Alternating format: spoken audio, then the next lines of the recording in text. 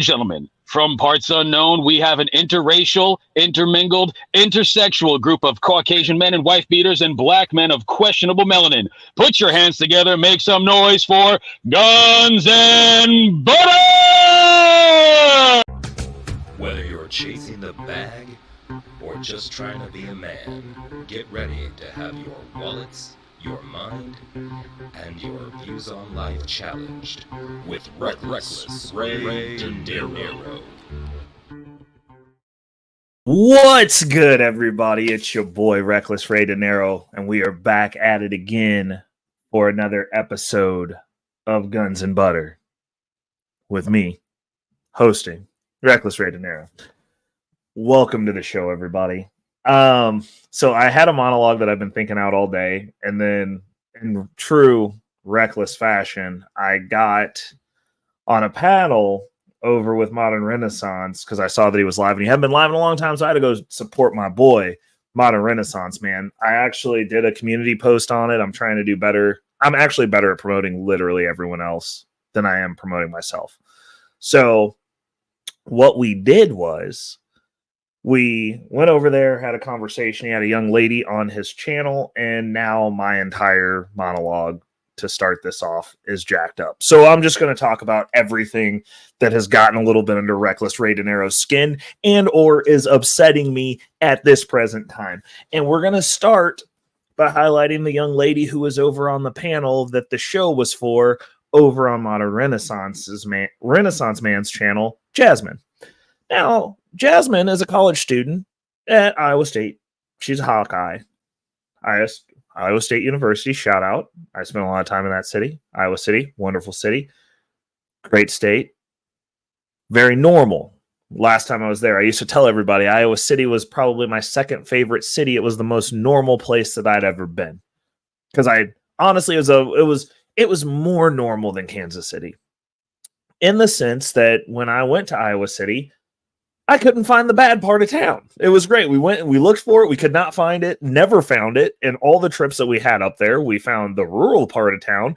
We did not find a bad part of town. But apparently it's gotten bad at the college.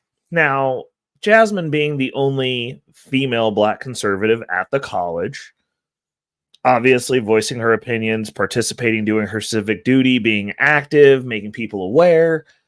And it caught the eye of the opposition, and they didn't like it. And I guess, long story short, it winded up with a man. Yeah, a man. I understand it's a man who identifies as a woman, but it was a man. It was a dude in a dress, still with dude parts, still with testosterone, still big, scary man, coming up to her door and listening to see if she was home because they started a harassment campaign to shut her up. And this is what we're doing at colleges now. And that just boils my skin. And because it's not okay. It's harassment. And then the school apparently knew nothing about it and said that there were no reports, even though apparently there were. And needless to say, there's gonna definitely be something coming to this because they done mess with the wrong ones. And yeah. It's under my skin, and she's paying to go to school, paying for the college experience, and her college experience is being harassed by men in dresses.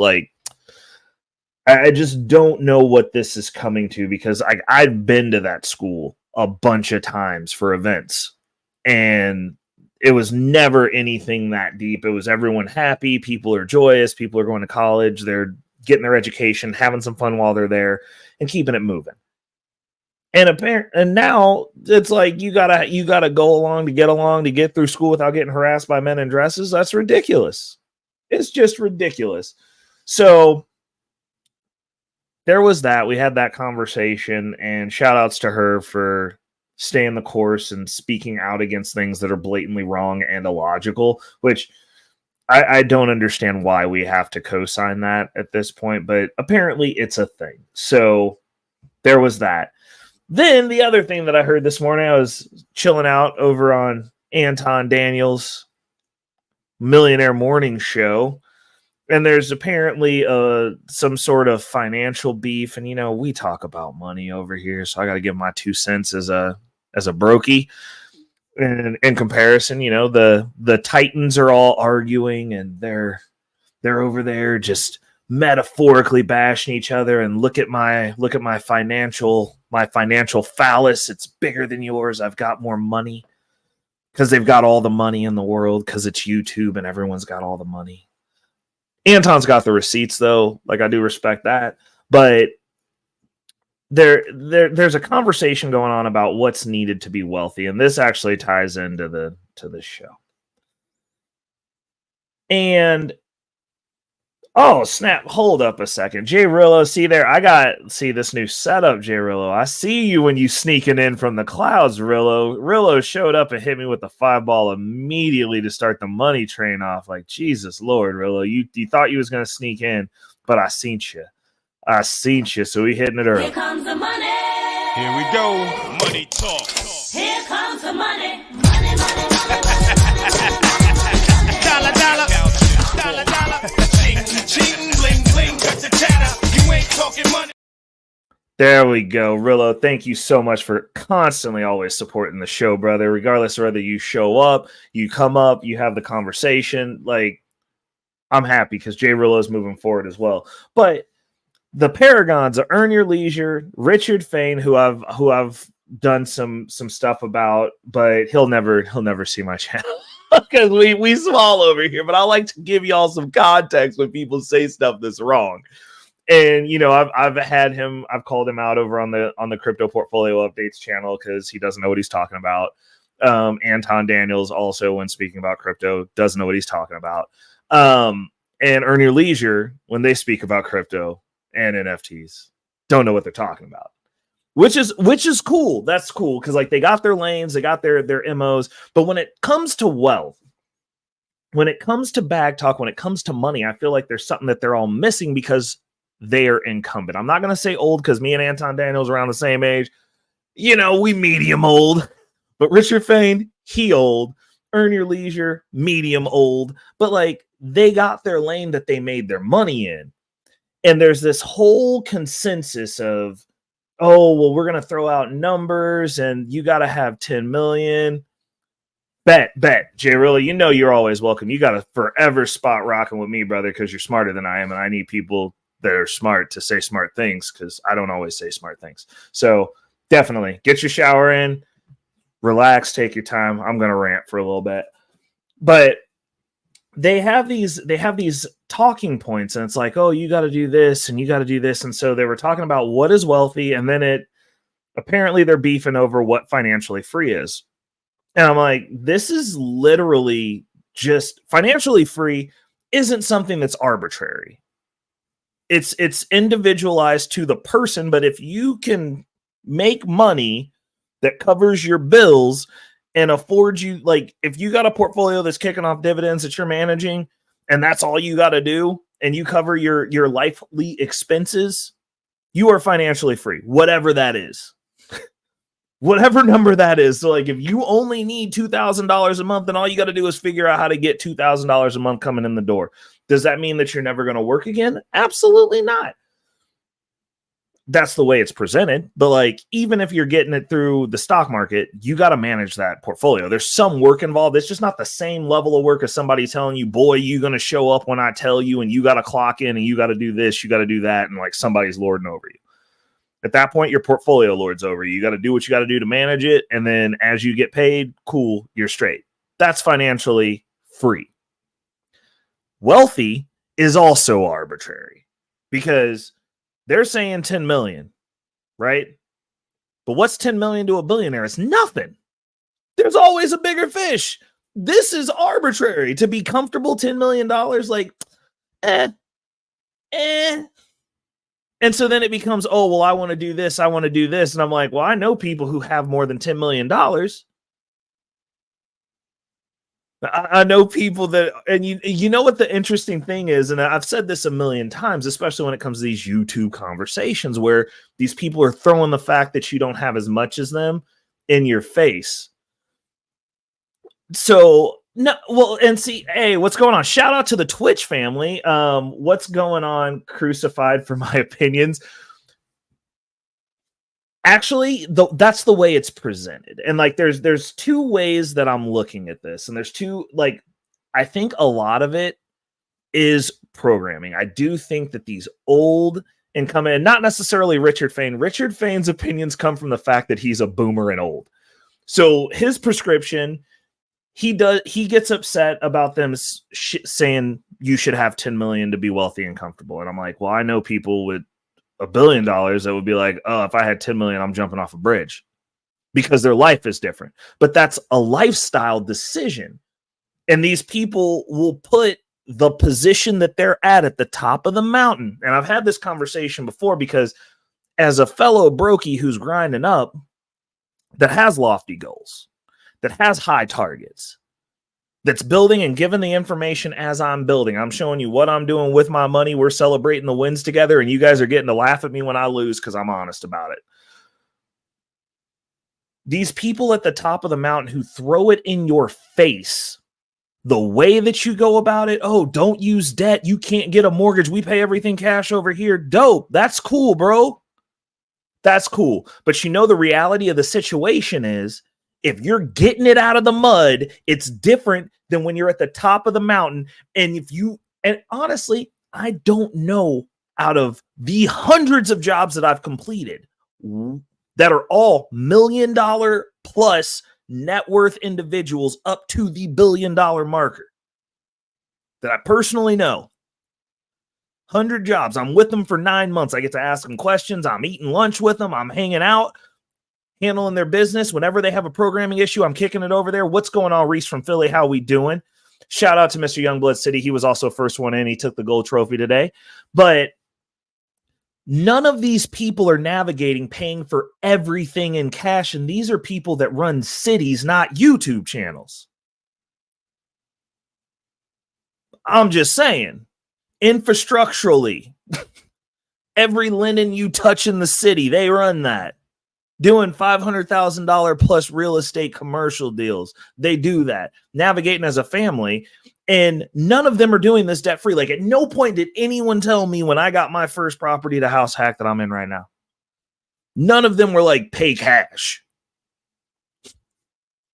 Like, the first thing that I was told, and the first thing that darn near every single wealthy person that I've asked, like, yo, like, what's the game? Like, what game can you give me? First thing they'll tell me, you can't do what I did to get where I'm at. You can't do what I did. I'm at the end of the road. That's the first thing they all say. What I did don't work for you. It's not going to work. But we're going to throw a prescription based on the lifestyles that we have so that we can discourage people. And I'm not saying the way that it's presented is the part that's discouraging. I'm not saying you shouldn't shoot high. What I'm saying is the way that these gurus and these people draw you in, they draw you in with incendiary comments to get you talking about them, to get you bought into the video, to get you emotionally invested so that they get their, like, you make it, if you live here, and by live here, I mean, you paying your bills from here.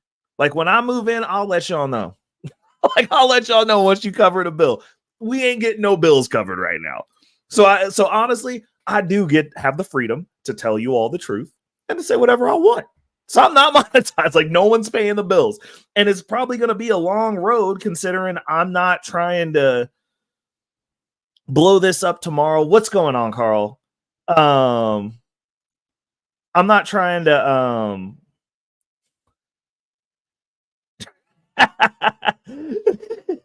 crucifix for my opinions. You wild, bro. At least that's cooler than watching a get rich quick video on YouTube. Like I love that comment. That's a good one. What's going on, Carl? Welcome. But they're like telling you like what you need to do and giving the prescription. I'm like, there's a million ways to do a lot of stuff. But the one thing that all three of these guys, these collectives, the Earn Your Leisure, the Richard Fain, the Anton Daniels, they all talk shit on crypto. They literally all talk mad greasy about crypto. And I could understand if it was just like, oh, the meme coins. But it's like, they'll get asked questions about Bitcoin and Ethereum, and then they'll sit there and have these conjectural, like, I don't have to invest in it. Like, yeah, you're rich.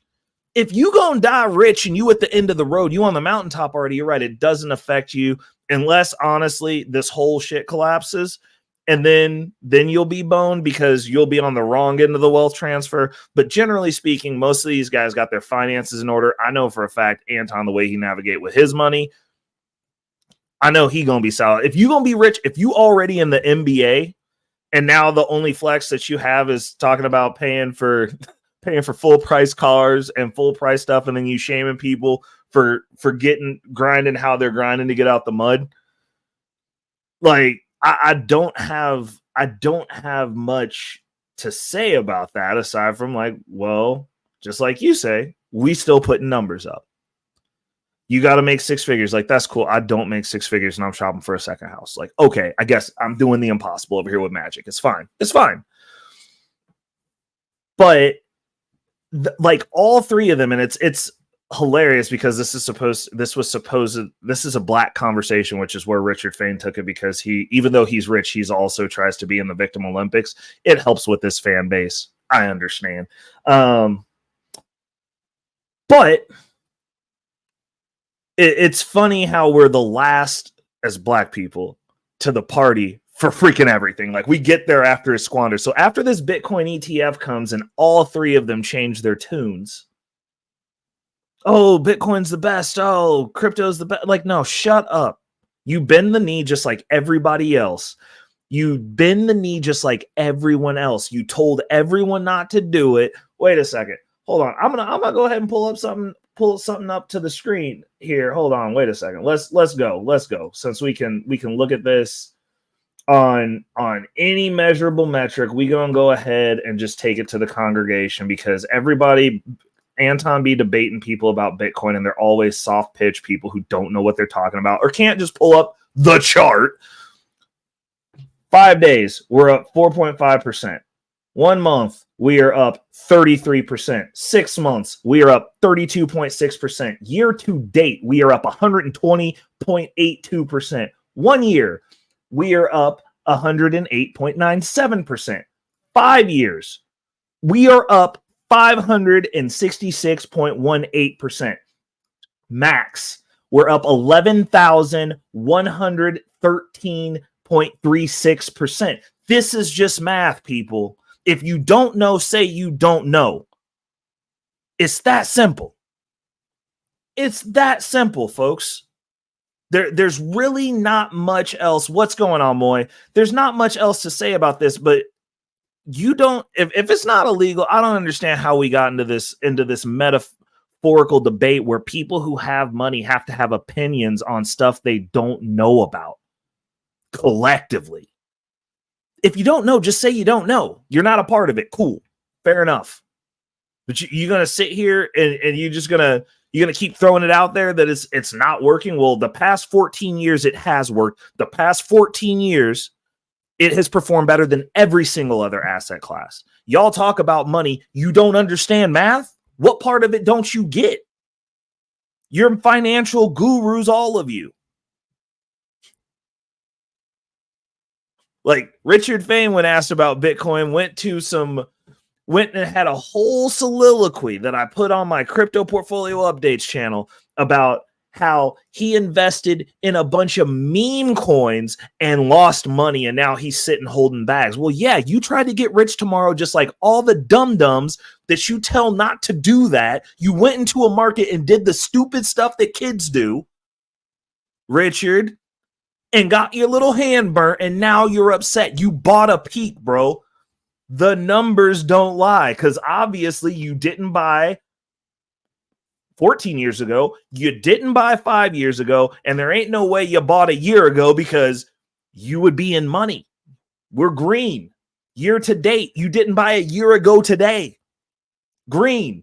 You didn't buy 6 months ago. Green. You didn't buy a month ago. Green. 5 days ago. Green. Pick your green, bro. But as a finance person, we know that this just runs off money. So you can't sit here and disparage an asset class because you don't believe in it and act like it doesn't exist or it's not happening. You're just not part of it. That's the only issue that I have with any of these dudes is like, you talk money, but for some reason, when anyone brings up something that you don't know, you ain't got the time to go look at a chart that you can just pull up on Google. You ain't got Google.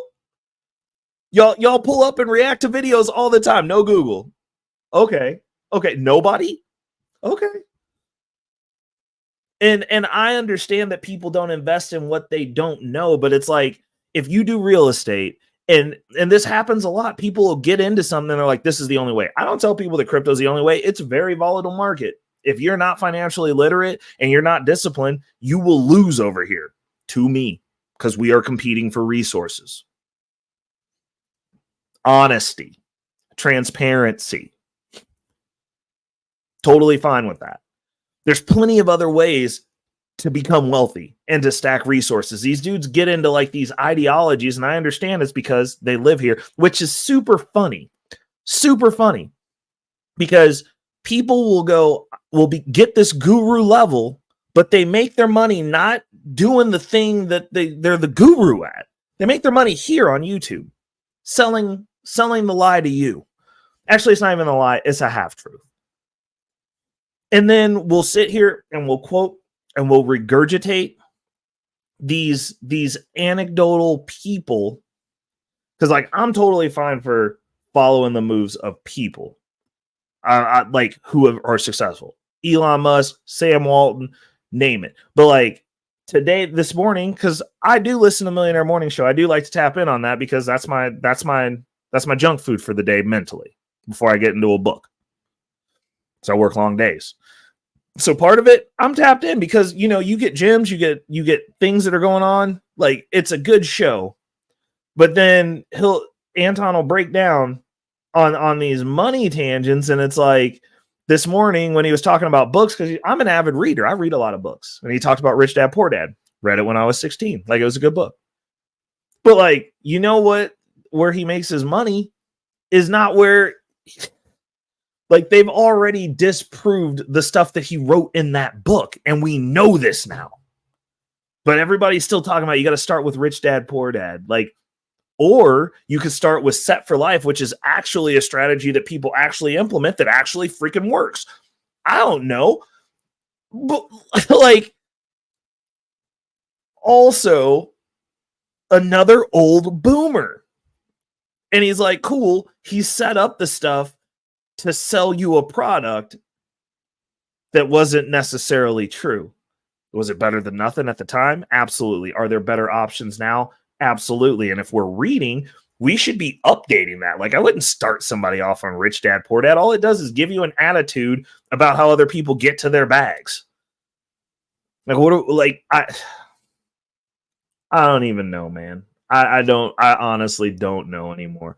What I do know is that if we're gonna have the conversation about wealth, I mean, I think we got to be looking forward as well. And I think that the definitions that we're utilizing now are going to be vastly different in the future because the future is moving at us at a fast clip. Those who are prepared, those who are in the know, are going. It's adapt or die at this point. Our government is in a financial war with us. Everybody's touching on it and dancing around on it. I'm going to say it. They're stealing your money. They're sending it out of this country. They're stealing the resources within this country and giving them to people who are showing up from outside of this country. You got to have your finances right. I do agree with Anton that you should be, I'd rather fail at getting 10 million than succeed at getting 200,000. 100%. If we're setting goals, you fail at a big goal. We gotta expand the wealth as much as possible because we have to be shored up. We have to have the ability to navigate. If you are stuck on this system and you're allowing them to feed you, you are allowing them to starve you. That we do have to push harder. We do have to do better. But what I'm going to say is you have to do better within your household. We all have to be moving the needle forward as far as we can, as efficiently as we can. And those goals need to be big, and there needs to be a goal that you're going to fail at. It needs to be a lifetime goal. This is a lifetime game. And like once you actually start seeing the numbers stack up, it gets fun. It's nice to see progress. It's nice to be able to go through your finances and be like, cool, we're going to move some money like this at X amount of time out. We're going to have this amount of money. Like this is not one of those things where we can just throw out an arbitrary amount of money. I will tell you this: everybody should be trying to get $10 million. Fine, let's all shoot for 10 million and fail at it. It's going to put a lot of us in the millions, and a lot of us close to it. And then some of us aren't going to get close to it, but we're going to be better than what we would have been. At the end of the day, that's the name of the game. But like this whole internet shaming people, I buy every car new. Like, okay, so you can afford to take a 20% hit on a vehicle off the lot. Like, that's dope that you have the ability to waste money like that. That's nice. So, but we'll talk about tricking off money, and then you're gonna shame people for not buying new cars, and then also tell people to not buy cars. That just don't make sense. Like, okay, like I don't. All right, cool. That's a cool flex. Like that's okay. You know, in the influencer world, you gotta flex the car. You gotta flex the watches, and so in this YouTube space, like I honestly think that eventually one of these days everybody's getting audited, and a lot of y'all gonna be in trouble because you're using it to tax write off the stuff that you're flexed on people to get them to go pay full price for, that you get a tax write off for. But like it's cool, dog. Like we ain't gotta go deep into the game. We ain't gotta spill all the beans. I'm just like a little station. Nobody listens to me. It's what it is. But we've got to start looking at these opportunities. I don't necessarily know how everybody's going to go about it. I mean, Crucified for my opinions, he said he going straight to crime. He said he goes straight to jail. That's where he's going. Me personally, I think you gotta be extremely financially literate, and then you will have a lot more options than the average bear. But another thing that was interesting that I saw, because we got to touch on the finance, we got to touch on the politics, we haven't touched on relationships. But did y'all know that Bumble done dropped like 80 or 90%? Hold on, let me see if I can find the Bumble stock. This is wild, dude. They got these companies out here now that oh gee, hold up, let's see here. Yeah, hold on. Let me share this one. This is the Bumble stock for y'all. This is the max chart, but Bumble done dropped so much, bro. It's down 82% because ain't nobody on there no more because they've ruined it, and they're not making money because dating apps are basically over. I just think it's funny that the dating app that was supposed to be the women empowerment dating app is failing. I mean, what's that about? I've always thought, I thought Bumble's cool. Like it's there's less not real people on there, in my opinion, but apparently they're just not managing it right because women don't pay for anything. So the only way you're getting people to pay is if dudes are paying, basically. And the business model, I mean, I've never been on a dating app that I wanted to pay for. Like that just seems like really weird to me. But Bumble's really bad at getting dudes to pay for it. So yeah, it's a bad business model, and it's a race to the bottom. And it seems like it might be a race to the bottom for all dating apps. Like let's take a look at here and see Tinder stock. Oh, okay. TCH. Yeah, let's look at this.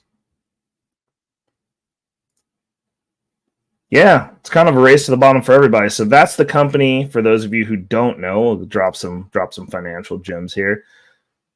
The Match Group is the company that owns Tinder, and yeah, they're also down they're down 70%. Like, this is across the board. It's not even just Bumble. Like, dating apps are not doing well. I mean, it's obviously doing well for a certain echelon of guys. I have decent success on there for not paying. Like, I don't pay, so there's also that. But yeah, people are not feeling it. So I'm gonna go ahead and jump into the meat of the show. I'm also gonna drop this on all of the chats if you guys want to come up and rock out with me. Hold up. Oh, Quantum Love actually came back from my show too. She came and hung out with me over on the pre-show over on Modern Renaissance Man's channel, and now she's back here. What's going on, Quantum? How we doing? And for those of you who are over on YouTube, this will be pinned to the top of the chat. Hold up a second. Hold on. So we're gonna jump into this, and there we go. Pin. Boop. There we go. Now, links pinned to the top of the chat. So the conversation for tonight, and for those of you who are new, because like Moy, I know you're new over here, and for those of you who came over from the plug over on MRM's channel, we run late. Like, I'll hang out with you guys as long as you want, up until about 10:30 tonight, because we started a little early. Normally start at 7:30, but every 5 weeks I'm on call, and we start early, and I get to go to bed a little bit early. So normally it's from like 7:30 to 11:30. Tonight we start at 6:30. We'll be wrapping it up around 10:30. We will talk about whatever you guys want to talk about. I also am very active in the chat. I'm looking at the chat. I take questions from the chat. If you don't want to come up and you just want to ask questions in the chat, since we got a small community over here, very, very forward thinking, conversation having, wolf pack joining people in the wolf pack, we keep it tight knit. So I do answer questions from the chat, which is another thing that you get on a more, as I like to put it, intimate panel, where we're just hanging out and having a good time and trying to move the needle forward and trying to give people a value and the conversations and stuff to think about to help them be better in their lives. My focus is always on the finances. I believe that is the crux of a lot of our problems are the finances. That's how the easiest means to control somebody is to make them poor. So we're fighting poverty actively over here. We're also fighting the Victim Olympics. And the thing that weirds me out is people will be not poor and still in the Victim Olympics. It's the weirdest thing ever. But if you get in their brains early enough and deep enough in there, then I guess it just never goes away. And we can't fix that. But we can fix ourselves and we can fix our personal situations. So today's topic of the show is why the rich will keep winning. And as a personally pre-rich person, what's up, Moy? Are you gonna stay cammed up? You gonna come up and hang out cammed up, or do you want to? You can be off cam. Oh, Moy got wine. Boy, I'm jealous, bro. That looked good. He got that grape juice. What's up, brother? How we doing? Greatness. You're always like chilling in Hawaii in the background, bro. This dude got I gotta get some new art, man. Like, fuck you, bro. You gotta come up and flex on me on my show. I'm trying to be like you, man. I'm trying to set up my studio little by little, and I was away for a little bit. But yeah, how I'm you trying been? to get a proper studio. No complaints, hanging in there, as they say, trying to make the best of it. Hey, that's all we can do. It's all Not we can being do. the Victim Olympics, like you said. Yeah, I mean, it just, I've personally been in the Victim Olympics. I tell you what, your legs get tired and you don't get a reward. Like, it's just like, I don't know. Like, I personally didn't see anything out of it except for a bunch of people looking at me going, oh yeah, you are sad. And I was like, well, that's not what I wanted. Like, it just doesn't the math doesn't math on it. I'm like, the effort and focus that people will put into that, because it's not like they're not like the thing is, you're not lazy doing that, right? Like, you're not lazy constantly going out here doing these marches. Like, obviously they can walk far, right? They can be out here in the streets. They can obviously take a blow. Chemicals they're immune to, because they be getting maced and pepper sprayed and smoke bombed and all that good stuff. They're beanbag proof. They be getting shot with beanbags all over themselves and then just coming back and complaining. It's And not worth it. they have good functional tear ducts. Yeah, But- well, also the thing is they're willing, able people, Yeah. and to be real, and like I remember when the whole BLM thing was happening, I told a lot of the younger kids I know, like, you could take that energy and start a business. There's a lot of different Mhm. ways in this country where you could technically, for lack of a better term, create your own matrix. Yep. And a business is one of the best ways that we could do that in this country. So Yep. if you really do believe something, like, at least do something constructively that's like active, because push comes to shove. It's same like when you see sometimes like people fighting over kind of things that not even Yeah. really theirs. Oh, Right? you're talking about when like you gang hear- warfare in the hood, like Chirac, Yeah, I where just didn't want to. everybody's murdering each other over houses they rent. Right, not even that, or even quote unquote, this is my block, right? Yep. No, it's not. Yep. It's not your Yep. block. Yeah. Like, so it's just like, man, you know what I mean? Take that energy and be constructive, because if you do have a business, right, you can technically, that's your business. Yep. If you have a brick and mortar, that's not technically your block, but you have more say than, let's say, someone else. And then, okay, you know what? Someone does something in there that's not to your way. You know what? You could kick them out, right? Yep. You could kind of control your environment.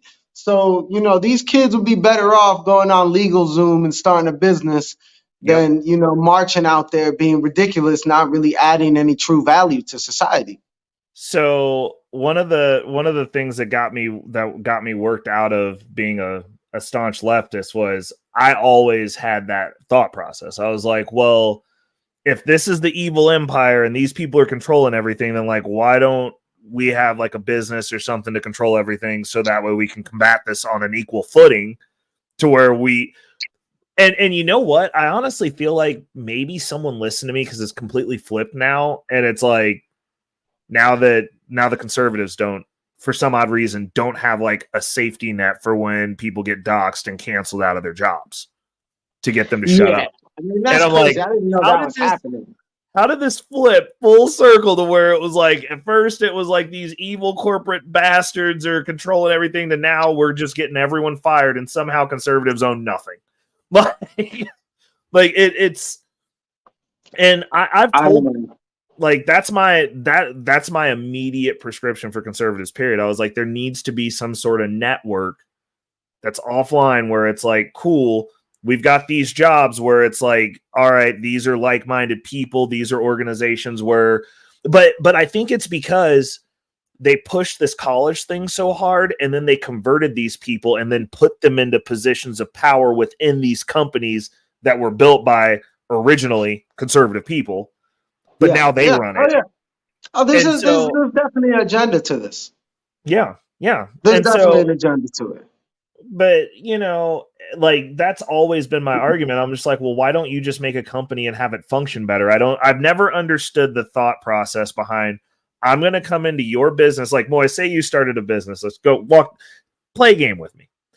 Moy, you spend your hard-earned money and risk your family's sanctity, your family's safety. You take a risk. You're like, I don't want to be average. I'm gonna do a little bit more. I'm going for something pie in the sky, and you start a business.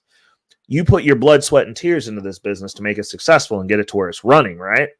Mhm. And then I show up at your business and I'm like, Moy, my friend, I need you to placate to all of my whims, because you need me, Moy.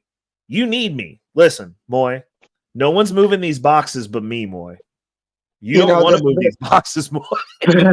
The great thing about capitalism is I can kick them out of my store, right? I'm going to kick you out. And Right. then you could start your own business where you can, I don't know, you can have a sex toy shop or whatever you want to Yeah. do in your, liberal left agenda. You can do that. That's what's great Right. about America, and that's what's so crazy. You have these Yeah, but people we who don't are we don't have literally that though. We don't. what? That's the problem. See, so what you said is correct. I agree with you, but that's In what not what's sense? happening.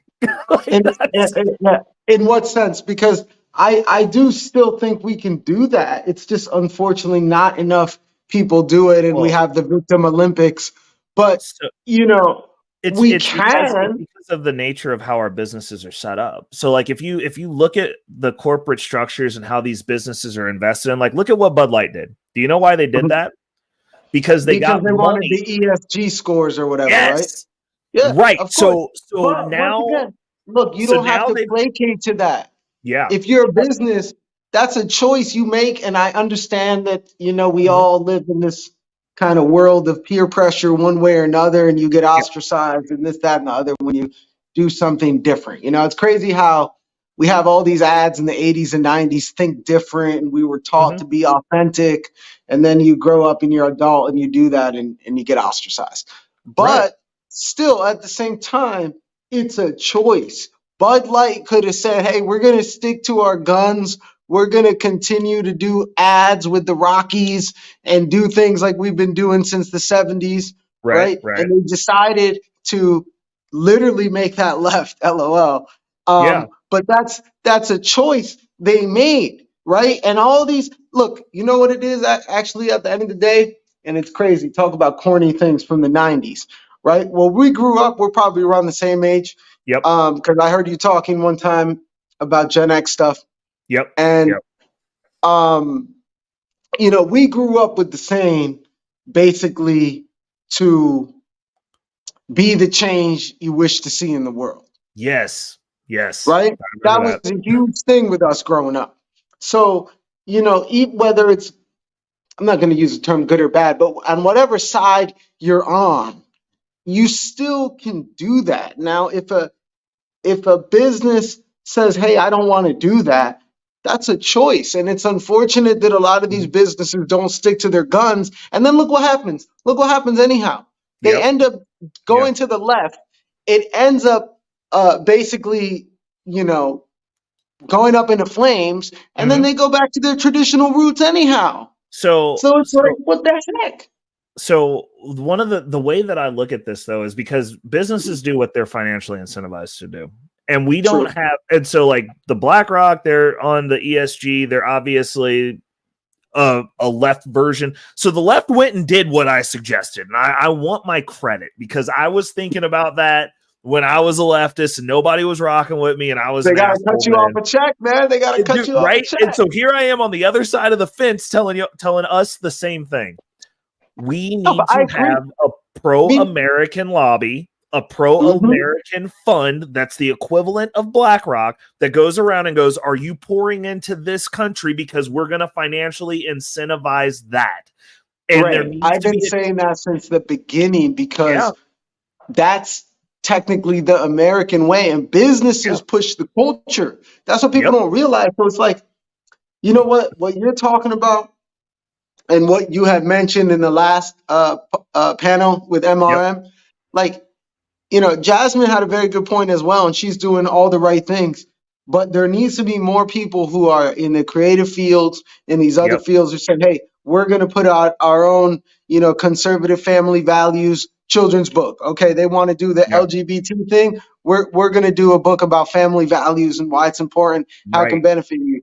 We're going to right, do a book about or an app showing women. I don't know. It's crazy, but like, we had home ed, we had classes where mostly girls signed up, but anybody could, right? You yeah, you can learn all these yeah, different skills if you wanted to be a nurse, right? And this was yep, elementary school. We learned how to garden. We learned all these different things that are applicable. So with all this technology world, the left is very, very smart about yeah, using creativity to influence the culture. The right needs to do that. The right needs to do these different things, make an app for, I don't know, teaching women how to have proper skills so they can one day be a wife. Right. You know, it's things like that it's like, yo, the left has these kind of things where they're technically indoctrinating the youth Mhm. from an early age. Like my friend told me about, and she's not even in the States, right? This is in Eastern Europe. The little Right. kids were handing around some kind of game, some kind of maze, right? And this is Yep. horrible, right? Because this is children. And there was mouths at the bottom that were girls, and you could guess what the maze was meant to be, Yeah. right? So this was like a children's thing that the kids were looking around, passing around. I don't know if it was a meme or an app, but very grotesque, and obviously children should not be looking at that, right? Right. But this is just one example of how they're using technology and Mhm. using these different tools to get their message across. We're not doing that, Well, you I know, mean, very rarely. the other thing I would add, I mean, I think the primary issue that conservatives in general have is you're not welcoming. Like, to be honest, like when like I've talked to other people at colleges and they were like, yeah, you know, like when they're doing the voter sign up and getting people ready to vote, like they won't Mhm. help college students that come in and they're like, hey, they'll show up to the Republican office and they're like, yeah, are you registered? And they're like, no, they won't help them. They're just like, cool, go get registered, figure it out. Really? And the Democrats Okay. are like, hey, here's the paperwork. This is what you need to sign. Like, the Republican Party in the United States is so far removed from like the generations that are coming in, and there's almost True. and honestly, I hate to say this, well, no, I don't hate to say it because I do. I blame them for everything. It's a boomer's fault. All of our policies, all of our politics is because there's more of them that vote. They vote for themselves, which means people their age that are dying. Look, you could do a whole podcast about the problems boomers have started. 100%. But the difference is in the conservative side of things, they don't bring the youth in or forward. No, Liberals, no. they use the shit out of them. They're And like, that's what I'm hey, saying. Alexandria Cortez, she cute. I like looking at her knockers. Like, we're gonna put her on. Come here and say this crazy stuff with your googly eyes. Like, and they'll Facts. put her up there and they fully indoctrinate them into what they're wanting to push. And the conservative party, it's just like, okay, we got Mitch McConnell who's going to glitch out. He's never leaving. Like, But you know what? dude, It's kind of crazy. It's kind of crazy, and I don't want to interrupt you, recklessly. I'm sorry if I did. oh no, go ahead. Continue. I was just gonna say it's crazy though when you just said that we live in a world where like politics is turned into like caricatures, and Yeah, like you have like some like AOC who's represented as like a baddie. Like politics shouldn't be like that. It should be the facts, the yeah. points, the debates. Like, you know what I'm Mhm. saying? It's It's so supposed to crazy be to boring. even think. It's What? supposed to be boring. It's supposed to be Yeah, boring. it's supposed to be boring, and it's technically meant to be more intellectual than emotional, right? Let's Yes, be real. So yes. it's crazy that we even have a world where like a woman like AOC, you know, has to market herself like a ditzy kind of valley kind of girl, like, you know, that's sexy, that's the girl next door, but in politics, like that's crazy. Well, when you're there, when you're getting people to a vote with emotion, it's not. It's actually very I logical guess so. I mean, it's because good then she goes, marketing. I couldn't I say it's can crazy. It's relate. good I can marketing. relate to you. Look, I'm stupid too. Like, Yeah, but you I'm know, sure she's not actually that. That's what I'm saying. no, 100%. I mean, the level of political savvy and influence and behind the scenes deals that they're going through and having to navigate, bro. There's no way she's stupid. It's not Exactly. possible. There's no way. Like, Yeah, and it's no. I mean, I don't think any of them are, but it's like that's the issue. And like I've said this since we ended up halfway through the pandemic, and I realized that they were just going to take everybody's money. I was like, if we do not have a government that is representative of the people, Mhm. do we have what's this country then? What is this? When you have a government, because you see what they did in Chicago when they had the meeting with the mayor, he wouldn't even look at them while they were airing their grievances and asking him questions, nor did he respond to any of the questions. He was sitting there walking around, having conversations with everyone else. That city specifically, their leadership literally not only doesn't represent them, they're stealing their resources. They just raised everyone's property taxes 15 to 30%. Yeah, and it's becoming more and more a shithole. That's the thing. At least, you know, when it comes to like, if this was back in the day, you'd be arguing about red and blue, right? Yep. You would at least be like, hey, at least red fixes like, you know, the structural issues, right? The Yeah. quality of life problems, right? And it's almost like the 80s are coming back around again in the sense of where we're coming to that point where it's like, you know what? I don't care about all this shit. As long as my streets are clean, right? I don't have to worry about like walking in the sidewalk and like falling down because like it hasn't been fixed in like 30 years. You know what I'm saying? These are the kind of things.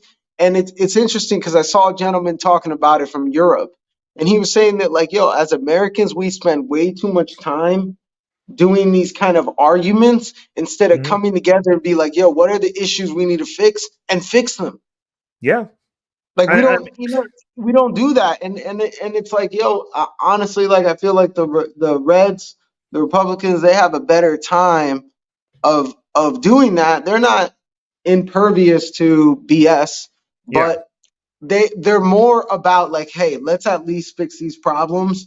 And like, yo, we're living in a world where the states needs that. The infrastructure in this country the only been BS fixed. that I've gotten from them so far, my only grievance is them trying to go, yeah, we're going to take money from American citizens via buying power, and we're going to continue to inflate the currency to send money to Israel. I'm like, no, sir, Right. not my money.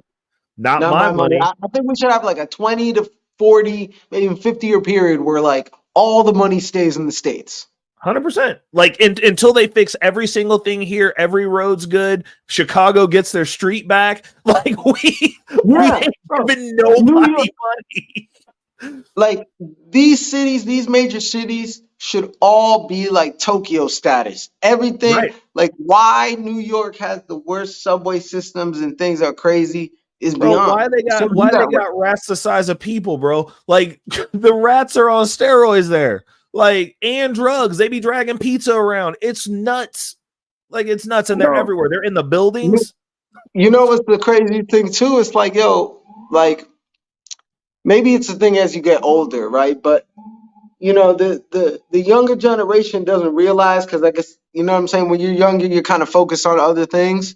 But the truth is, these quality of life things, when you're in your 20s or teens, may sound boring, but like they're the things that why those same 20s and teens are complaining that they're getting mugged on the subways and things like that. Right. And that's what they don't understand. Like these things have like a full circle effect. So it's like if you just doing things off emotion and try to be like hyper tolerant, sometimes you need to have an understanding that just because like you have a good heart doesn't mean everybody's going to be like that. Right. And that's kind of like what we're dealing with Democrats. Like, I think a lot of them actually have good intentions. Yeah. They just kind of live in a bubble and think, yo, if I'm all good, everybody's going to be that way. These immigrants are going to be that way.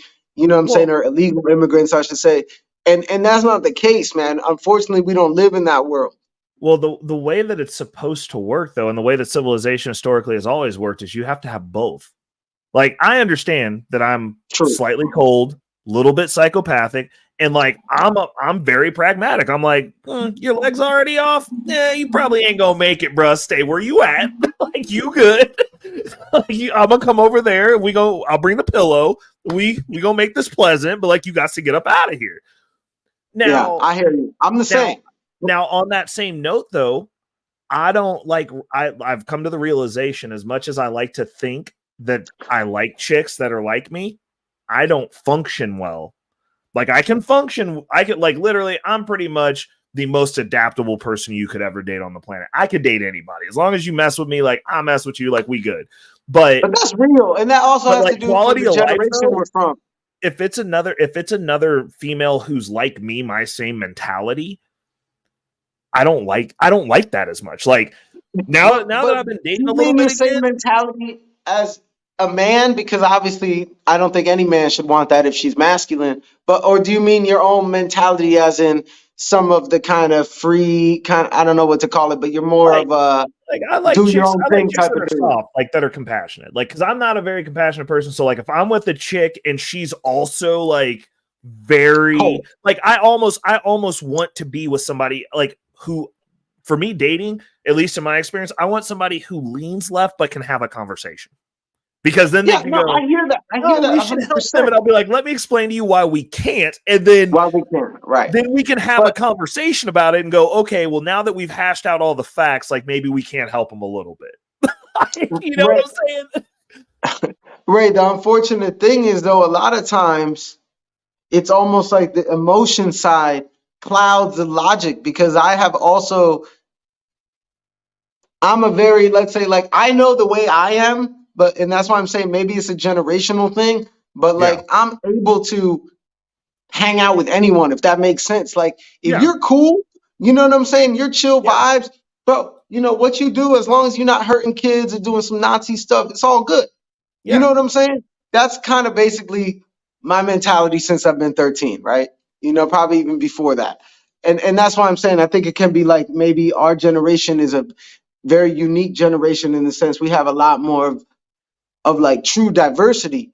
But that being said, I find that other people in today's time that say they are super diverse and Yeah. can do this, they're often the same ones that are the most combative and, let's say, emotionally driven and use shaming tactics and all these different things. Yeah.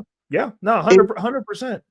And it doesn't, what's really sad is they don't like, a good example is Chicago, because like they'll do that until it becomes a problem for them. And then yeah. once it's at their doorstep, then it's like, okay, well, now we got to bring you back to the front of the congregation to hold you accountable because you voted for this. First off, y'all asked for Mhm. this. Now that it's here, we get to have the quick I told you so. And now we got to figure out how to fix this because the problem is they're like, if you look at the places specifically where we have these migrant bubbles, Yep. they're destabilizing places. Chicago's in the Of middle course. of this Of country. course. The middle of And it. they're also putting them specifically in places, Ray, where it's already kind of shambles, which is Yep. unfortunate. I mean, it's Yeah. unfortunate either way, but like, you know, that's, you know, and it's also such disrespect in the sense of to the many people, myself included, who are a, let's say, American and God loving person who came in here and did things the proper way as an Right. immigrant, Right. you know, and Right. got naturalized. I did the whole process, did everything, was the proudest, you know, one of the proudest days of my life. Was so happy. My parents were so happy. And in general, it's kind of like a big fuck you to the people who want to do Yep. things the right way Yep. and actually want to come here and build and add to the American culture and be part of the traditional American culture. And that's Yep. what we love about it. You know Yeah. what I'm saying? So it's also that side of it, and that's a whole fucked up thing because it's like, you know what I'm saying? It's Well, I mean, almost like as a you naturalized citizen, you're paying for it too. Like that's right, the you're paying other for it. thing. I'm like, Mhm. imagine you getting food stamps, right? You about homeless, and you see some people show up and they get a whole tent city, and the little meager amount of money you make, the taxes that you are paying go to that and not to help you. And like it's not that I don't want to help people, but if I do not want to help anyone at the expense of another American in True, on this and soil. we have our own problems. And the biggest thing, that's why I mentioned myself as a quote unquote immigrant or What's other good, T? quote unquote immigrants. Hey, what's up, man? Hey, The Snoop truth of the Snoop. situation is, man, if you don't have gratitude and true appreciation and true love for this country, and you just come in here to mooch, man, fuck you. Get out of here. Well, Go somewhere well, else. well the issue is this, Moy. I don't think they're coming to mooch. Like they want to work, but it's like The Fed literally said 2.5 million American citizens that are currently employed need to be unemployed for them to get their inflation where they want it to be. We done brought over 1 million immigrants into this country that are looking for jobs, Moy. Like, I get it. I get it. But what I so mean is when they're coming to mooches, there's a sense of entitlement and of yeah, not being grateful. There's a lot of this. I don't know yeah, if you can see, but yep, they're doing this. And also Americans themselves are doing that. How are you gonna be a natural born American and you're gonna be talking shit about your country? That's crazy. This is 100%. one of the only countries where you could do that and you're not gonna be thrown in a freaking gulag. Facts. That's what people don't understand. And it's like, yo, I'm originally Dominican, and my dad always told stories about a dictator we had, a fascist dictator named Trujillo. And like he would talk all about how he was so grateful to come to this country and have the freedoms we have. And it's now we're living in 2023, and there's people who are Americans who hate this country or they disrespect this country in so Hold many up a different second. ways. That's crazy. Moy, hold on one second. I got to address this one. Not lost. So not lost is from Canada. First thing. But he said the amount of money that goes to things like the tent city, let alone giving money to third world country, is peanuts. Literally, my guy, Chicago is shutting down services in black communities for the immigrants and then giving them shelter in those places that were previously after school programs for the immigrants. Also, it's costing them hundreds of thousands of dollars a month when you're talking about peanuts, to the tune that the mayor just went to DC to go beg for money. It's not peanuts. It's way too much money. It's not. These mayors are literally, the aldermans in Chicago are all they're falling apart there because people are like, the funds are getting misappropriated because this costs so much money. Chicago just raised property taxes on their citizens 15 to 30%. Coincidentally, when they're spending hundreds of thousands of dollars a month to house immigrants. I mean, they didn't do it last year. It didn't go up 15 to 30% last year. It didn't go up 15 to 30% the year before that. It went through all of COVID. Didn't go up 15 to 30%. All of a sudden, when you get a few 100,000 immigrants in your city that are costing you hundreds of thousands of dollars a month per family, like, we are paying for that. They are paying for that. A city in the middle of the United States is paying for that. That's a destabilizing thing, and that's not the only one.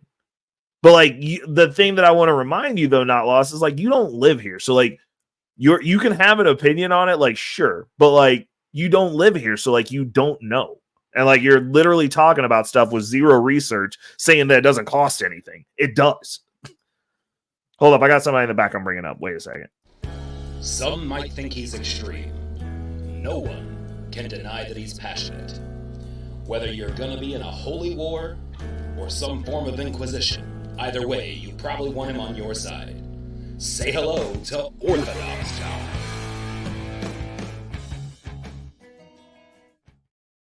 With you on military spending, but the we didn't have we had zero of the issues we're having now when Trump was in office financially from a fiscal perspective. Ray. No, Yes, from a fiscal perspective, you're 100% right. Pull Trump into this. If the money was right when Trump was here, you know Right. what? Give him another Everybody was 2.5 making million. everybody Fuck all was that making more noise. money when Trump was in office. Fuck Everybody all can that say noise. that. Military spend. We need to increase military spending. You know what? Orthodox. I don't think we need to even increase it. I think we need to pull them back and put them on the board that fucking matters, dude. Well, no. Here's the thing, right? I don't know if you know this, but in the 50s, infrastructure, education, research and development, when we were prosperous and we had a huge bump in technology, yeah, all covered under military spending. It was called the Defensive Education Act, the Defensive Infrastructure Act. Ooh, and he's bullshitting. For one, he's Canadian, so his opinion is fucking irrelevant. Yeah, he can have one, but it's irrelevant. Two, American fucking taxpayers should not be floating the bill for fucking foreigners. This is Facts. why I have an issue with foreigners. Exactly. We have skid. If we're gonna pump money into housing anybody, we have our own fucking citizens and skid We have our row own shit. system. Yo, Orthodox guy, let me ask you a quick question, and or anybody else on the panel who knows this. Can we, as citizens or as groups together, can we sue the government for basically using if taxes are basically our say in the company, like Nah, we're dog, but we can technically send some God blessed high speed mail at like 200, 300 feet per second. But I digress. Right. Right. But you can't, there's no legal things you could do for something like this because No, because it is legitimately you have representation. Our whole thing is no taxation without representation. They true. give you a shitty amount of reputation. So there is no legal thing you can do other than vote. And you know what? I think voting is gay, but Mandrell and Jay brought up a really good point last night on Jay's channel. By the way, Jay, you know I cut my ringer off, so I didn't even get that message, but I will probably hop off here and call you back when I finish this point. Mandrell brought up a good point that if you don't vote, you're a bitch. And Yeah. I left the panel, but I said in the comment section, you know what? That's a fucking good point. If you're not gonna vote, right? But yet you're one of these people that claim revolution needs to happen. You're not gonna fight in a revolution. You won't even get your ass out of bed to go vote. But yet you think there's gonna be a revolution? There's gonna be some grand social change when literally the bare minimum you could do to accomplish your goals is vote. Because I guarantee you, we can say voting doesn't matter, and if voting mattered and it would change anything, that'd make it illegal. But here's the thing: the people would snap if they truly found out that the elections, without a doubt, were rigged. That voting didn't matter. People just use that as a cope when their team doesn't win. If we had an election tomorrow and you could not deny that people, like the majority of people, agreed on a subject like helping people, boosting the economy, right? Yep. And they voted for that, and you found out that the elections didn't matter, there would be riots in the streets. So hold on. Not lost said there are 26 empty homes for every homeless person in the USA. The government could snap its fingers and house all the homeless. Why that should would require confiscation of private property. The homeless aren't homeless. Like, oh my god. So I would understand. I support that. I ain't gonna lie to you. I support if it's a ran down home that's not being used, they're not making profit off of it, they're not living in it, and it's just been ran down for 5 or more years, which I've seen a lot in rural areas and even in big cities. I'm fine if the government confiscated it and either gave it to someone who is homeless or a homeless vet. I think it should go to a Yeah. veteran. Yeah, right. Well, hold up. I'm We gonna got be somebody. honest with We you. got If somebody you're a special in the veteran, chat. you should get a parcel of land from the government. There's no reason for them to. We shouldn't go to war unless we conquer, and there's no reason for the government to own all that land out west, unless it is a national park. That is the only legitimate reason for the government to own lands other than military bases and commerce, or not commerce, but industry for our military. Hold up 1 second. 1 second. I'll mix it up real quick. Is he our number one fan, or are we his number one fan? Either way, say hello to Murder 100 in the chat.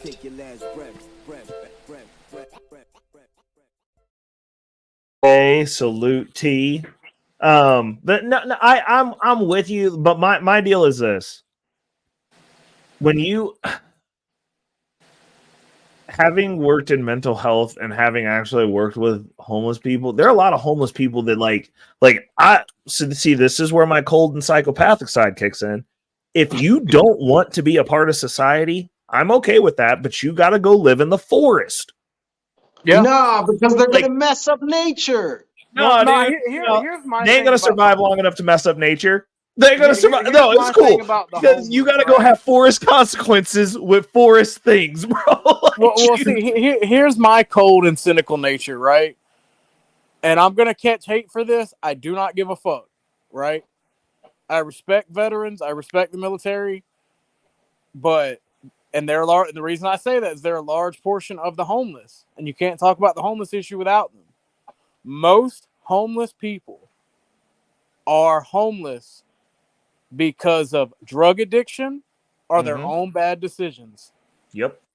And a large portion of homeless people, when given the opportunity to better their life, will tell They don't you do it. no because they're naturally retarded and make Yes, they bad don't do it decisions. most of the They live a time. better life panhandling. So Exactly. Well, the one thing I want to add, he said, Not Lost is talking about there's no place where you can afford a single room apartment on minimum wage. These are systemic economic issues. Listen, I got no sympathies for the losers, Not Lost. And like, we all know that I'm an ardent classist, and I'm like, I don't understand why, as an adult, if you're on minimum wage, like, honestly, go find a bus and stand in front of it. No. Like, I ain't even No, gonna but say that. yo, for Hey, real, bro, even I'm just there's saying, a lot of things you can do. if it's not a trans, I'm not gonna say That's that. kind of harsh. It's kind of hard. Listen. If it's not a transitional period, Orthodox, that is not a goal. No one as a child looked up and said, "I want to drop fries as a fucking kid." Like, that's not a goal. You're all taking a labor kid's is job. necessary, and all jobs have to be done. If they didn't have to be done, they wouldn't exist. 100%, but not all jobs have to be done by you. There's no. I don't make excuses, especially for grown men. Like, if you a chick, bet. Just don't be ugly, or you're going to be doing that forever. Well, But no, don't make Here's excuses my for you're the thing. a shit. grown man, if you are a grown man and you are shooting at being the bottom of the freaking hierarchy, Yeah, that's on those you. men historically, we got 5,000 years of data on this. A, they didn't get to reproduce, and B, most of the time they didn't get to live because they were fodder. If you're going to be fodder, then be fodder. Just be a loser then. Yeah, you can't That's fine. choose to be a loser and then Well, complain but that you you're a gotta loser. add. Ray, your position is But why what I'm communism won't die. saying, Orthodox, is if my black ass with no college degree can figure it out, I don't have sympathy for anyone who can't fucking figure it out. I really Don't don't. get me wrong. Neither do I. I'm like, because if there's Hey, somebody hey, who's hey, supposed hey. to be losing, Facts, it is facts. me. You cooking. Not laws but is y'all completely got fucking wrong. No, not laws is completely fucking wrong. Those people on minimum wage, even if they wanted to stay there their whole life, I've met them. I've talked to them. They don't save their money. They don't save their money. They don't fucking take care of their priorities. There's a reason they're staying on minimum wage. You can there's plenty of places where you can make minimum wage and find a decent place to rent, Let's be especially real. if you have Let's be real. roommates. The majority of financial issues happen because people's mindset aren't on point. That's why people win the lottery and they still fuck up. Yep. Yeah, well, why are these people that are homeless that he's talking about? Why does everyone that I've ever met that's on No, I minimum disagree wage with that. and are working I poor, disagree with they that. all Hold on. I want to let T get in because he disagrees. So I want to hear the dissenting opinion. Yeah, T, I disagree. go ahead. I disagree because can you hear me? Can y'all hear me? Am I straight? Yes, sir. You're good. Yes, You're loud sir. and clear, bro. All right. See, because I live in LA, and you can go down the Skid Row and you can see the madness. Now, I would say, yeah, there are some people that have fried their brains, right? They just did too much. But there are some that are like engineers, and some have master's degrees and degrees down there. So what happened to these people? drug addiction. And the thing no. Granted. Look, everybody's ain't perfect, right? And some decisions were made that wasn't some of the best. You feel me? But we can't fault them for that. You know what I'm saying? But for me, I'm going to brother. Go ahead, T. I'm going to point the finger at the system itself. Why? This is why I'm going, because the guy just brought up a stat, and I did property management back in the day. So there are way more vacant apartments, not homes, apartments in California than there are homeless people. So obviously we can house these people, or we can make these, if we're going to house them, well, they should work on a farm to produce food so they have a place to stay. Yes. So they can get Yes. I agree. I agree with that. They should have. And I'll say my last thing. My last thing. But hey, T, that's not good enough for him because he just said in the comments, the road to serfdom. Well, The problem is if the people themselves don't have the work ethic, you Mhm. could give them all the opportunities in the world, but if they don't want to do it, because look, where I'm at, bro, I have offered homeless people food many times, and you know what they say? I don't want to eat that. I don't eat that. That's Because crazy. they make money panhandling. They have Yeah. because of affluent, rich white women eat Yeah, I mean, emotional bleeding hearts. you got opportunists. Well, What happened? What was that, T? but I do think that for I would say this. I would say this. Like, you know how if someone gets raped, they need therapy. Okay, Facts. so True. if someone is strung out or can't or doesn't have their head together and doesn't understand how we have to, for working minimum wage and slave drive yourself, hey, they might need a little assistance to that. You know what I'm saying? Because the two did not. Well, the difference I don't is care what anybody is rape, saying rape here. is involuntary. Wait, hold on. I don't care what anybody's saying here.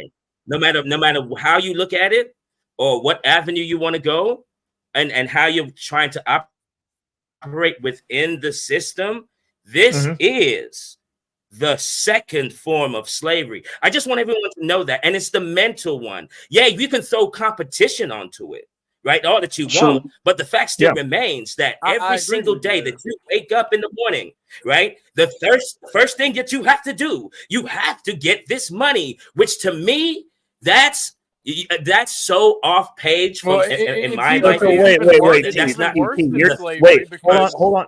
But T, hold up a second. So you're saying that you'd rather be in a scenario to where you wake up in the morning and you got to go fight a grizzly bear over a salmon so that you can fucking eat, that you got to catch with your hands with no air conditioning. Right. There's got to be a middle ground. Okay. Wait. You're correct. There is a middle ground, but what I'm saying is, like, when we talk about outcomes and we talk about the current matrix that we find ourselves in, because this is all just a game. You get to pick which game you have. If we were cave people, that'd be a different game. Ray would be out here with bricks, like smashing people's heads in, taking their shit. Like, it'd be what it is. But the game that we find ourselves in, the reality of the situation where we're at, regardless of if you want to call it slavery, if you want to call it whatever type of drudgery it is, it's like we're on a planet where this plays out literally everywhere. And it doesn't matter what. If you're in a hunter-gatherer tribe, you wake up and what you got to do, man? I got to go fucking walk 15 miles. And you know what? Those people are happy. The only difference is we're more comfortable and less happy being more comfortable because we found a new thing to complain about, which is I don't want to learn the game that I'm playing. Exactly. And I'm going to complain about that. So somebody's got stuff running in the background. Hello? Right. Here's the thing, right? God told us we were going to struggle. It is our curse. It is our curse for listening to women.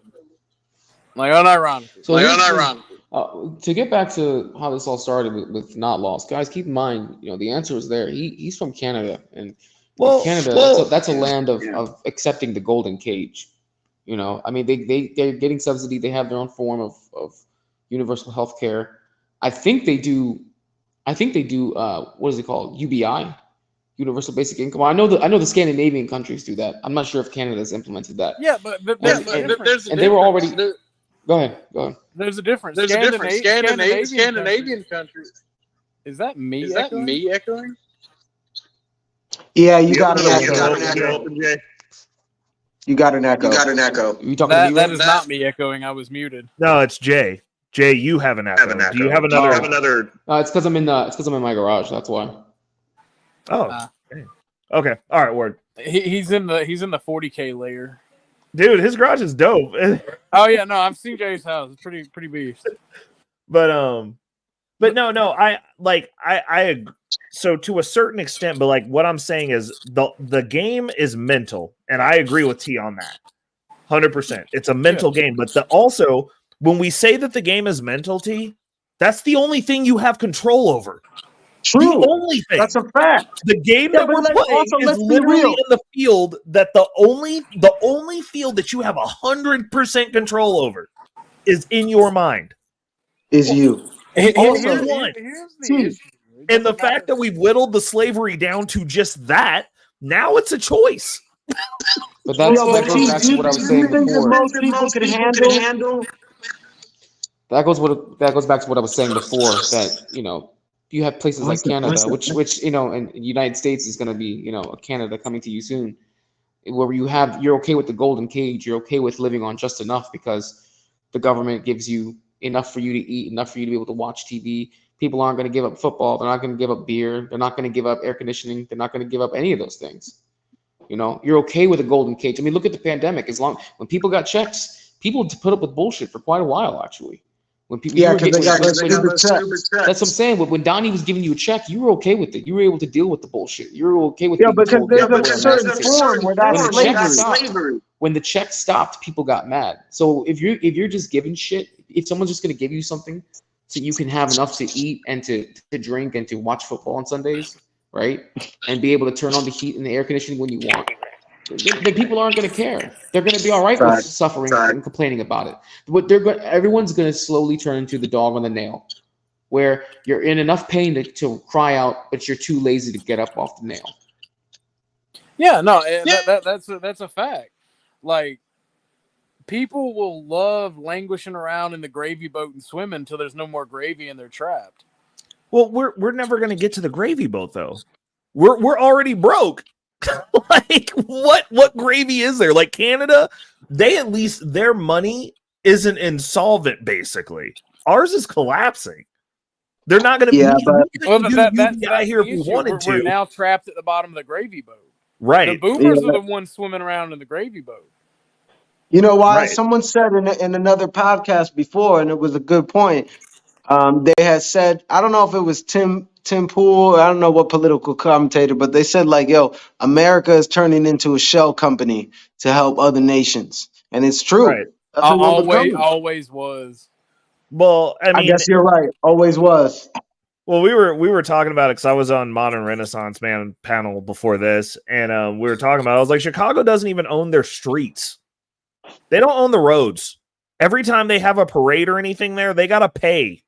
Who owns their roads? The Chinese? Did the Chinese buy that shit? Who got that? Hold on. It's a Ray, conglomerate. before you answer, can I say something about that? Yeah. When I cannot stand, and this is no offense to you, I don't know you, but I cannot stand when an American's first reaction, because not laws is right about one thing, and that's capitalists for the most part. But anyway, I cannot stand when Americans immediately jump to a foreign nation. It's like, oh, China, did they did that? Did they own that? 9 times out of 10, it's your own fucking government fucking you over. True. I agree. The only reason I said that is because China has been buying land all over the world for the past 10 years. Well, who was buying land before the Chinese? Corporations. Well, I mean, they were I know. Listen, they're all complacent. They're all complacent to the bullshit. I'm not specifically. You know what I'm saying? Most of the parking meters on the West Coast, China owns those. Like China's been buying our stuff. They own why I is didn't just say it just our because. government allowing that? The same reason it allow corporations. You're 100% correct there. It is our own government that allows them to fuck us. Well, it's our own government that's allowed outside entities to just buy all of this. Outside entities to just buy, of course. And look at Bill Gates buying all that farmland. It's not just outside entities. They do it to corporations. And here's the thing. People pretend like it's the Chinese government. First off, the Chinese government itself does not own land. Corporations that are owned by the Chinese government own land. Yes. And that's in general. It's never private is the citizens. issue because of capitalism and the way America does business. Yeah, they'll say, oh, well, China's a bad security no threat. But yet a corporation owned by China is okay if they create jobs and like lobby Congress. Dude, well, listen. Look what happened with TikTok. Hold on. Not Law said America is an economic empire hell-bent on world domination through manipulation, coercion, and force. So you couldn't be more wrong considering that we suck at it. First of all, second of all, Second of all, America's been used as a proxy tool and is actively extracting the wealth out of its nation to fund other countries, thus making us more closer to a peasant class. And then to your last point about China, they still have people jumping off buildings, and they also still have a gigantic peasant class. They also have a shadow economic system where internally and externally the numbers don't even freaking match up. They also overbuilt cities and their real estate's collapsing. That's what I was just going to say. There are cities with nobody. Like let's talk about it, because like if you look at things from a financial perspective, I know you don't worry about capitalism and all you care about is how people feel and what they tell you. What they're not telling you with the numbers, because people lie, women lie, children lie. Money and numbers do not lie, sir. Imagine being such a communist that you think finance is inherently capitalism. Yeah, like that's the only reason I listen that's to you. fair. I'll give you that. You understand for now. You understand that just money and finance is not capitalism. You understand that trade and commerce and finance exists without capitalism. Almost everybody else. Like, you know what I find interesting when you bring up China, right? And a lot of people use the talking point that China managed to lift 800 million people out of poverty, and to a middle class. But what they don't tell you is what's their version of a middle class. Like, how big is the gap for their version of poverty to middle class? Because if you see most ghost cities that are built in China, if you see most areas that are urban in China, they have obscene smog alerts. Their buildings consistently crumble. Also, they don't tell you. The frame of their buildings are usually built with bamboo, right? Unless they're high rises, and even the high rises aren't any good.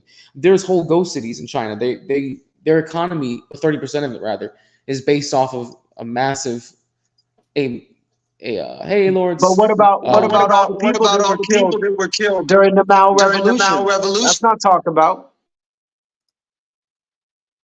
I'm gonna be real. I can give a shit less. A lot of those people that were killed during Mao's revolution were pieces of shit. The kulaks did deserve it. 40 million. The people who died during Mao's revolution, the vast majority of them deserved it. I'm not saying that. I'm just stating the fact that what people see on the outside and all this so-called revolution that they think China has gotten they to literally is really because of a lot of negative skim things. oil out of sewers to be able to cook. Bro, listen. If China was so great, then why was Tokyo trying not to be taken back? That's all I'm gonna say. Right. If it was great, then how come the producer of that country didn't go back under communist rule? Tokyo is where my bitches people come from. Taiwan.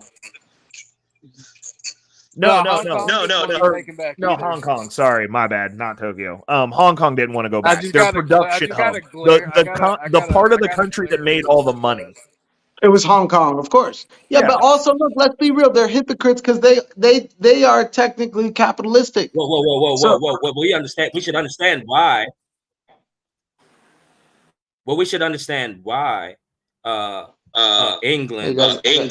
I'm sorry. I gotta go to bed, you guys. I'll see you guys later. All right, later. See you guys.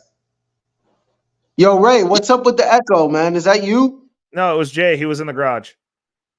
Oh, okay. Also, you know that our heads are cut off. What? Our heads are cut off. They are? No, they're not.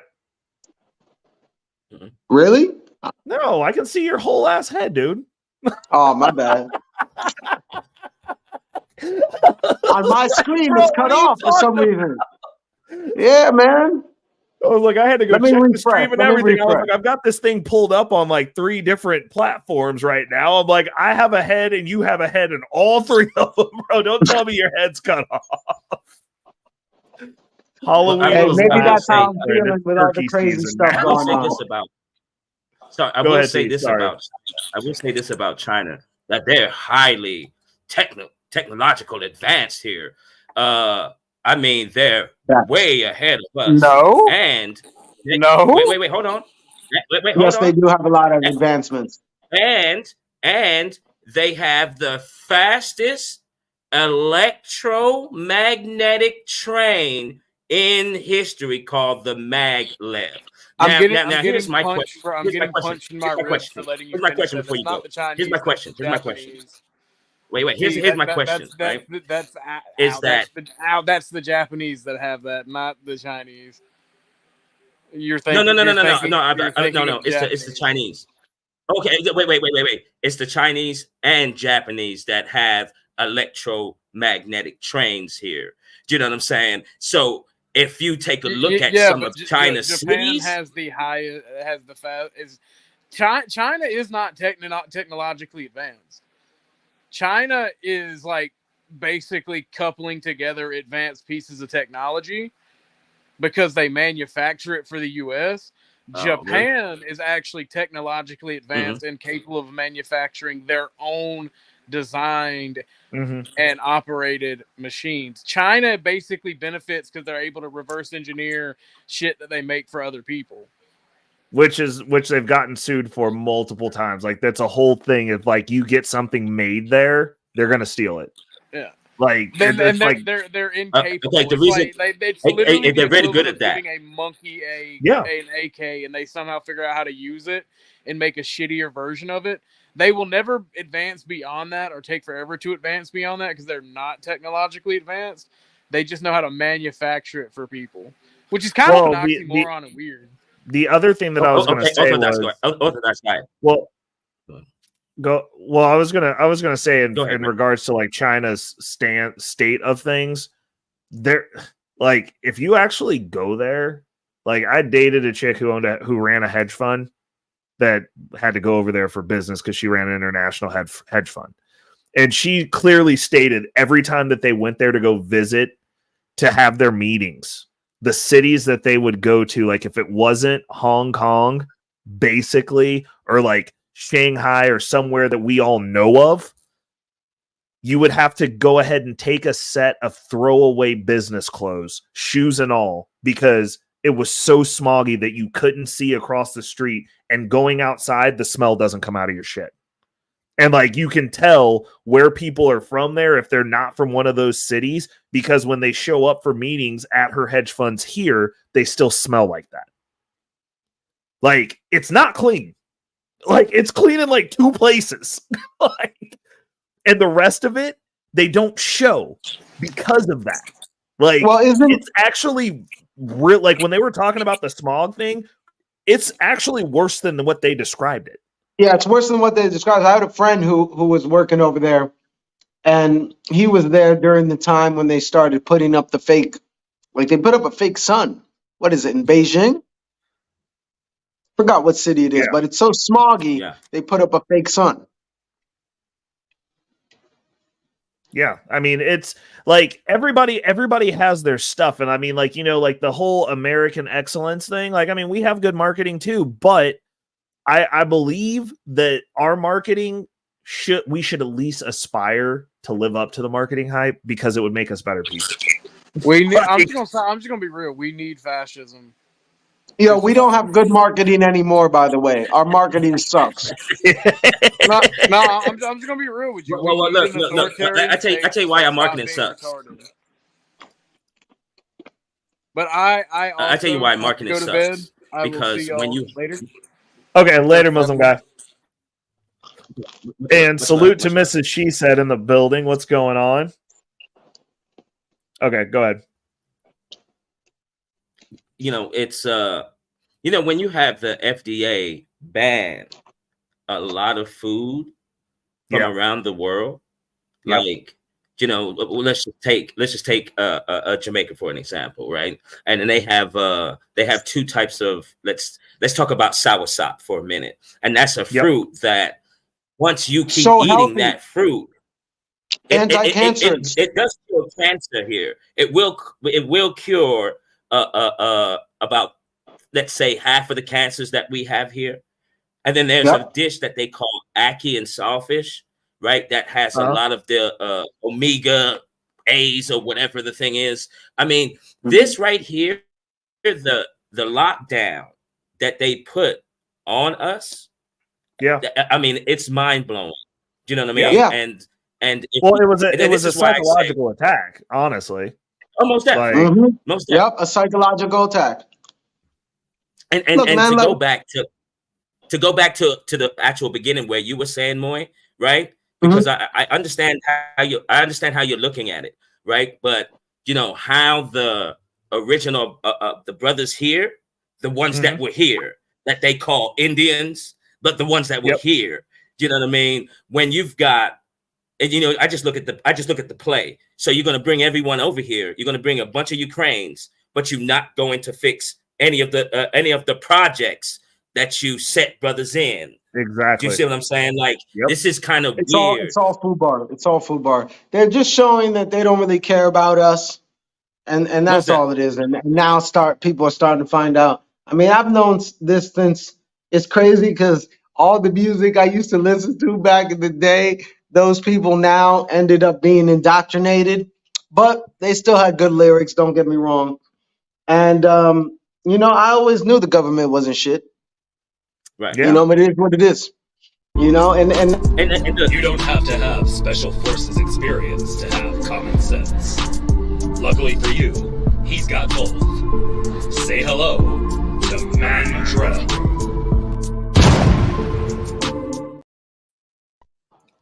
Oh, snap. And Carl came up? Oh, this is about to be a good conversation. You know, I think it's people are now finally waking up to the fact that the governments of the world in general suck. And, you know, when I talk about any of these things in general, like even the Chinese, it's not the Chinese people. It's these governments that are FUBAR in today's time, and they basically are creating a new class where they are kind of like a fascist class trying to rule above everybody. What do you mean? My thing is, same thing is happening hold here. On. My thing is this. One mic, guys. One mic. What do you mean? What do you mean trying? If you think they're trying to do it, you're way behind the curve, man. I try to be optimistic, man. What do you want from me? There's no optimism. They've been doing it since before Carl was born. That's true. I'm the oldest one here. Leave Carl alone. Did that for years. I'm 45, right? Carl, hey, I got kids. I got kids older than you are. Exactly. And he said they're trying. There's no trying, man. They've been doing it, like I said, long before Carl was born. They've been doing that. Well, you look just. They trying in my mind because they can't get over on me. They already have. Right. They already have. Right. You're too late. No, they haven't. If we're having this conversation, they haven't gotten over on us. Yes, they have. The next generation, besides you guys, the younger generation, they have dumbed down so bad. Yep. Now it's just one easier. Perfect example, okay, is this. You look at any school across the United States right now in elementary school. Is anyone showing them how to do cursive handwriting? Yeah, they took that. I heard that they took that out. See, I don't have kids, Carl. They took it out. But I don't have kids, Carl. They don't know how to do cursive. They don't know cursive. Right. Hold on. See, people have been my friends with kids have been telling me that they've changed the way they do math. They don't teach them cursive writing anymore. I'm like, that was like the second grade. We learned how to write in cursive. Exactly. But the reason they did that, look at your one major document that's wrote in cursive writing. Yep. Declaration of Independence. You could tell them anything on that constitutional page you wanted to. They couldn't read it and verify it. Why would they get rid of a cursive? What's the agenda behind that? He just said it. Cursive, okay. How do you sign your name on a check? Cursive. Perfect. Your signature. Perfect example right there. You can't sign a document. You'd have to print it. Is that some sort of straw man thing? Is there a difference? But the thing is, if you print it, it doesn't count. Yeah. It's not a scroll. Yeah. It's not a signature. Okay. You write a check out and print your name on it and have somebody take it to the bank. They'll think it's fake. They won't take it. They'll think it's fake. Oh, okay. Exactly. I got you. I know. I see what you're saying. Into the digital currency, where cursive writing isn't needed. Wow, mind blown, Carl. You're waking me up. see, the thing is, like in a court of law, if something's printed on a legal document, if you print your name, they can argue that that's not you. Yeah. So, I got if you. you sign it, It counts as yes, counterfeit. There's a lot of factors involved with it. But look, I'd say it's been in the last 15 years that they have taken cursive out of the schools. You know, all over the country. Did they take the times tables and all that other shit we did growing up? No. They took all that out? I know we're talking about different things here, but it's on the same line. Here's a perfect example. And I went with this. My granddaughter, one of my granddaughters, is 18 years old and in college. Okay. Back when she was in 3rd and 4th grade, she would bring her math home, her division, right? Yep. We all grew up on the fast way of doing division, short division, and just writing the answer. And long division, short and long division, both. Yeah. Yep. Yep. Now, wow, you guys taking me back. Now they got to write on a paper and write down everything they did to come up with this number. And it takes about 3 pages to do it for one problem. Yeah, I would not be able to do that. I went up and told the teacher, I said, I'm going to give you a perfect example of why you shouldn't teach this. If I was a business owner and I brought 2 people in, one's going to do it the old-fashioned way that we all grew up doing it, right? Or one's doing it the new way. The old-fashioned person is going to have the one problem done in probably 12 seconds. Okay? The other one is going to take close to 25 minutes to write the papers out how they came up with these numbers. Right? Who am I going to hire? I'm going to get more work done with the one that gets it done in 12 seconds than the one that gets it done in 25 minutes. Facts. Makes sense. And stuff. And she goes, well, I agree, but this is what the school tells us to teach. I said, well, the school's full of a bunch of bullshit. Bunch of bullshit. Yep. Carl, let me ask you a question. I believe there's a trickle-down effect to a lot of things. What incentive would a government organization have of dumbing down the population like this? Because wouldn't it affect them in the long run? No. Here's why. That's easy. It's about control, dude. The less you know, the easier it is to control you. Take for instance this whole nonsense that was in this country, like about racism, right? Black and white. That's time honored tradition. Everyone was separated. Black people live with black people, white people live with white people, and that's the way society and the government push things and allowed it to happen and help keep it that way. Now you can tell white people whatever you want and black people whatever you want, but the two aren't talking to each other, so they don't know that they're both being told the same thing and both being fed a bill of goods. So now the right hand doesn't know what the left hand is doing, so they're taught to hate each other, and they just do it because they don't know that the government's fucking both of them. Hegelian dialectic. That's what they do. All of us have already lived through the perfect example of what we're talking about, right? I won't say dumbing down, but controlling the nation. Oh, okay. Right? I'm 63 years old. When the pandemic started and they required a shutdown of everything and the mask and everything, I never thought I would see the American people bow down as fast as they did. Same. Oh my God, same. And then they did, and I was like, what the fuck?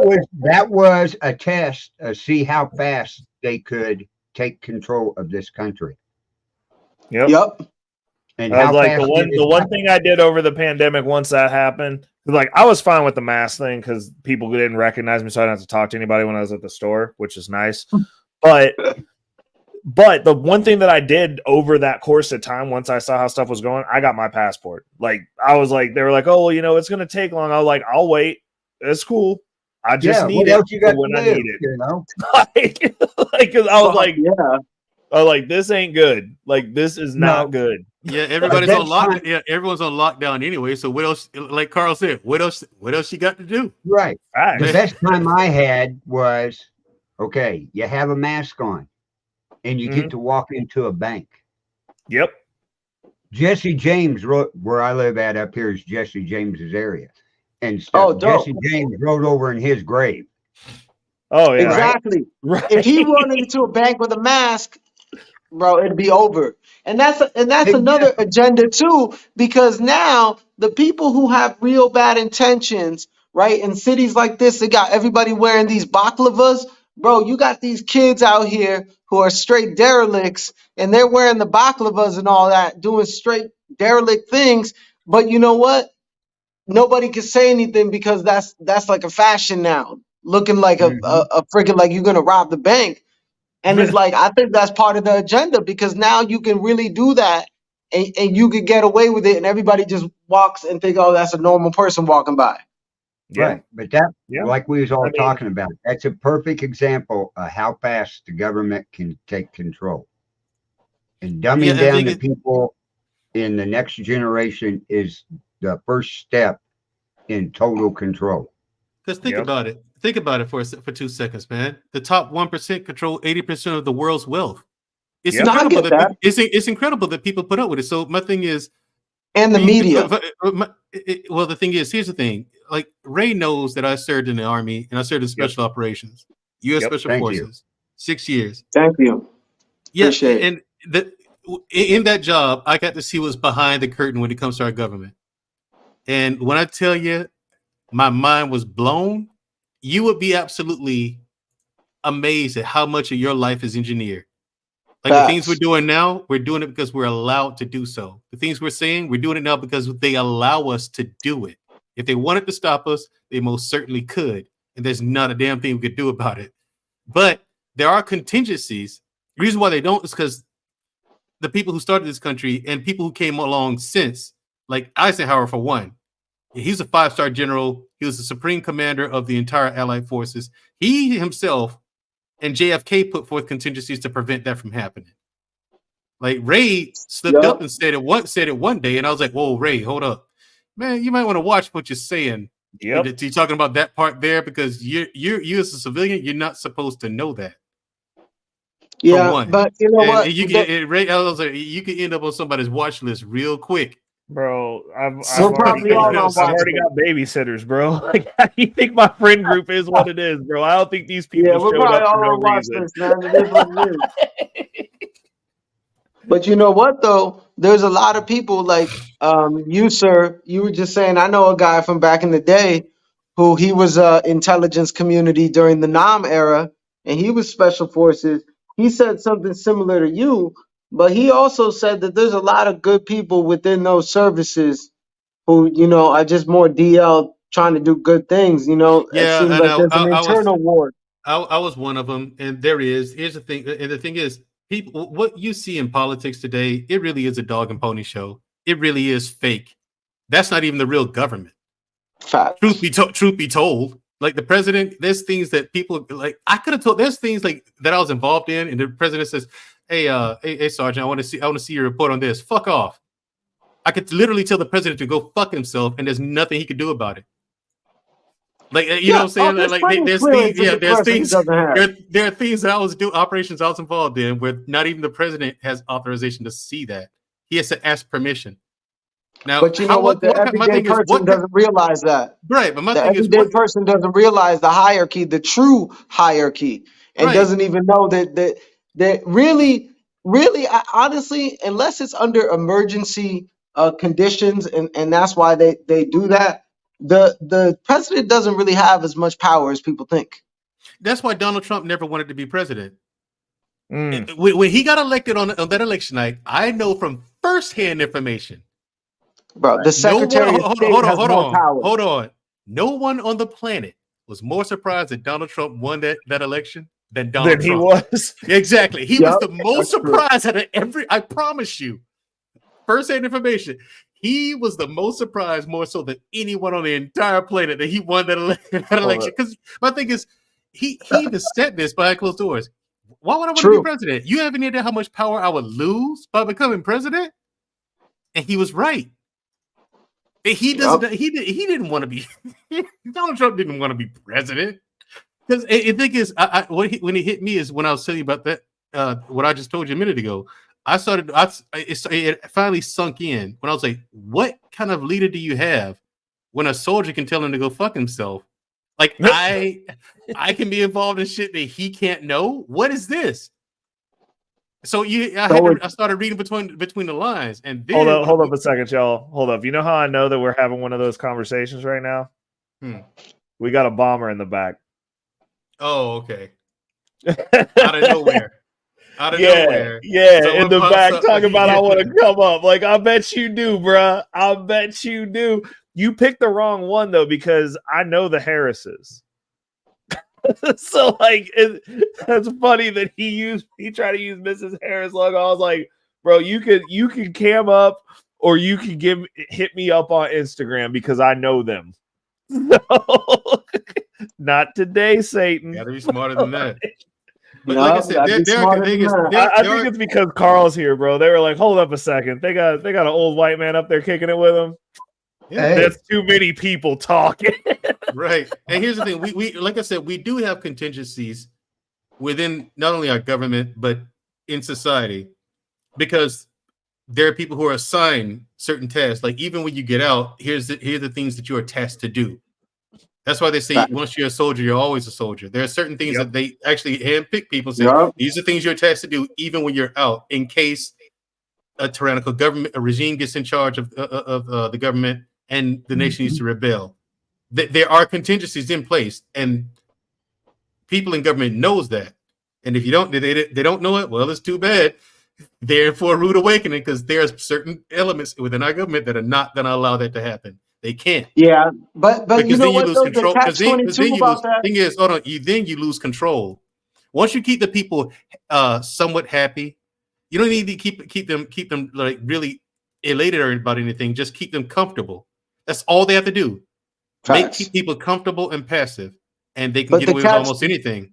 The catch-22 about that is, unfortunately, like people who are within the know, let's say, know that, but the everyday person doesn't have that understanding, so they like what you said in the beginning, they don't understand that politics is a circus, right? It's almost like the times of the Greek and Roman times where it's like bread and circus, right? So the everyday person, it's almost like the difference in religion between exoteric and esoteric, right? The everyday person doesn't understand these nuances, and they get caught up into the circus aspect of politics. Yeah. I mean, that's the reason that they dumb people down. Because like if you think about it, because like Moy, you're a little bit older than me. I'm just outside of Gen Z, but I grew up with Gen Z. Like I'm an only child, so everyone around me was your age. But I'm not Gen Z. Or I'm at the beginning of millennial. Oh, okay, I'm Gen X. I'm not Gen Z. Oh, okay. So like I'm beginning millennial. So like I grew up with Gen Z. Got you. Yeah. And but like my mom's told me repeatedly, because like I used to have round and rounds with her because I'd be like, I just don't understand how these people are this stupid. I don't understand. But wait. Let me ask you something real quick, Ray, because I think this has a lot more context when people talk about the generational thing. What generation were your parents? Because you may have been millennial or Gen Z, but if your parents, what generation were your parents? So my mom I was a prom night baby. My mom had to be Gen X. She was 18. So yeah, she was X. She's Gen X. Okay, so that's what I'm saying. So that's why you have a more of like a hot step than let's say your counterparts of Gen Z and millennial. But she said that my age group, like my class, pretty much was the last one that they taught critical thinking to in school, like where it was part of the curriculum. That's what I'm saying. You're probably not in the beginning. Yeah. You're in the end of millennial, not the beginning. You're in the end. You must be. How old are you? Well, no, the beginning year would be the years that like it was like you're right outside of. Oh, okay, right. Yeah. Okay, we're saying the same thing. My bad. We're saying the same thing. Yeah. So that's what I'm saying. You're closer to these older generations. So yeah, that's what I think, that you have a lot more of this critical thinking because you still had that in your childhood. And they stopped at what, maybe in the like early 2000s? Yep. Yeah. Yeah. So I mean, it makes a huge difference. That's why Gen Z is kind of lost in the sauce I mean, obviously, there's always exceptions to the rule, but let's say as far as the mainstream narrative is concerned, you know, I kind of feel bad. Like, I'm happy I kind of grew up. Like, okay, since we had a lot more rough and tough, I think it benefits you in the long run because the Gen Z, unfortunately, they're gonna realize these things too late in their like 40s and 50s. Whereas Yeah. in the Gen X and millennials, and let's say the end of it, like you all experienced that, let's say in your teens or 20s, which benefits you in the long run. But if you're sheltered and you have all these trigger warnings and all this stuff and like this kind of stuff that you're learning in school that does not benefit you at all, like you, I don't know, you get a major in basket weaving or some shit, you know, like it's gonna have some really, really bad effects in your life, really, when you go from 30 to 50. You know, in your 20s, you might just be having fun and think it's all good and dyeing your hair purple or whatever. But Yeah. you know, these things like will have some harsh effects, and it's gonna be interesting to say the least what's gonna happen to America in the next 20 years. What do you Oh yeah. think, Clark, being from an older generation? There's going to be a lot of changes. And the ones one way I feel sorry for is the ones that live in the cities and the suburbs. Because, yeah, they may be street smart, all that good stuff like that, but they don't know how to survive. I live out in rural America. I grew up in the country, hunting, fishing, all this stuff, right? I still Country do boys it today. winning. Same with me. I grew up in Okay, Connecticut. right. I live in the middle of the United States. I live 50 miles, well, about 55 miles north of Ray and stuff, out in the middle of the country. I deer hunt, I fish, I do all this stuff. I have done it Beautiful. all my life, right? If something happened to this country, as the old saying goes, a country boy can survive, right? I can pitch a tent up. I know where a cave is at that I can make a house in if it came down to it. Hunt, fish, live off the land. The people in the city and suburbs, they don't have a chance. And that's what I see in the Thanks. future coming down the line, the way this world is going in this world and the government we have. If something doesn't change, everybody better open their eye up. Just like raise into Bitcoin and crypto and digital. Okay. Yep. That's fine and dandy. You know, gold and silver. Silver is your main thing right now to look into, Right. right? Right. Because you'll learn how to barter Right. with silver. Every person out here will have a chance to barter with something. Like I'm a hunter. I could go out and kill in my area. Well, Saturday opens rifle season up for deer hunting. I'll be out there. But I could go out and kill 5 deer a day. You know how many families I could barter with and feed to get the Yep. supplies I need? Yep. Ray, get yourself some gold and silver, buddy. That Facts. too. Factual. So so I'm not a gold and silver fan. Like if I'm gonna barter here, I'll have booze. But like Yeah, if you're trying yo, to if as you're long in a as you got situation something, Ray, if you're in as a long as you got situation something and you got And skill, wait a second. but this is the Booze, thing though. cigarette, and If we're in a medicine are your situation top where we need 3. food, if you have a cache of liquor, that's going to be worth more than gold and silver. Because like gold and silver is like if I had to leave, but If if you you're got in a wine. situation to where you have to leave the country, you ain't getting out with gold and silver. You're starting over oh, anyway. that's not true. That's not true. You getting out with your Rolex, you getting out with No, gold you're and silver, not. No, you you're getting No, out not. a you're lot of not. different Here's, ways. no, no. Here's what's Us gonna happen. any of Hold the on. Iranians Here's who what's gonna came happen. here during Hold on. that collapse, the I was about to military say that. robbed them at the airport, bro. Right, Like, exactly. you ain't You're not leaving gonna with make it shit. past. Yeah. The second you get to any border or any airport, Yep. the government is gonna take all that shit from you. Yep. You're True. not leaving this country with that stuff on you. You're not. You might not even Yeah. get to leave with your shoes, bro. But in Exactly. general, when that stuff happens, whatever skills you have, it's going to be dependent on what the other person needs to trade is going to be the value, like old school Also true. times. You know Also what I'm true. saying? It is what it is. If the other person needs your new Nikes and you need their tomatoes, you know what? Your new Nikes are worth more than gold. It is Yep. what it is. Yep. You know Well, what I'm no, that's the saying? reason I'm So saying you gotta look. If you go look, that's the reason I be telling people you gotta rock with people that rock with you. Like you gotta have yourself 5 or 6 Carls so you got some options on where to go. Like me and my family, we are straight. Like we got places we can fall back to if needed. facts.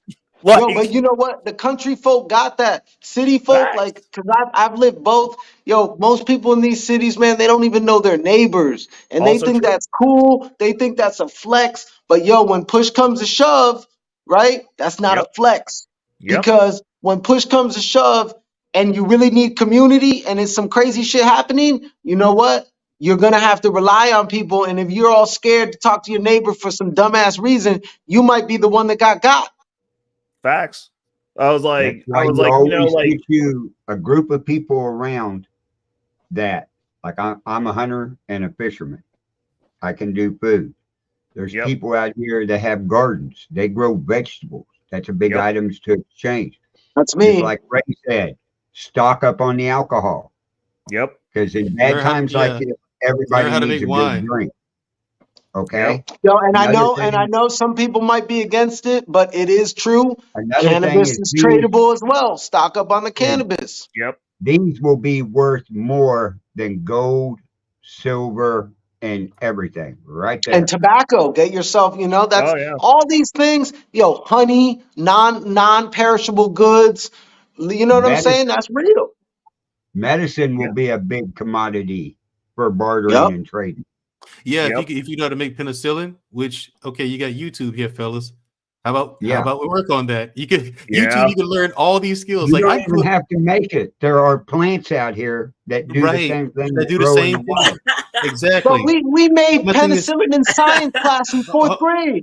here's the thing though. Like Carl, I grew up in Alabama, you know, and I grew up hunting and fishing. Like Yep. everyone in my family knows how to do it. Like my granddad taught my sister how to grow a vegetable garden ever since she was Yep. like 4 years old.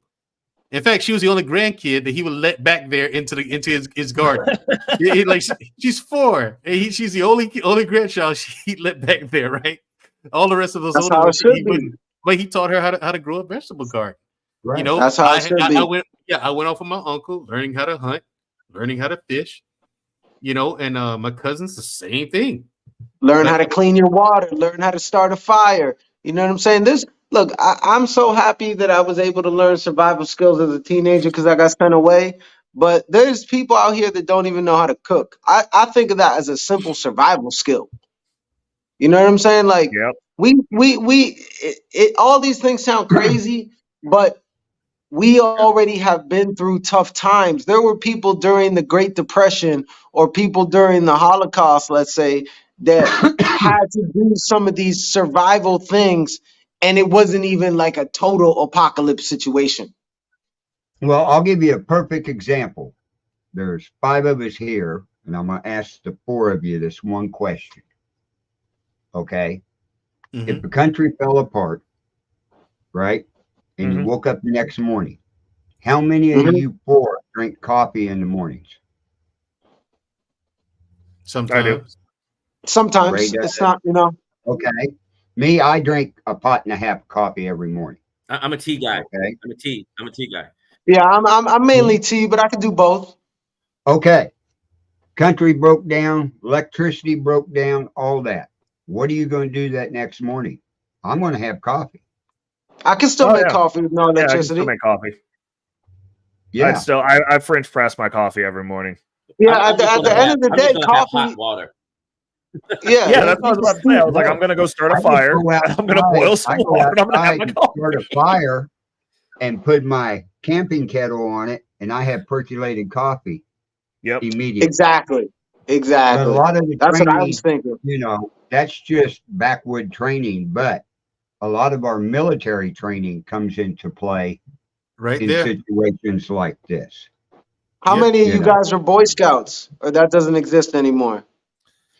It did. I grew up with Boy Scouts. I wasn't a Boy Scout personally. My brother was. I wasn't. But I did join It's the crazy military. I was scared they of the take Boy these Scouts. things out of You the know, I did join they the take it out of military, the the first curriculum. in our family, and then my brother joined, and my niece, my nephew, everything. I just had to hold up, break boy. it. Did you just say you used to be able to do Boy Scouts in school? Yeah. What? It That was in okay. Well, I didn't that's know that. crazy. it was in That is Yeah, it was it was part an of the out of school class. system, man. We had it in the school and we had it in the church. I went to Catholic school or Catholic church and we had it, and then we had it in the school, and you know what I mean? It It was was like a thing, and you had Girl extracurricular, Scouts. Yeah. is what it Oh, I was. did not know that. Like, yeah, that That's wasn't deep. a part of my schooling ever. I think it was more a country thing. Boy Scouts probably, was like a country thing, but like Boy I grew Scouts up in the back in country my like Carl. day were Boy Scouts, not Boy and Girl Scouts. Yeah. Now, if the girls would have been in the Boy Scouts back then, Mm. believe me, I would have joined the Boy Scouts. I hear you, Carl. I'm I no hear you. fool. So that's why we had the Girl Scouts, man. The Boy Scouts would Yeah, hang out with the Girl Scouts. Well, that's now right. we have the toaster oven scouts. They just complain Oh though. God. I just went to church for that. Yeah. The guy who started the Boy I Scouts knew was a there was going to be a military problem dude, though. when they took. What happened? Oh, Really? Sorry. go What ahead, happened? T.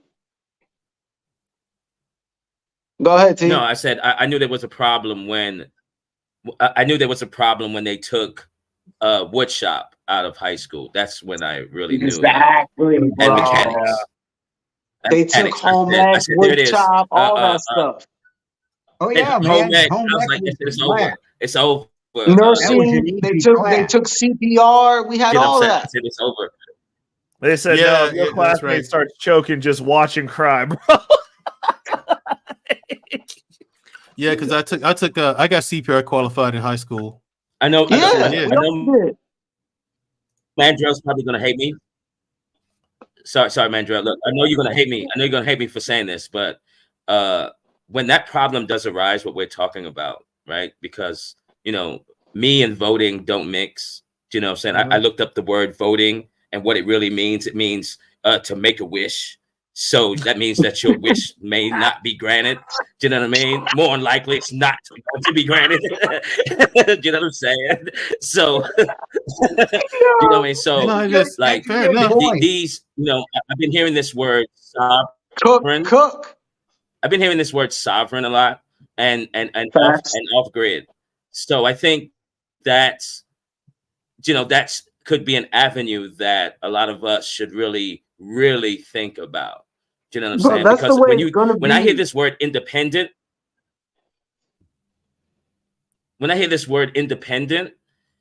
and a lot of people may think that, but you're not, because Ralph's gets you your food, DWP or whatever, your electric Edison brings you your power. Do you know what I mean? You're not independent at all. So, to get back to what Carl was saying too, of how, of this bartering and hunting and who's good at what, that would be good, just in case, if all hell breaks loose. But if all hell doesn't break loose, let's go, Ray. Ray for president. 28. Bro, y'all don't want me in charge, bro. This shit would get real bad for a hot minute, and then it would be listen. wonderful Bro, who's for Ralph? everyone who was left. Who's Ralph? Listen. You imagine a bunch of Green Berets sitting there having this conversation about us being in charge, because we used to all the time. We sit around and talk about it, but here's what it boils down to. If one of us got elected who was not corrupted by politics, most people would hate fucking life. Facts. For the first 2 years, at least for the first 2 years, I'm talking about politicians alike. The politicians. Yeah, but that's because people don't like discipline. Hold on. Remember, we're not corrupted by politics. Most of you people for the first 2 years would hate fucking life. Carl would love it. Who cares? Ray would love it. It's But these needed because we need rich, rich people would hate it. Politicians would hate it. But a lot of people would hate that shit for the first 2 years. But after that, it would be absolutely wonderful. The budget would be balanced. Oh, it would. We wouldn't have so much debt to China. You know what I'm saying? The But economy would we be need better. Chicago we might need get some a of road that. or two back. Right. Yeah, would every exactly.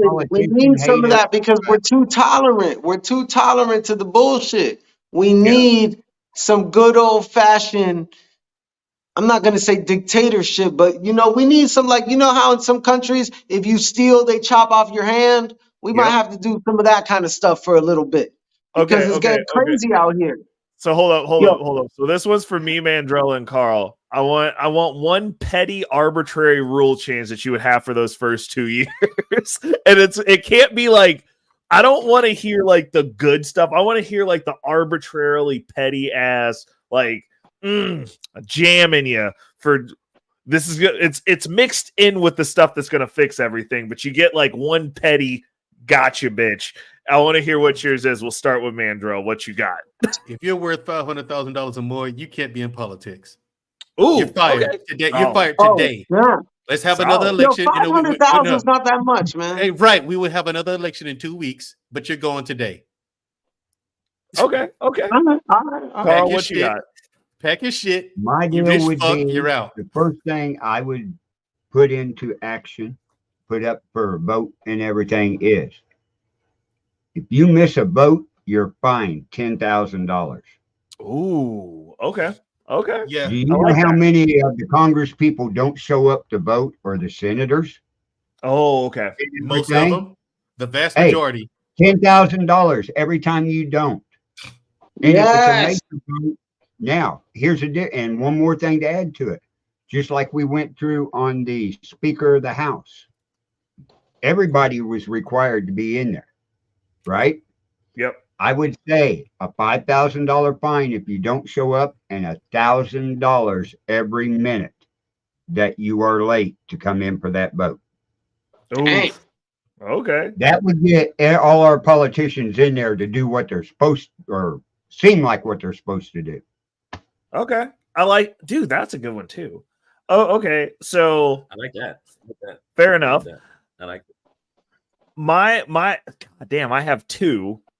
And one was actually petty, but like then I thought up another good one because like I wasn't gonna make a cap on how much you can make and be a politician, but what I was gonna do was the politician's pay goes down to $10,000 a year. Nobody gets indefinite pay. Nice. And so then my other one that was actually petty is this country would have a no blue-haired cause, and I'd let everybody know that I don't want to know your opinions based on the color of your stupid ass hair. And Fuck yeah. that was gonna be my petty one. You know what mine would my- be? I'll go for it. Go Carl. ahead. What would you be? What? My petty one would be one thing. What? You know how everybody's goes, well, this and that and everything. I would tell the American people, every company that came up and tried to bribe me to vote on something. Ooh. Ooh. That's You a talk good about being hated. Mhm. My only You're one like, would look, be I still got you the would need a- checks, dude. I know the you would the one need that's some gonna sort of tell you- intelligence meter Okay, for voting. Boy, Like, you what would have your some- petty one be? It wouldn't really be a petty one. It would just be this. Like, you would need some sort of meter, some sort of vetting process so you could vote. Oh, okay. Because I don't think everybody should vote. Actually, I agree with you on that one. Like, I think if you're below a certain IQ, like you don't have critical thinking abilities, you maybe shouldn't be voting. Right. That would Oh, probably that's a good piss point, a lot of though. people off. That's a good point. I heard someone else That's say true. that. I've I've heard someone else I say don't that. Like agree. you got to pass the I test get first. it. I don't agree with that. before you vote. I don't agree with that. Like you got to know who That's the because you got to were know in who the Army, and president before is. you got into special forces, you were in You there gotta with know who some your real mayor is, at dumb least. people. Yeah, I was. Yeah, there's some, and I agree. There are some idiots out there. There are more than enough dumbasses. You know what? What? Special forces and people like that will get passed because you guys are doing a different form of intelligence. Well, no. Well, But he was in for there the everyday person, there needs to be some sort of standards. Like if you've already made it to special forces, you're probably brighter than you think. Let's Well, be no, real. it's not that. It's the first thing they do once you get selected. Because first of all, there's a selection process when you apply, and then they give you a date to report. I was stationed at Fort Bragg, so I reported on my day, right? And you go through a whole selection process. Back then, it was 14 days, 2 weeks, right? And it was brutal. It was fucked up. You barely ate. You barely slept. You know Is what it I mean? just physical? No, it's mental as well. It's fucked up, dude. They play. Then they Okay. play these fucked up puzzles, like live puzzles. Like, okay, I need you to take this Humvee, missing 3 tires, and we need you to move it from here to over there. And the place is like a mile and a half away. We got to figure this shit out. You know, so you got these like poles I and would rods consider that and shit like. intelligence. But here's the thing. I'm getting to. But that's just selection, right? Along Right. with the physical, because there's a nasty Nick. It's an obstacle course that's a mile long. So anyway, Okay. once you go through all this crazy shit, land naving at night, it's 52 square miles you have to land nav at night. That's Okay, crazy. no night vision goggles, nothing. So all that, and you get selected, right? The first thing they do is make you take an IQ test. And I still to this day don't know what the standard is, but if it's below a certain point, you go home. Okay, so you guys already would be able to vote then. That's what I'm saying. You guys are good. Well, The first thing, that once you get selected, the first thing they do, day one, IQ test. That's after you Bro, get so you selected. guys are good. That's not the everyday person though, bro. There's people out here that don't even know how to wipe their own ass, man. Well, I think that we could just whittle it down to buy-in, or everybody votes, but also it's mandatory service for everyone for at least like 2 years. And like Okay. you got to buy into this. Like you going through the training, you gonna fall down. We gonna figure out what you made of, or you got to own land, or have done some other qualifier where you have a vested interest in what happens to this country. Because like right Yeah, now, I what you agree. have I agree with that. is a bunch of people who are just like, oh, I'm disenfranchised. Well, like if you're gonna be disenfranchised, then shut the fuck up. Like, how about that? Exactly. Like, I cool, agree go with do that that over there, 100%. but you don't get to vote. Like, That's what I'm saying. How can people that don't truly care about this country and are going every 4 years to vote, you know what I'm saying? And at the end of the day, they truly don't care. I Yeah. totally actually agree with that. And like there's a lot of ways to have a vested interest in the country, but definitely one way you can assure that definitely every citizen will is to make them, do some sort of requirement in the military for a certain amount of years. 100%. You go stand down there on the border and boot people for 2 years, bro, at minimum. Be like, what you want to do? You want to join the military? Or you want to go stand down here with the whip 'em stick? Like, what we doing? You gonna defend this? You want to vote? Like, I mean, think about it though. Like, they got people. I was talking about it on Modern Renaissance Man's show. They got those people that were doing the protest. And oh yeah. No, 100% T. They came here, they screwed up trying to get up, but yeah, we keeping an eye on it. But it was the Palestinians and the pro-Palestine and the pro-Israel protests and counter protests, and they burnt one of the pro-Israel people took the Palestinian people's flag and started to set it on fire, and they threw hands over that shit. When's the last time you see anybody throw hands over an American flag getting set Over on an American flag. That's why people are so crazy in this country. Like people will come to this country and fight over their flag. Bro, I'll throw hands over an American flag any day over another flag. And I'm Dominican originally. You know what I'm saying? But this is the country I chose to be in, and I chose to love, and I chose to dedicate myself to, and have children in. And you know what I'm saying? It's like, yo, man, you know what? It's crazy out here because how can people not have skin in the game? I never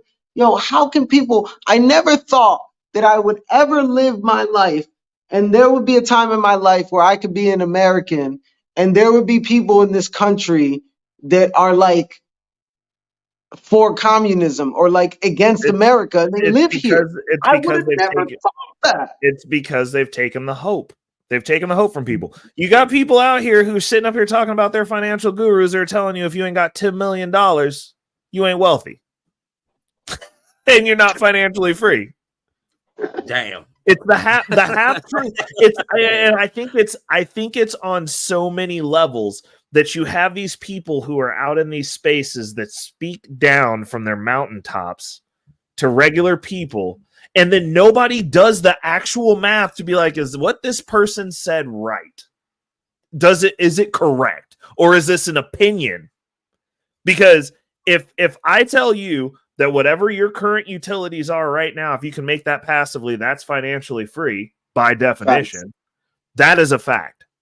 And it's different for every single person. So like if I'm a multi-millionaire or posing as one online, and I'm telling you you're a brokey and you got to have this, this, and this based on my lifestyle and what I've chosen to do.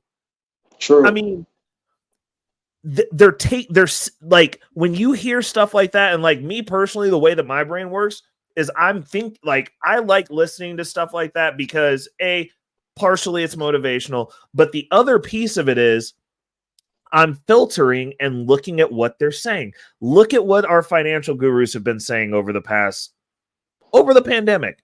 You shouldn't buy a house. You should never own a house. You should just have your rent go up $500 at a clip that you can't afford, and then just fucking move multiple times a year. Don't buy a house. Right. Wait. Now you don't want to buy a car.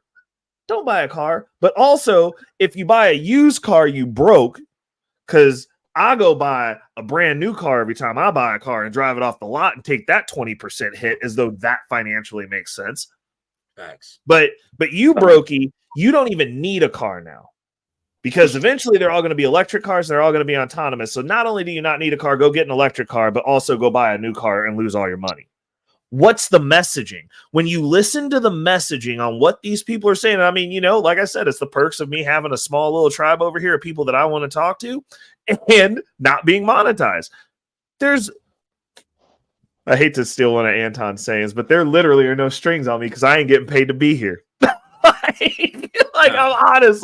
I'm not. So I can give you the game that I'm using as I'm climbing. But like, we're not supposed to go get home loans. You're supposed to buy every home with cash, even though houses went up 50% and nobody's pay went up. What else are they telling you? It's the messaging. So like they're telling you to eat bugs. I don't think that they're necessarily all of them have malicious intent, but the issue is this. When you put out conjecture and you're speaking down to people who are looking up to you going, hey man, like I'm trying to figure out a way out of this situation to move forward. And you're telling them you're broke until you get $10 million. If you got $0 million, $10 million is a far cry from where you're freaking at. Right? It's with no road plan on how to make these moves aside from some shit that you did. And like knowing actual rich people, the first thing every one of my mentors told me is you can't do what I did to get where I got because that shit don't work no more. It's a different market. It's a different circumstance. My family had to go through this, and we hit during a time period when this was the opportunity, and somebody in my family sees it, and we've been rocking ever since. Every single one of them. You that. A lot of times they don't tell you that. These gurus got the answers here while they're telling you that you need to make $10 million without telling you how to make $10 million. Oh yeah, that's how they do. No. Course. No, here's the thing. You need to go out there. See, what you need to do is subscribe to my Patreon. That's why you don't know, Ray. You're not in the Patreon. You gotta pay me for that. Come on, Ray. You gotta subscribe to the Patreon. What are you talking about? You gotta pay me for that. You get all the game, but then when you subscribe to this person's Patreon, you go in there. I'm like, this is basic shit. I already know like every single. I already know all of it. Yeah, I was like, I already know all of this. Right, I was like, I already know all of this. I can recite it like by heart. You might as well just go to Chat GPT and ask it that question. You'll get more. There you go. How to make $10 million? You get better results. But when you take people's hope. The issue is this though, when you take someone's hope and someone loses hope, there's no point. And like I tell people all the time, the hardest amount of money I ever saved in my existence was the first $10,000. How are these people so hopeless? How are Well, these people so hopeless, Ray? because it's They hard. need to go to a real third world country and experience real fucking But problems. you're Because right. the majority of the time, the people who are doing this shit, bro, it's crazy out here because it's Yeah. always people that have it like that like talk about this stuff and they would never go to those areas themselves. They'll be like, oh yeah, Ukraine, this and that. Okay, yeah, go to fucking Ukraine. Yeah. Go over there and like help rebuild the hospital or fucking fight in the fight or do something like, no, I can't do that. Like, no, but you know, I'll sit here on Instagram and post Yeah. a meme. Well, Like, it's because we live here, so like this is what we're used to. People who come here, that's the reason immigrants do better than we do here. When they're given an opportunity because they come from a worse state into a better state, we're already where it's better and we're just lazy. But I don't think we're lazy, Ray. I think when you give immigrants that come from other countries and then they get the loans before the brothers do. I mean that. But listen, T. I ain't never met another brother besides myself that had 3 jobs, bro. I ain't never seen that. I got I'm just saying, I personally haven't, but I do know because, like, look. Part of the reason I got to where I got was because of my exposure to a lot of immigrants. And when I started, they put me on game. I'm like, where are you going? Oh, like, we're going to go grab a drink. You want to come grab a drink? No, man, I got to go to work again. I'm like, go to work again? And they were like, oh, yeah, I got 2 more jobs. I'm like, what? And he's like, yeah. Like, he's like, we came here. We ain't got shit. We got 2 more jobs. Like, I'm just going to work.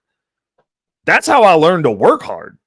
That wasn't something that, like, I mean, my family worked hard, but like they worked hard at like one job. They ain't got that immigrant hustle. They Americans.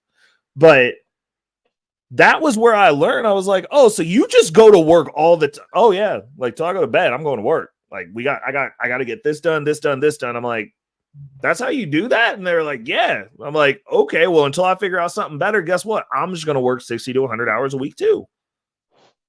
You don't see people. But the piece that they don't have is immigrants know how to work hard. They're not necessarily financially literate. They know how to work hard and they know how to work communally, which can cover for financial illiteracy. If you got 8 people in one house and they all got 3 jobs, like money's going to be there. Like, but Americans in general, culturally, we are proud. We have been taught that we only have to work 40 hours a week. Now, if I'm working an additional 20 to 60 more hours than UT, even if I'm not financially literate, I'm going to have a hair more than you if we both in the same boat that I am, where you black and don't have a degree. I just outwork you. Now, if you add in the financial literacy piece, that's the part where me and Anton be butting heads because he just be talking down to people like everybody's just stupid. And I'm like, well, you say you got to make 6 figures.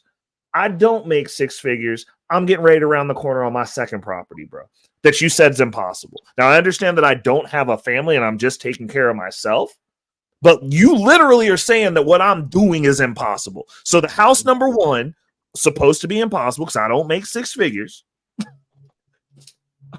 Like, I'm just saying, I'm going off the rhetoric here. Right. I don't make 6 figures. I'm not supposed to have a net worth that's supposed to be over 6 figures. Apparently, everybody that makes under 6 figures is, if they do have any worth, is tied up in their house. Mine is not.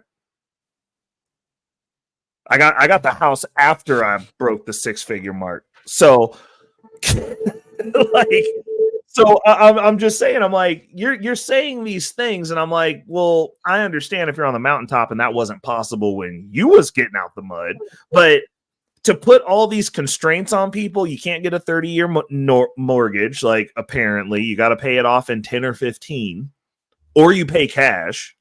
I'm like, none of this stuff mathematically makes sense unless everyone's getting 50 to 100% raises every single year and not spending any money and not eating and not driving a car and somehow never leaving their house. Like, because if you're paying for a house cash and the house is going up 50% a year, then you can't ever buy a house, right? Right. But people don't do math. I'm like, it's easy to figure out whether you should buy or not. Like, if you live with roommates, somebody out of that group should be buying a house. Like, because people ain't moving like that unless they have to. Like, when I started seeing people move, like Anton says, people move during the pandemic when they couldn't afford to pay rent no more because it was going up $500 and they had to in the same city though, and it's not by choice. They're forced to move because you can no longer afford it. But nobody's packing up and moving like that at the drop of a hat. Oh, opportunity, I'm gone. That's not real for, I'd say, 80% of the populace. I'd say 95% of the populace in America. Like, most people are just where they're at unless they get forced to move for long periods of time. Like, you're there for like 10 years. Easy. But you know what a mortgage costs. You get the number for that. You know what rent is, whichever one's lower or whichever. Like, I mean, honestly, to not have to worry about my note has gone up almost $100, and that's because of taxes. Almost Taxes over are whack. 5 years. It's still whack, but it's over a 5-year period. Yeah, wait. Let's talk about something real quick, Ray. Let's talk about something real quick. We can't, because you were saying earlier that we have enough representation where we can't do things legally to, the whole taxation without representation. I don't think we have representation at all. I think there's totally a lot of unconstitutional things when it comes to taxes, and that we don't step on their necks enough. 100%. I mean, Kansas City in and of itself, the reason I live on the Kansas side now is because Kansas City has a 1% tax that they used to levy exclusively on athletes to capture those funds when they had games here. They put it on the whole city. But here's the kicker. They don't collect it. They don't it doesn't just come out of your check like the Fed does. Like, they just take the taxes and you're like, oh man, they robbed me. No, what Kansas City does is they expect you to take your personal time to go pay this 1% tax in addition to all the other taxes you pay. And then they wait until you owe about $3,000 or more. And then they just sue you when you don't just go give them their money. I don't know why more people aren't complaining about the tax things that's been going on for the past 15 years. Because we're used to it and people just don't understand. Bro, we can't be used to it. It's higher than most places that even have a really good system of quality of life. We even have higher, and we have a shitty quality of life. Well, the reason being though is because they're sending the money out of here. But that's the thing though, is when you have your country bought out from underneath you and you don't own your roads, you have an outside influence that now has a say within those borders. That's an influence that does not we're the guarantors of all the money that they send to Ukraine, all the money that they send to Israel. It's us. They're who pays this? You know what? Then why don't we? Okay, they want to be. We're the guarantors, and they want to take that money. You know what? So why can't we just fucking give them the debt? Ukraine and Israel take the fucking debt. Because that's not the way. How about them apples? That's not how that works. How is that not how it works? The money's going to them. Well, no, they need to get the debt too. Well, they have a debt to the Fed now, but the money that the Fed sent when they printed all that money and we can buy less stuff and inflation's 25 to 50%. Exactly, right now, that's what I'm talking about. The inflation. Let them get all the fucking inflation. Exactly, but the issue is this though: if you're trying to create a globalist agenda, you can't have first world countries anymore. Bah, that's crazy, and that's what I'm saying. These people are going to X themselves because out. that means America has to come down a peg. We're not a first world populace is not controllable. Second and lower, controllable.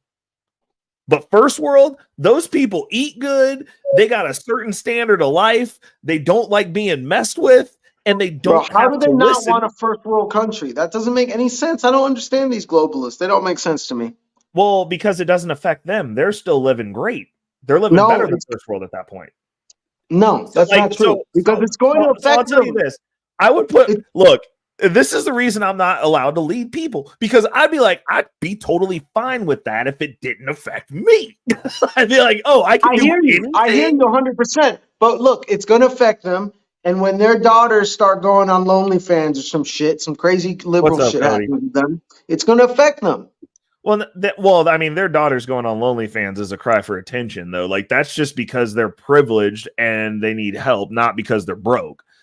I know, I get that. But what I'm trying to say, I'm using that as an example in the sense that these ideologies, these very, very leftist ideologies, will have a trickle-down effect and affect them as well in the long run. Because these things are getting mainstream, and their daughters are listening to these Icy Spice or whatever the hell it is, and all this crazy shit. So it's going to. They're not as insulated as they think they are. They're not. They're still living in the world with everybody else. No, they're not as insulated. You're correct there, but like, if you have a good value set and you just instill that down, I mean, if you look at how like the Rockefellers have navigated, right? They just breed psychopaths that are really good at business. They're like, look, we callous psychopaths. This is what we do. We win. That's what we They're see. not human. That's what we see, and that's only the ones we see that end up quote unquote going into that business. But Moy, this is the thing though. No one cares about the losers. I'm not even if you're saying a winner losers. and you have a standard for your family, like that's what I'm saying the black community needs to do. No one gives a shit about the losers. I understand, and I'm not against standards, but what I'm saying is these things that they think are going to just stay in a certain bubble or a certain class, right? These negative social constructs, right? They will end up going to their front door eventually. They don't think so. It may not happen in the first 5 years, but eventually, because since World War I, when has the bubble changed? It's adapted. When has it changed, Moy? I would say that the bubble has changed now with the internet, and I would say that you're wrong because once again, these younger generations, these Gen Z of all these families who's that you're talking about, who's funding BLM? Okay, Tell me I get the bubbles changed. Tell me the bubbles changed. Okay, it's the same people. It's the same people doing all this shit, and they've been doing it for a long time, man. It's the same generation, but when you look at it, you're looking at one dude, let's say, all right, Mr. Soros in this sense. It's families, though. Since World War I, it's not that one guy. The Gen Z that you don't hear about, that is the generation, right? They all have family members within that. So what I'm saying is you're not hearing the stories or you're not seeing what's happening to the grandchildren and all these. So what I'm saying is eventually these negative things, these non-traditional family values and these other things, which they propagate and make mainstream, eventually, yes, it will end up hitting their front door and they'll be like, oh my God, we created a monster. Well, but Moy, because we have the internet, we have all these things. I don't think so. The only pushback you don't think so? You guys don't think so? The only pushback I have is this: if I'm because I am pretty callous and ruthless. I only need one successful successor. I don't care what happens to the ones that aren't mentally. Like, honestly, Moy, when I talk to people, I literally have zero empathy or sympathy for people that are not strong. Like, my family, they bred me. I am the best in my fucking genetic line. For the way that my family chose that they wanted to navigate, which was let's say within your family. Let's say no. Look at this. We are repulsed by weakness.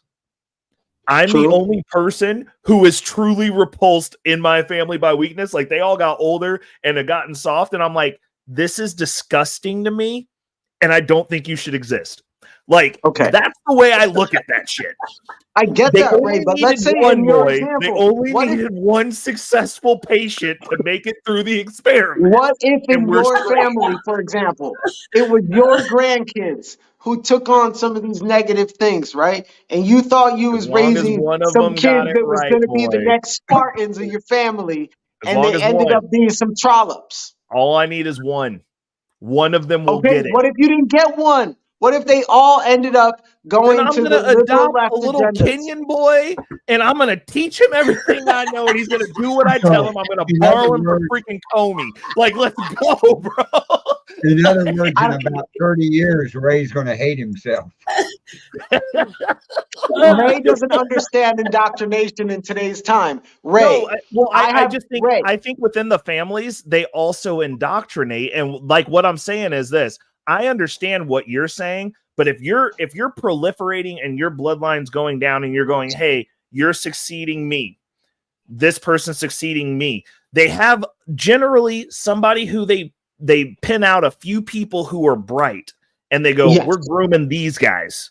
This Yes, is the I next get that. level. I The rest understand the of whole them, grooming the thing. rest of them but become fodder. So you yes, got the but we special are going forces into and a you very got the front line. And you're Ray. only worried about the special forces succeeding because the front line's there to basically catch bullets and hopefully Yes, help. they're. Maybe. I get that they're expendable, but listen to this, Ray. Unlike the generations before that didn't have the internet, didn't have access to twerking and thoughting and all these different things that these kids do now, you may be right, but you also may be wrong because, like I said, Gen Z and all these families have Gen Zers, right? I know parents that did everything right as parents. And their kids still ended up doing the wrong thing because the mainstream culture was more of an indoctrination than they were able to do. And I agree like with you, but Moy, and I can agree with you on that perspective because I deal with 1%ers. That's all I deal with all day, every day, all week. That's my career. And I can tell you there are certain families that you know that their kids are set up to where they're going to blow all the money. And you're like, you made it up a generation. You're like, my kids aren't going through what I went through. And moving forward, they're probably going to come into some inheritance, but they're probably going to trick most of it off. And this is going to stop with you. There are other families where I'm like, these MFers are locked in. You're grooming their kids to take over cities. That can only happen for so long. Shit. But look, because you have the internet, bro. The ones that are getting it right. So what I'm saying is, if you instill that practice down, because like we all know, because I mean, Moy, think about it. We're sitting here. The only difference between us and them is we don't have the resources, and I'm gonna say yet because y'all are in the wolf pack. I'm giving the game. We coming up also. Because like my whole intent, I already told you what my intent was. I don't need to be at the front. I don't need to be the fucking leader. But what I do want to do is have the financial strategies in place so that y'all can do what you need to do. So that way we don't got to sit up here and be having this conversation from the perspective of stuff's happening to us. Right. And we have You're talking as a grown adult that is not going to school, that is not technically, quote unquote, in the matrix, in the sense of that you don't have the full indoctrination as an elementary school or a teenager would. Okay. But your perspective is coming from the perspective of what you know now. I'm telling you that if you have children that are growing up within this matrix, it doesn't matter if they have the grooming at home, whether they're in private school or boarding school, bro. They have the internet. They have their kids doing, the other kids doing crazy things. Listen, come on. Listen. One of my really good friends told me, because like he's very much like mine. He's like we are. Honestly, if he wasn't sick, I'd probably figure out a way to get him up here with us because he loves these type of conversations too. His son is like us. Now he's not rich, but his son is like us. Like he went on a date with this girl from school. She wanted to go to a movie. He showed up and like he only knows her from in school. They show up to this movie. She's got like freaking rainbow shit in her hair, letter mafia stuff all on. And he was like, and his dad dropped him off. He called him. He was like, yeah, I need you to come pick me back up. And like he bowed himself out of the movie and refused to go to the movie with this girl because he was like, yo, I didn't know she was like that. This is not something I'm comfortable sitting next to in public. That shift is happening with kids in late middle school, early high school, dude. Like I know, and that's what I'm telling you. So what I'm saying is if he is in a position, but he's in a position where he's not rich. That's what I'm Okay. getting at here is But it doesn't make a he's been difference. successfully groomed in a position without affluence. And he can go, I will remove myself from you because this isn't the value set that I am choosing to grow up with. I'm making decisions. The issue is the problem that we're seeing in society where it comes to the door is the people who are not actively giving a person a skill set to where they can make a choice. It's True. different if you're told this is what it is, this is what the game is, and we're going to tell you what it is, and you go, okay, I accept that. I'm going to go put on a dress. Versus I can think this through, because we know they don't have critical thinking, which means that like if you're not engaged in a counter conversation to where you have something to think about, you just go along to get along, or at least shut up. True. So the people who are choosing to groom and indoctrinate their kids in their culture, that's the reason. I mean, you've got at least 3 generations as long as you stay on their neck. Look at that's the immigrant culture. 3 generations is when they become fully Americanized and stuff starts falling off the wagon for people that immigrate to this country that do well. I get that, but also look, we're very, very at the tip of the iceberg of to see what this technology has. Because look, at the same time, look, you got people out there. There's dudes out there been in relationships 12 years, marriage, and their wife leaves them because of something of Instagram or something their girlfriend said because of whatever modern society. So what I'm trying to say, Ray, is that the indoctrination from the society is very, very big. And like, yes, these kids may be on the right track, but if they have too much access, let's say, to this negative programming, even if they're within these families. Look, there's plenty of things we did growing up in boarding school and private school that, like, at the end of the day, you had to be sneaky and get away with it. You know what I mean? You'd have to wear a uniform and you sneak out for the weekend and take your clothes with you, your normal clothes, and put on your baggies and your shirt of your favorite rock band or whatever the heck you liked. So we still got away with stuff. So what I'm saying is these kids are no different from these families. They're still going to get indoctrinated or try to find out what's going on in the real world outside of their little Illuminati matrix. Well, I think that I agree with you, but I mean, I think that the bubble just adapts. Like there's a 1% for a reason. Like it's a mindset. So like if I'm financially literate, like throughout the trajectory of like what I've got left of my life, I'm aiming for that echelon. Okay. So let me ask you this. Let me tell you how I look at it though. If I have a kid and that kid's a fucking idiot with money and he doesn't get it, I will adopt someone and I will leave them the money and just have them take care of that fucking moron, because I'm not talking about the money, not believe like that's how I'm talking. Okay. The rainbow. Let's say the rainbow thing, for example. What if your kid comes in, he learns from school, right? You think you sent this kid to some prestigious school that's going to make a difference, and he still learns about the rainbow, or she still learns about the rainbow stuff, and they want to change their genitalia. Well, you can do that shit when you're 25 with your dumb ass. But I'm talking, let's say it's a kid. Let's say it's a 12-year-old. Put on the shoes that go with your feet. Look, no. I'm being honest. I'm like, you know what? First of all, there ain't no way. What are you gonna do? No way. Not being like the Wade family. They gonna sneak that shit in on my kid. Period. Like I'm be like, yo, my wife is gonna be like, yo. Do you know that there's parents right now that have said that and their kids got into some fuckboy shit because of the culture? Well, wait. But look. Okay, look, Clark is shaking his head. What's Clark got to say on like this? if you're sitting here, look, come on, in that hypothetical scenario, I'd be like, listen, you holding that L until you 25, and then we can revisit this shit. That's what you're gonna tell your kid? Get out of here, Ray. I'm gonna be like, hold that L. Hold it. I want you to hold it good. I want you to hug that motherfucker while you sleep. Yes, hold that L.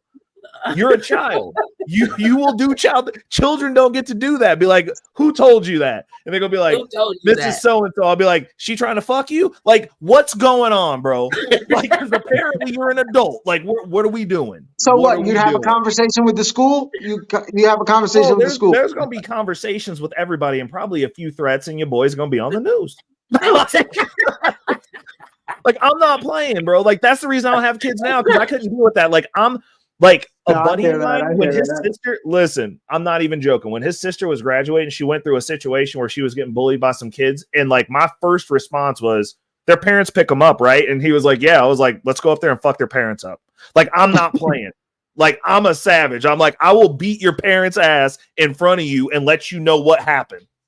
And we can talk about it. How do you feel? Do you like seeing your daddy getting stomped out like this? You should stop being a dick.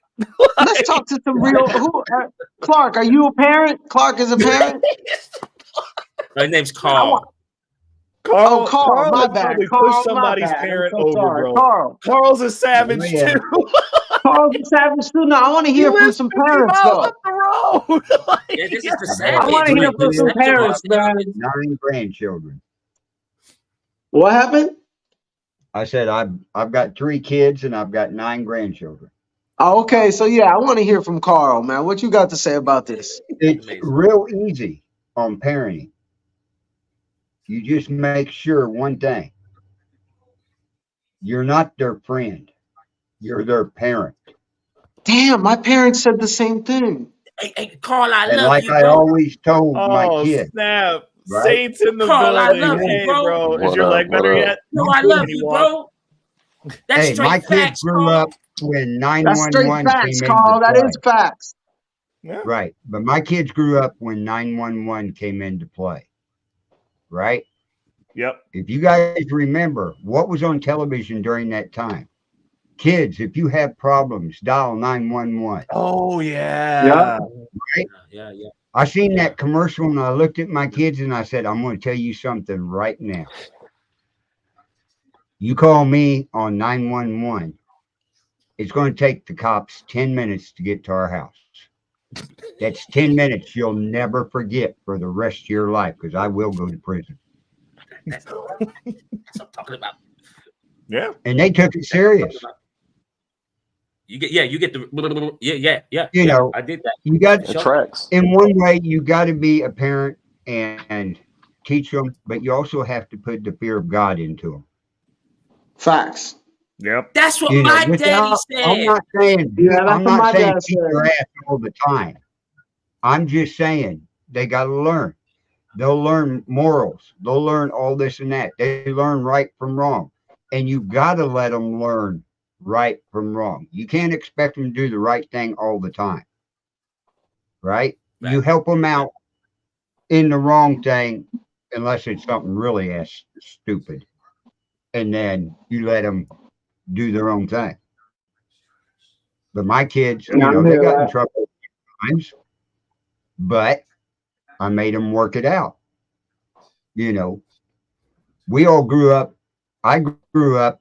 If you was out on a country road drinking and you ran into the farmer's fence and got out, the next day you was out there rebuilding that fence for him. Yep. Right. That's how I grew up too. Yep. Right. That's what I taught my kids. You do something stupid that you can fix, you go fix it. If you do something really stupid, you come to me and I will help you try. We'll figure a way out to fix it. And then you learn your lesson. Mm-hmm. Facts. I like you, Carl. I like you, Carl. You're a good dude. Well, I grew up in the old ways. You got to remember, when I grew up, to give you a perfect example, I was born in 1960. Okay? My dad owned a gas station. My dad was a farmer and all this and that, right? My grandfather owned dump trucks and owned a quarry. So I learned everything all the way around. But times were tough back. Minimum wage. I can remember when I was little, minimum wage was 75 cents an hour. God dang. Wow. We were out bucking hay bales for 2 cents a bale. Wow. My dad used to talk about things like that. Wow. So you learn to grow up with the morals and the work ethics and everything. I've had jobs, I'm still working. I'm 63 years old. I should be retired. I have retired twice, but went back to work and everything. And I mean, I drove over the road and owned my own semis for 20 years. So, yeah, it's a work ethic. You don't let the grass go under those tires. You got to get out there and make that dollar to pay for a $155,000 semi. That you had to trade every 3 years. Yeah. So, yeah, there's a lot. My kids are all doing great. I've got a daughter that has her own restaurant, running it and everything. I got a son that's into IT and internet and technical, all that good stuff. He's doing great. I'd say my oldest son is really the smart one and everything. He worked real good laying carpet and everything, but he married a very smart woman. Oh. She makes a 6-figure income and they are living in Greece. Oh, nice. The company pays for their house over there and their cars. Wow. Oh, jeez. Dude. So he's a stay-at-home dad now. Oh yeah, that would be too. He got caught. He's a black-butter gentleman. 45 years old. He stayed home with his youngest son. Yeah, he figured it out. Oh yeah. So I'm not ashamed of any of them whatsoever. They've done a lot better than I have at their age and stuff. Good. There was a lot of things I did younger to make $1 here and $1 there and everything. It's just like now, 63 years old. I'm still out remodeling houses. Okay. Yep. I also, as you see down here, I'm also Wizards engraving. I do laser engravings. Oh, nice. Damn. Awesome. Okay. Oh yeah. Okay. This will show up with this green screen behind me, and I'll show you one real quick. If you've all heard, have you all heard of Santiago Cirillo from The Walking Dead? Cirillo? No. From The Walking Dead. Yes. I know who you're talking about. Yep. Oh, wow. Whoa. I'm friends with him, and I'm the only one allowed to make his anything that he wants me to make for him. Wow. That is so cool. That is on a 6-inch by 6-inch tile. Dude. That is awesome. That is cool. Dude. Yeah, see that? I was even saying, Carl, shit, like that's the we should start like a podcast. We start a podcast, like a parenting podcast or some shit. But you got everything. I also own the Bill of Rights Network. Yep, that's what I was about to say. I was like, what's that? A podcast about the Constitution? I need to work with you, Carl. Everything on the First and Second Amendment. Okay, that's what's up. That's really what's up. And also, if you see, let's see, this one right here, Things Network. Yeah. I do a show called Paranormal Nation Radio. I'm a paranormal investigator. Nice. I got a show on the paranormal too. That's what's up. Where's my tinfoil hat? Really? My tinfoil hat. But oh my goodness. So at 63 years old, I don't put everything in one lane. I look outside the box and create different avenues to make money. So yeah, you got the rich dad, poor dad thing going on right there. Yeah, I like that. That's what's up. Carl, do you send your lives over to YouTube still? No, I quit YouTube. I quit fighting. Dude. No, I'm making more money on Rumble than I ever made on YouTube. Oh, stop it. Okay. Man's got a point. Stop it. Preach, I need to make the preach, Carl, preach. Yo, so Rumble's good to you? Yeah, real good. Okay. I might have to get over there. I'm already over there, but I really don't be posting anything over there. So Hey, I man. dual stream over on Rumble, and it's interesting. I either have a ton of people watching invisibly because no one ever chats, but I got to get with Carl because he said he knows how to get people to talk. So Yeah, Okay. there's a way you type in and it gets them going. okay. Ah, Because yeah, I And know I can nothing show about I like I can just show put stuff anybody over on how to Rumble. do it. You know, I'm not getting rich on Rumble, so I don't have to worry about taxes over there. But Yeah. I'm making a few dollars. It helps me pay for StreamYard. Okay, that's Oh, what's up. nice. ah, If it can pay mm, for my StreamYard, I'm happy. Yep. Carl's Yep. vertically integrated over here. yeah. You know, Yes, sir. because Man, I should when we move go, damn near how about 90 miles away from Kansas? That's where I need to move to, huh? Damn. All right. I'm 55 miles north of Kansas City. Okay. I'm up Okay. in the cold ass weather. Yeah. Oh, All okay. right, fellas, I'm finna head out. Later, Oh shit, man. Langell. You have a good one, brother. You too. See y'all later. Take care, Thanks man. for having me. You Later. too. Yeah, Nice have to a meet good you, one, Carl. brother. Hey, salutes, Nice man. meeting you. Salutes, Nice Nice meeting brother. you, meeting Carl. with you, brother. Yeah. Nice. Oh, snap. Bumpkin in the building. But What What? up? yeah, they're bumping. What's up, But Pumpkin? yeah, I mean, there's so many different ways. YouTube, especially when you own the Bill of Rights Network. Yeah. And when pandemic started, we had all kinds of shows talking about it, Mhm. right? Oh, And you know, so that was like when they as were soon like, as you you can't talk about mentioned it. it, as soon as you mentioned it, you got blocked. So I would have to every day get up and do about 5 or 6 videos that I had to dispute. Wow. Yeah. Yeah. So I finally told YouTube they could kiss you know what Right. and Right. everything, and went to Rumble, and now we're getting ready to go live on Telegram Oh, Oh, good nice. for you. Ah. Yo, does because Telegram have a paid element, Carl, or it's just for networking? not really. But what you do, you got to learn to. You go to one place that's not a Yeah. Right. paid deal and send them over to Rumble. Right. Oh, Right. okay. Right. Right. Carl's You see kicking what I'm game. saying? Man, stupid game. Hey, Crazy game. Love it. it's just a way to do. See, I've been involved with StreamYard. I was one of the very first 100 people that got Wow. bought into StreamYard. Oh, Wow. wow.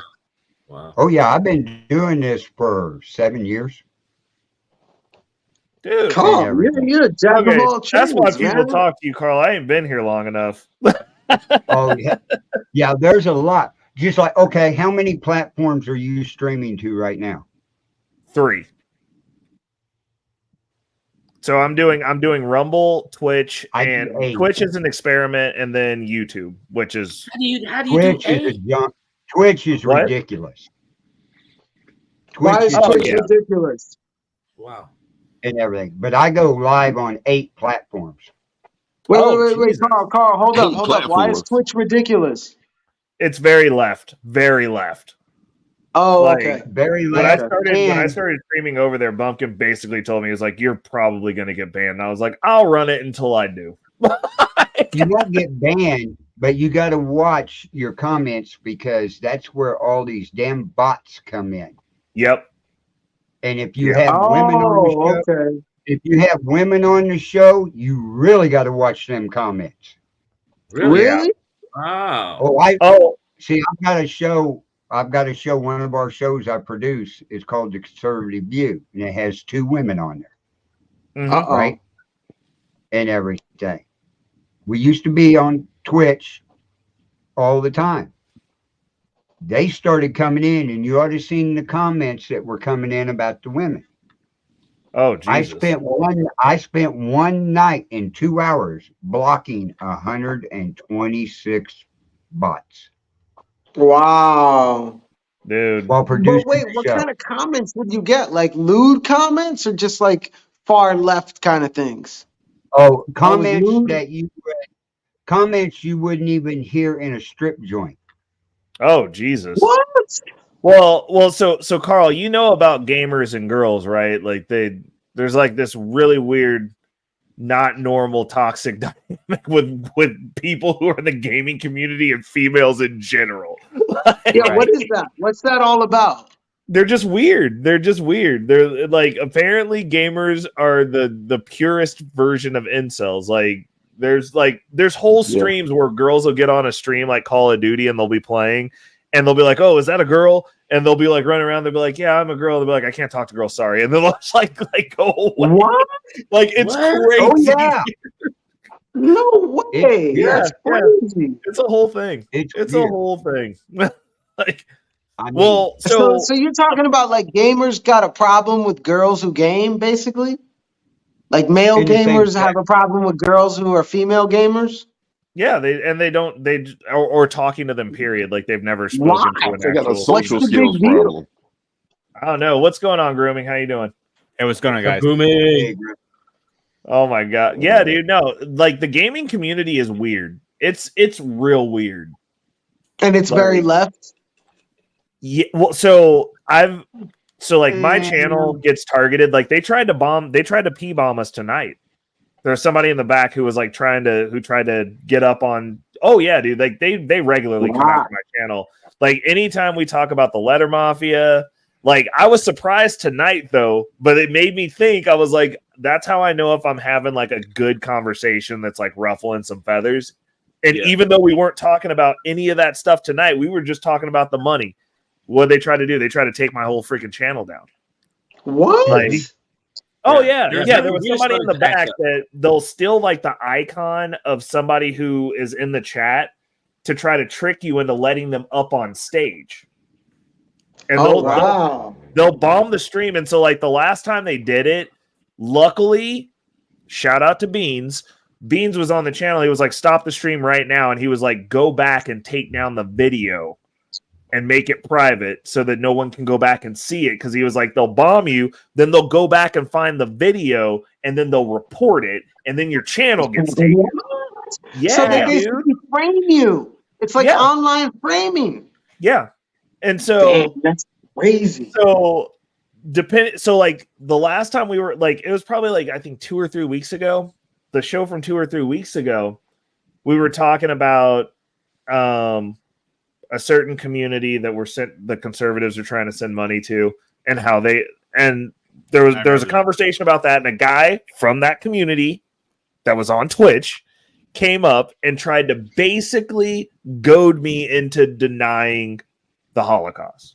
And I was like, no, I'm not saying it didn't happen. What I'm saying is factually, we don't know exactly what happened because they lie to us about our enslavement and how black people are treated here. Our history is not accurate in the country that we're in. So for you to tell me that I have to implicitly believe what this same country that lies about my history says about something that happened across the ocean, and I'm supposed to believe it at face value. I was like, do we know what happened? Yes. The whole planet went to war. Bunch of people died. It was terrible. When you get into the specifics of it from what our government tells us, I don't believe that shit. At all. I'm like, they didn't even tell us who actually enslaved us, which was interesting because that episode, since that man was of the community and well-versed in it and knows their history, I was like, you do realize that y'all owned 95% of the slaves in this country and you brought them all here, right? Yeah. And admitted to it. And I was like, but you guys just went ahead and let white people take the blame for that, huh? But I'm supposed to feel sorry for everything that happened to you? You never took accountability for what you did to my people. Right, that part. The biggest problem is if somebody doesn't agree with what you're saying, and like it doesn't matter if I agree or disagree. We had butted heads and we respectfully disagree, but I'm not trying to take your goddamn channel. You're not coming after my groom channel like, hey, fuck you! I hate your goddamn fucking beard. Take that shit down. No, you're not gonna do that. I'm a gamer too, and that pisses me off when I'm hearing this shit. Like, yo, what can we all have a good time? And like, well, agree to disagree. I mean, the younger cats now, like I have a friend who's a Twitch streamer and like he does that for income. And he was like, "Oh, I need to get my community." I was like, "You probably don't want to come over to my channel." And he was like, "What do you guys talk about?" And I was like, "Well, sometimes it's politics." And he was like, "Oh, we don't do politics." And I'm like, "You're a voting aged male. How do you not do politics, dude?" I was literally talking politics last night with my buddy and religion. We're still good friends. Doesn't mean we disagreed on a few things. But the problem is that's what I keep telling people. We've disseminated this down to where it's so much of a team thing and not an America thing that now they don't like, if you have a dissenting opinion, it's not that they just don't like you. And like, this is the conversation, and I only have this conversation with leftists, and I hate to pull the team thing here, but it's a specific rhetoric from those people. And what happens is when they can't win an argument, they get emotional. Wrong, shaming tactics, like a woman. Well, it's not even that. They get down to the point to where they're like, oh, well, like, you're just an enemy. And I'm like, I don't think you know what that word means. And I don't think you actually want someone like me as your enemy, because you spend all your day not training to hurt people. And that's literally the only reason I go to the gym. So, like, I don't think we're on the same page here. Like, you really want to have an issue with me to where, like, if I see you in the fruit aisle, I crush your fucking head? Like, is that what you want to have happen at Hy-Vee for no damn reason? Ray, it's not even that. It's the fact that 95% of at least the interactions I've had online and offline in real life is that once you start talking about facts or actual things going on, they usually go into shame or emotional. And instead of arguing the facts and being critical thinking, I don't know if it was like 5th or 6th grade or something, we had like debate class, right? They'll go into like, you're a loser, or you're this, or you're that, or like, it's like, yo, we're talking about a specific point. Like, I'm not sitting here and being like, you suck because you have pink hair, right? You're talking about like specific facts, specific concepts, intellectual nuances. So it's like, it's crazy because more often than not, it's almost like they don't even study what they believe themselves.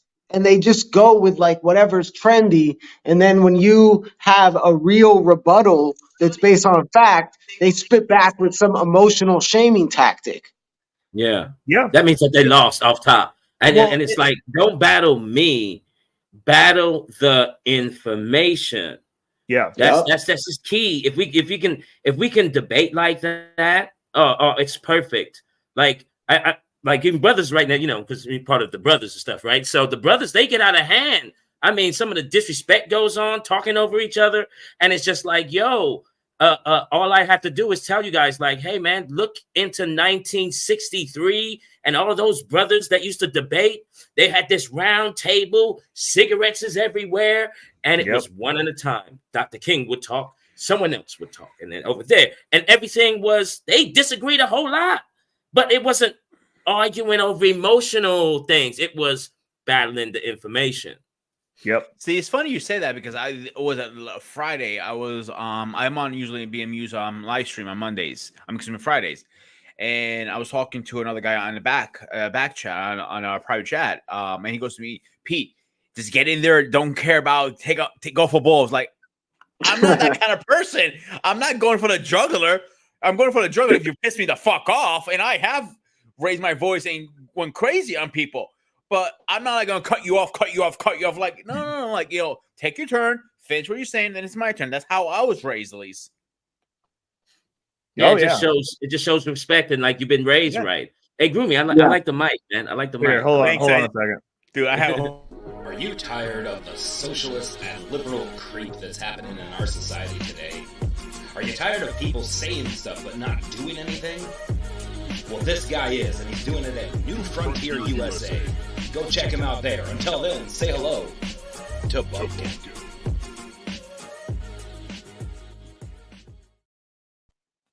What's up, I've arrived. What's up, boys? How's it going? Man, Bumpkin, you been going to the gym or something? You over there trying to grow a neck, bro? I see you. What over there trying to have a neck and shit. You used to not have a neck for a little bit, bro. Now you got a neck. Hey, you should have seen me 4 or 5 years ago, where I was 450 pounds. You had no neck, bro. No, I had such a no neck. It was starting to Oh Jesus! It was starting to. It was bad. It was bad. I'm happy that you have a neck now. That's improvement. I'm happy. I'm happy. I'm not going to die get at a 30. hickey now. That's the neck of a man who could save America, bro. That's all I'm saying. Facts. Facts. Reckless, I got a bone picker with you now. What? The fuck does anybody has an intro but me? Well, first of all, Casey made all those, and I haven't had time. I haven't had time to even mess with it because all I'm doing is working. True. You did. I thought we were cool. I like one of those special intros and shit like that. I didn't get nothing. Like I was like, dude, these are literally everyone who has an intro, including Murder 100, who's in the chat that never comes up here. Those are all people who were here like day one, basically, like when we launched. After we moved it off of Beans's channel over to my channel, those are all. It's like basically everyone who's like a day one or been over here a lot, or people that Casey likes. Like that's honest to God truth because he made all of them, and so he was like, "Hey, like I'm gonna make one for so and so," and I'm like, "They never come over," and he was like, "They will." It's like, okay. Yeah, you got to give Groomy the Sparta 300. Sparta. I'm okay with that. I'm okay with that. I am Greek too, by the way. That's what I'm saying. I was like, bro, see, now that you done started putting ideas in my head, I'm gonna have to figure some stuff out. Like you did this to yourself, if bro. you go down on my channel on shorts, the other day I had a whole braids and everything going on, and I did a 300 thing short and everything. And we're like, I didn't get a lot of likes, but I was actually very proud of that short. And it was like, this is Sparta, and I had the whole braid thing going on and everything. Hold on. Lady was asking where Reese has been. I'm pretty sure he's been working, lady. Like I'm 80% sure. Like that dude be going down the rabbit hole. But he also got his dispensary license or his grow license. So I'm pretty sure he's trying to like launch a business. Like that dude's busy. He needs to be working. Philly's not even safe. That's a lot of money, bro. That's a lot of money. Not mean to post that I got a in the question for you. chat. Maybe you can answer this shit. A buddy of mine trying to convince me to do mining. What's it called mining. I'm trying to think what he called it. Yeah. Do you know anything about that, any chance? Mining what? Crypto. But like specifically what crypto? Like which? Well, yeah, I was like, that's very vague. Specific because I got the new PC. I got a whole new setup, and my computer has like 26, 23 cores, and he goes, that computer's so powerful, I can make a lot of money off that shit. He says to me. It's gonna burn up a lot of power. So if you're gonna mine Bitcoin, which is basically the only thing that's kind of worth mining, it's gonna be super inefficient to do that because they have special computers that are built for mining Bitcoin now. And B, your it'll cook your computer over time. Like absolutely. Yeah. I it'll break it. Ran on this computer at a certain point. And I don't know at this juncture if you would make back paying for it. So like I would not do it if I were you. I'm looking at like about $30 a month after electricity and everything. That's not a good enough profit for me to even take that chance. If you so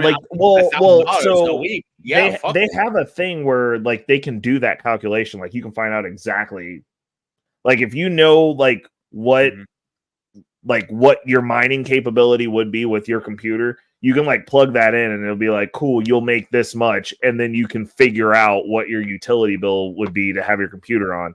But like also, you can't do shit else while you're mining. Yeah, that's what he told me that too. That's why it's so much more proficient, bro, to just get a specific rig made for mining. A specific rig made for mining. Have that shit running in the background so you can still do all the stuff you want to on your computer. And it's just, that's the most efficient way to do it. But even then, it's like... I'll put it this way. I went so overboard with this computer. I dropped so much money into it. My friend literally shit his pants. Literally, I'm not even joking about that. That's how overboard I went with it. I like his clients he builds computers for. He wouldn't even build this. That's how overpowerful it is at this point. Like, how much do you guys spend for your computer? Like how much have you spent on your computer, right? Me? $3,000. How much? On whose? $3,000 on my computer. $3,000? Yeah. $3,000? Oh, yeah. How much you pay for yours, Carl? On this one, 600. and you got really good graphics and all of that. You're not. That's because Carl's been doing this for 7 years. He knows the thing or two. No. Shit. Good internet and everything. All of you can, if you go to your settings down below, you can do a virtual background. Yeah. Each one of you can. You don't need a green Yeah, screen? but then I start glitching and all of the, you know what I mean? Right. Okay. For starters, are you on a phone or on your computer? On this HP cheap ass computer. Okay. How many gig RAM do you have? Ah, shit. How fast is your computer? Okay. I got as fast as Kenyon's. Okay. If you have below a 6 gig RAM computer, the graphics you would be moving real slow. Mm-hmm. On. The higher you go, 8, 16, 32, on up like that. Like this one, this is an all-in-one computer I have sitting in front of me. And it's an 8 gig. It does everything I need to do. Is it one of those? Is it one of those all-in-one HP ones? Yep, that's what it is. I know the exact computer you have. See, that's what they be telling you though. They keep telling you that you need to try a million things, and it's like you got to figure out how to work with stuff and understand what you're doing. The funny story is why I have two of the exact same computers. I was with another network, and we were doing a live world record breaking event on it. We started here at the house. We was doing 176 hours live streaming. Oh, Jesus. Right? Oh, you ain't heard nothing yet. So we ended up 75 miles away at a bar because we was doing it for veterans, right? Yep. I had my other laptop set up at the house still doing the live so we didn't lose anything.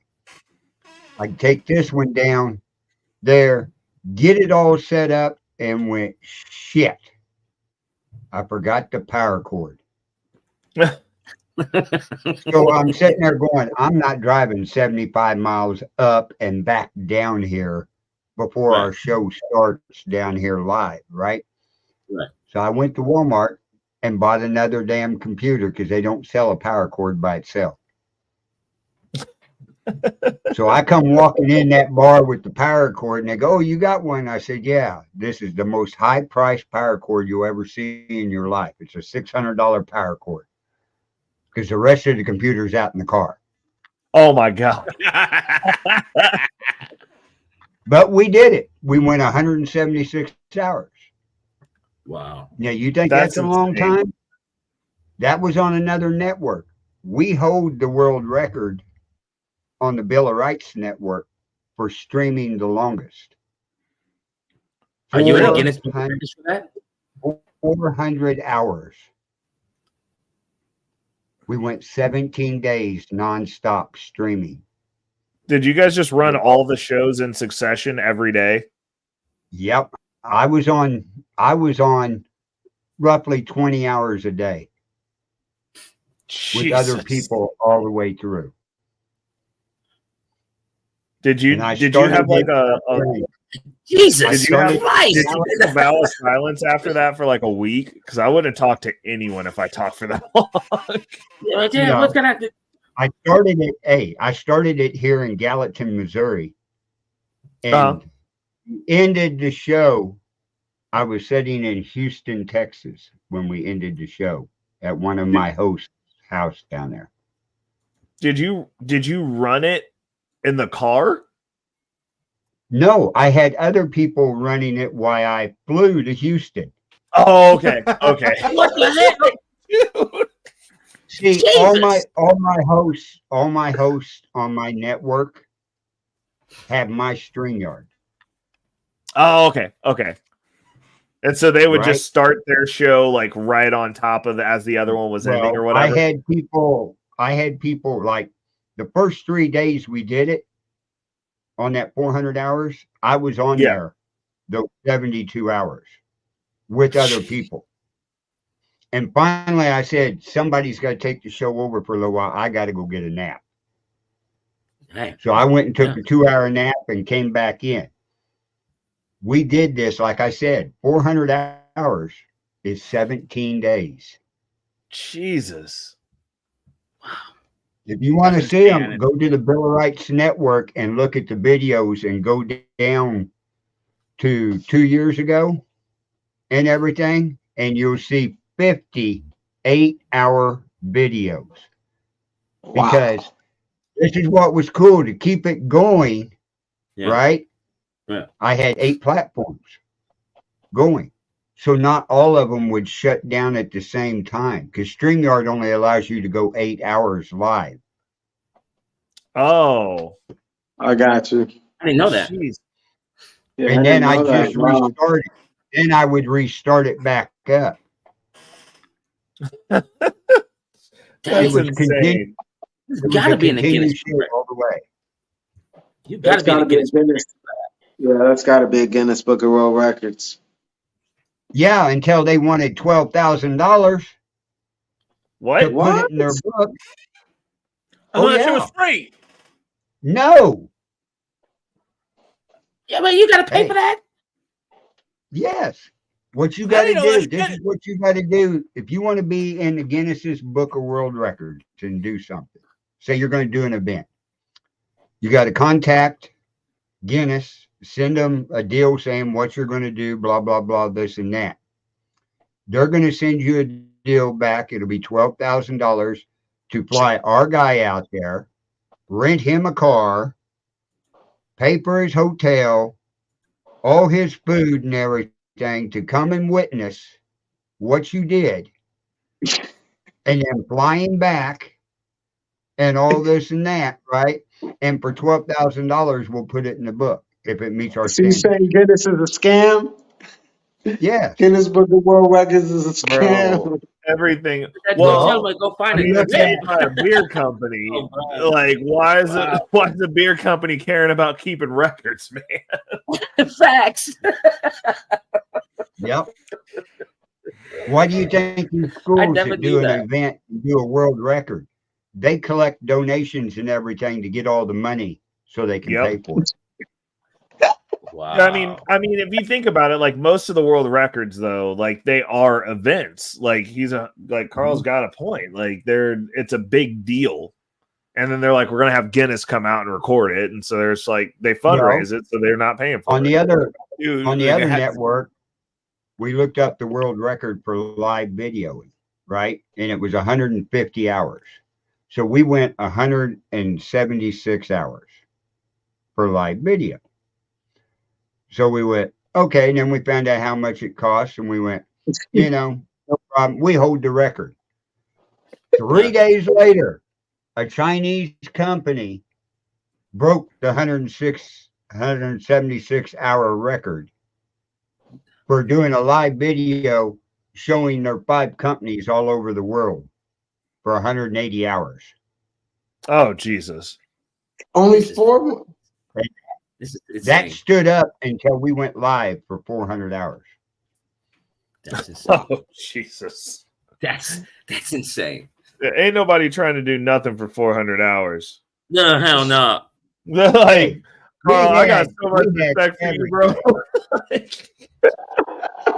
Hey, the first time I did the world record, the last time we did the world record and everything, or the first time we did the world record, was during the election. Oh, snap. Wait a minute. I'm trying to see something. Can we stream to OnlyFans? Yeah. What? Of course. What? I'm just saying. I'm trying to think of something I can do for 400 hours to get in the Guinness Book of World Records. Y'all leave me alone, bro. Listen, what you do with your man is I want to be a winner too, all right? I ain't got shit to talk about, okay? Like, y'all let me breathe. Listen, what you guys do with your mans is your business. Dude, there's legitimately people on OnlyFans that do not produce porn. They're like what? Like plant trees and stuff, right? Like they teach you how to, there was a dude who taught you how to scam on there, and every taught you how to scam. Soap making. Like, there's people that don't do OnlyFans is legitimately OnlyFans. Yeah. No, I know. Yeah. It didn't originally start for porn. It just for Right. some I thought reason it was. sex I thought workers it was attached to responsible it. porn. Talking about No, house cool no. during the summer. Or OnlyFans. showing a little bit of your spandex legs. Well, no, but there's also like weird stuff like where you can like go get something educational, but like the chicks in a bikini or topless, and like they're actually Yeah. teaching stuff. Like They're teaching stuff, but they're half naked. That's the weird as fuck fetish territory. My But biggest question is, how fast can you make money in that thing? If you say I started a channel today, just Bro, talking about you don't make fingers money on that. The average you're a person dude, makes you're not $5 a gonna- month. unless you're teaching scamming, you're not gonna make money on there as a man. Well, actually, Yeah, if you it's go, so hard. if you go into the Euro section, I heard the foot fetish putting women putting feet in jelly. It's popping right now. That's their thing. dude, That's a people thing? people are into some weird shit, man. Dude, There's probably all types of weird stuff if you y'all Google gotta it. go outside and get some sun. Y'all over here watching women put their feet in jelly, bro. Like, somebody needs to talk to They you. need to talk to women. But Yeah, they need to talk to women, let alone pay Have for them they to ever put their met feet a in woman? I want jelly. to know. I don't know, man. Well, I mean, yeah, their mom. But anyways, did you guys see that Citizens Bank collapsed? What? No. Really? Oh, no. Since when? Hold up. Let me get on. November 3rd. What? It's been a few days. I just Googled it. Yeah. Citizens Bank, based in Sac City, Iowa, has been shuttered due to financial instability, marking the 5th U.S. bank failure in 2023. Here we go. Wow. Hey, bro, if there was ever a commercial for Bitcoin and gold or anything else, hey, remember when they said Bitcoin was a scam and now Citizens Bank is closing? Oh, dude, I gotta go buy some gold backs. Thank you for reminding me about that. Hey, gold backs. Yes. I mean, seriously though. Which ones you got? The Arizona or Nevada? Or Utah? I haven't bought any yet, bro. Oh, okay. I'm They going had to. them on the show though. I had gold backs on my show. Send me the link in the back check. I want to check that out. What, gold backs? I know the Citizen shut down. Oh yeah, I got you. Yeah, dude, that's wild and not surprising. It's. I mean, I guess that's a perfect gift from traditional finance to the beginning of the Bitcoin bull run. So thanks. Wow. A big fuck you to the cash is king. All I'm saying is we running the numbers up, bro. I can't. That's unreal because Citizens Bank, like out of all the banks, like I know, like that's a bank that's known. That's my bank. Oh, well, you ain't not anymore. Nigga. I literally earlier today. It's still running. You might want to check to see if your money's okay. Yo, check that, yo. You better get offline and check your accounts. Oh, that's right now. Like go transfer all of it to Cash App right now. Dude, you know what I saw? I saw that, right? I saw that because actually it was Black YouTube that was talking about it. Crazy thing. It was the Aaron O show that was talking about it. Like that's how I found out this news. I'm like, what do you mean Citizens Bank collapsed? I'm like, I haven't heard anything about that. I googled it. I was gonna use Citizens Bank for my 501c7. I was going to use it, but they actually denied me because there isn't a Citizens Bank in my state or anywhere near me. Here's my cat. I don't know if my Citizen Bank is actually connected with the corporation now, because I know that some of them are not. I don't know. Yeah. So what happened? Well, okay, so they've got a purchase agreement by another bank, and what happens is the bigger bank it's Big Bank versus Little Bank. Citizens Bank, Little Bank, they went insolvent. So they're purchasing all those accounts like normal. Like so, when these banks collapse, it's not like it collapses and the money goes away. They get bought by another bank, and then that bank absorbs the smaller bank, and they're like, "You're just us now. We'll get you moved over to our systems and we'll get you." Sometimes they reissue debit cards. It depends on how they move it forward. Like they might let it just continue functioning as Citizens Bank. It sounds like a logistical nightmare. Yeah, it is. If you remember years back, I'm talking about like good 15 years plus, that TD Bank was Commerce Bank, I think it was called back then. And this Indian company, I think it was TD actually, that ended up buying them out, and they changed all the names. Yeah. Yeah, I remember TD Bank. Yeah. They're around now, but before that it was Commerce Bank, I think they were called. They kept the same color, same everything. They just changed the name from Commerce to TD Bank. That's the only thing they changed. Everything else, their logos, everything is still the same. It's just the name got changed. Yeah, I mean, after this is all over, and like I did a breakdown on this. There's only gonna be like 5 banks, like most likely. Nah, come on now. You're gonna. It's the truth. Like, I mean, this is an attack on the regional banks. Like, they're controlling. It's control. It's a control play. Like, it's about the money. It's about the controlling the capital. And so what they're doing is you're seeing consolidation. Whenever you have financial instability, it's like when the money gets tight and the tide goes out, you find out who's been swimming with no pants on. And the issue is every time this happens, your JP Morgan Chases, your Citibanks, they just start buying banks. And they continue doing that. And like, if you're not in a position to be a predator, then you just pray, like hoping that you don't get eaten. And I mean, that's what we've historically seen. They kept blaming it on crypto. Citibank didn't have shit to do with crypto, though. They just had bad financial practices. Like, they're not, for a bank, they're not necessarily functioning from a state of financial literacy, because the bank, of course not, quantitative easing and all this other we can do whatever we want. But that's our money system, unfortunately. After let's say when we stop using gold, man, our whole money system, the Federal Reserve, man, blame it on the feds. Well, it's not. Okay, go ahead.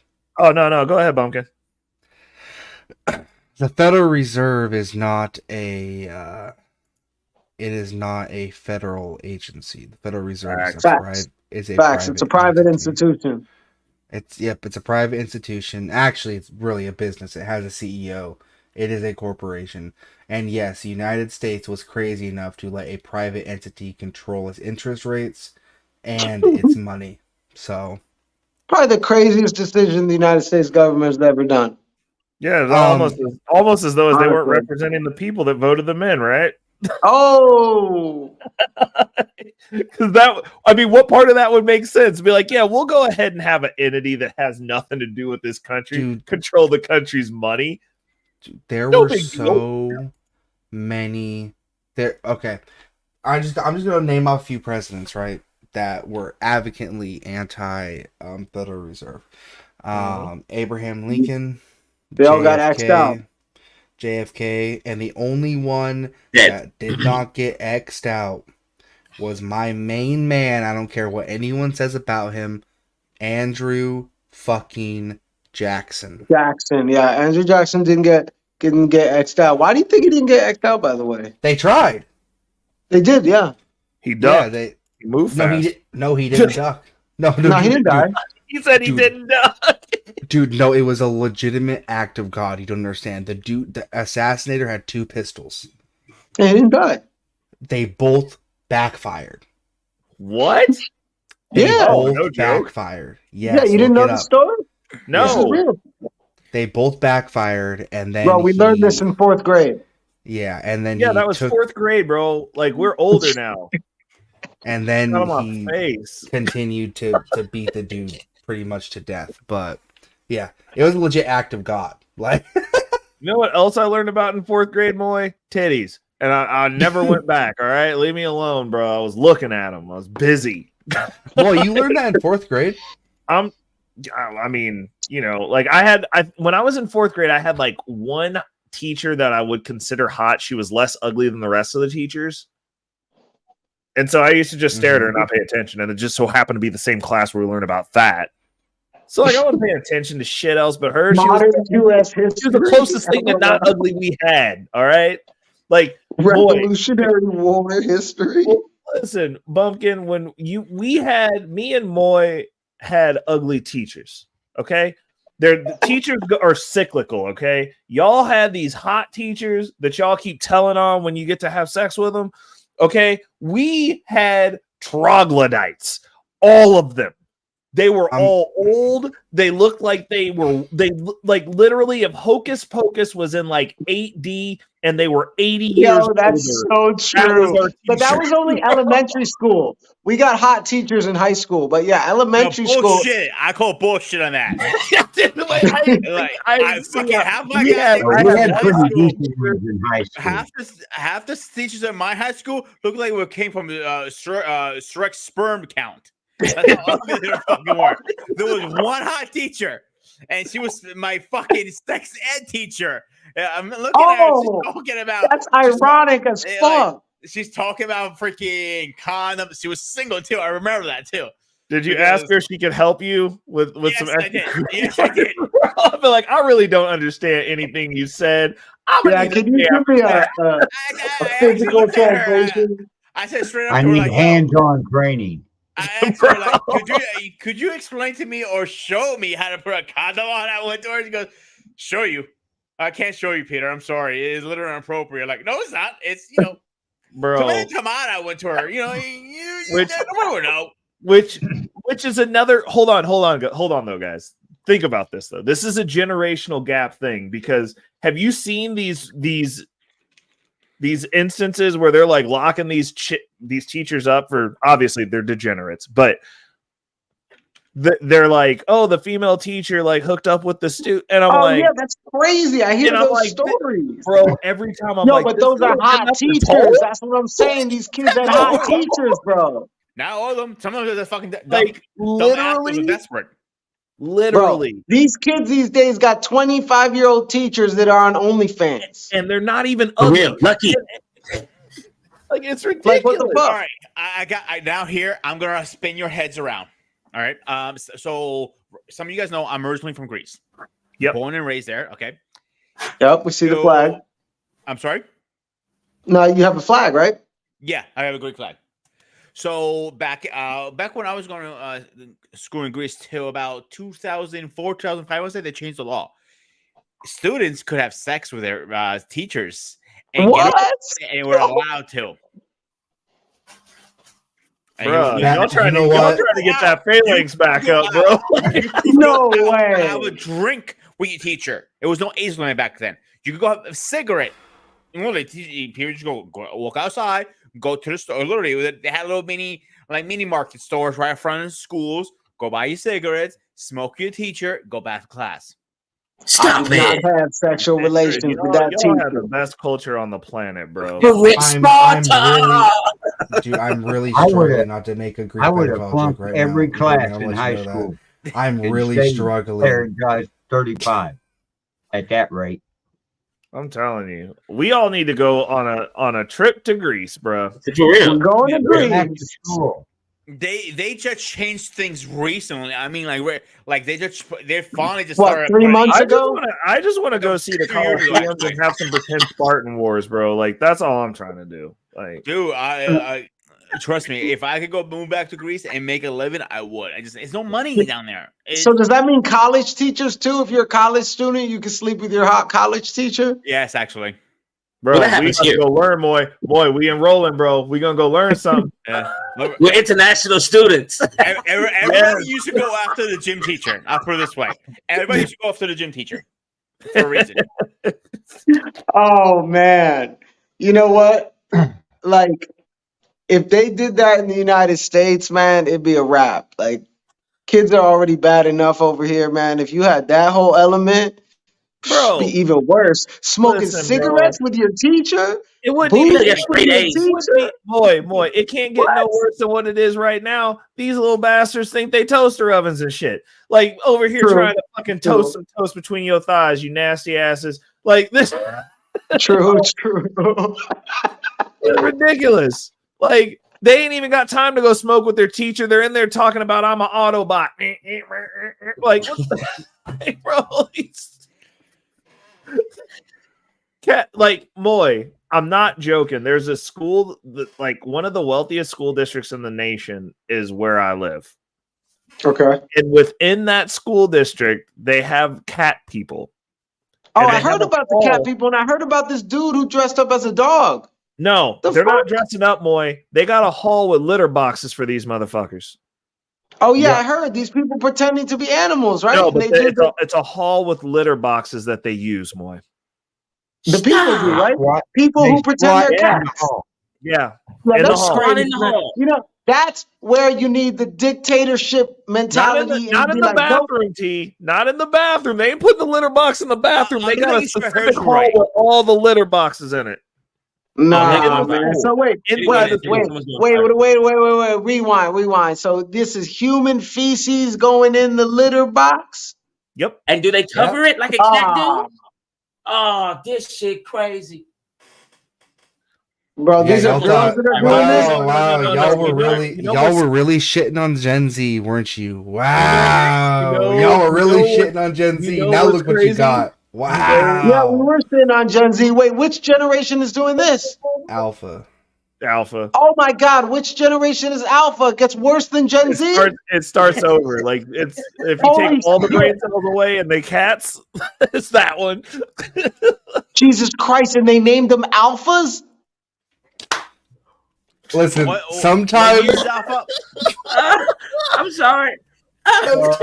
Dude, God has a good sense of humor, man. I don't know what to say. Man, God had no part of this. Don't put God into this. Bro, when the girls transition, they become alpha male.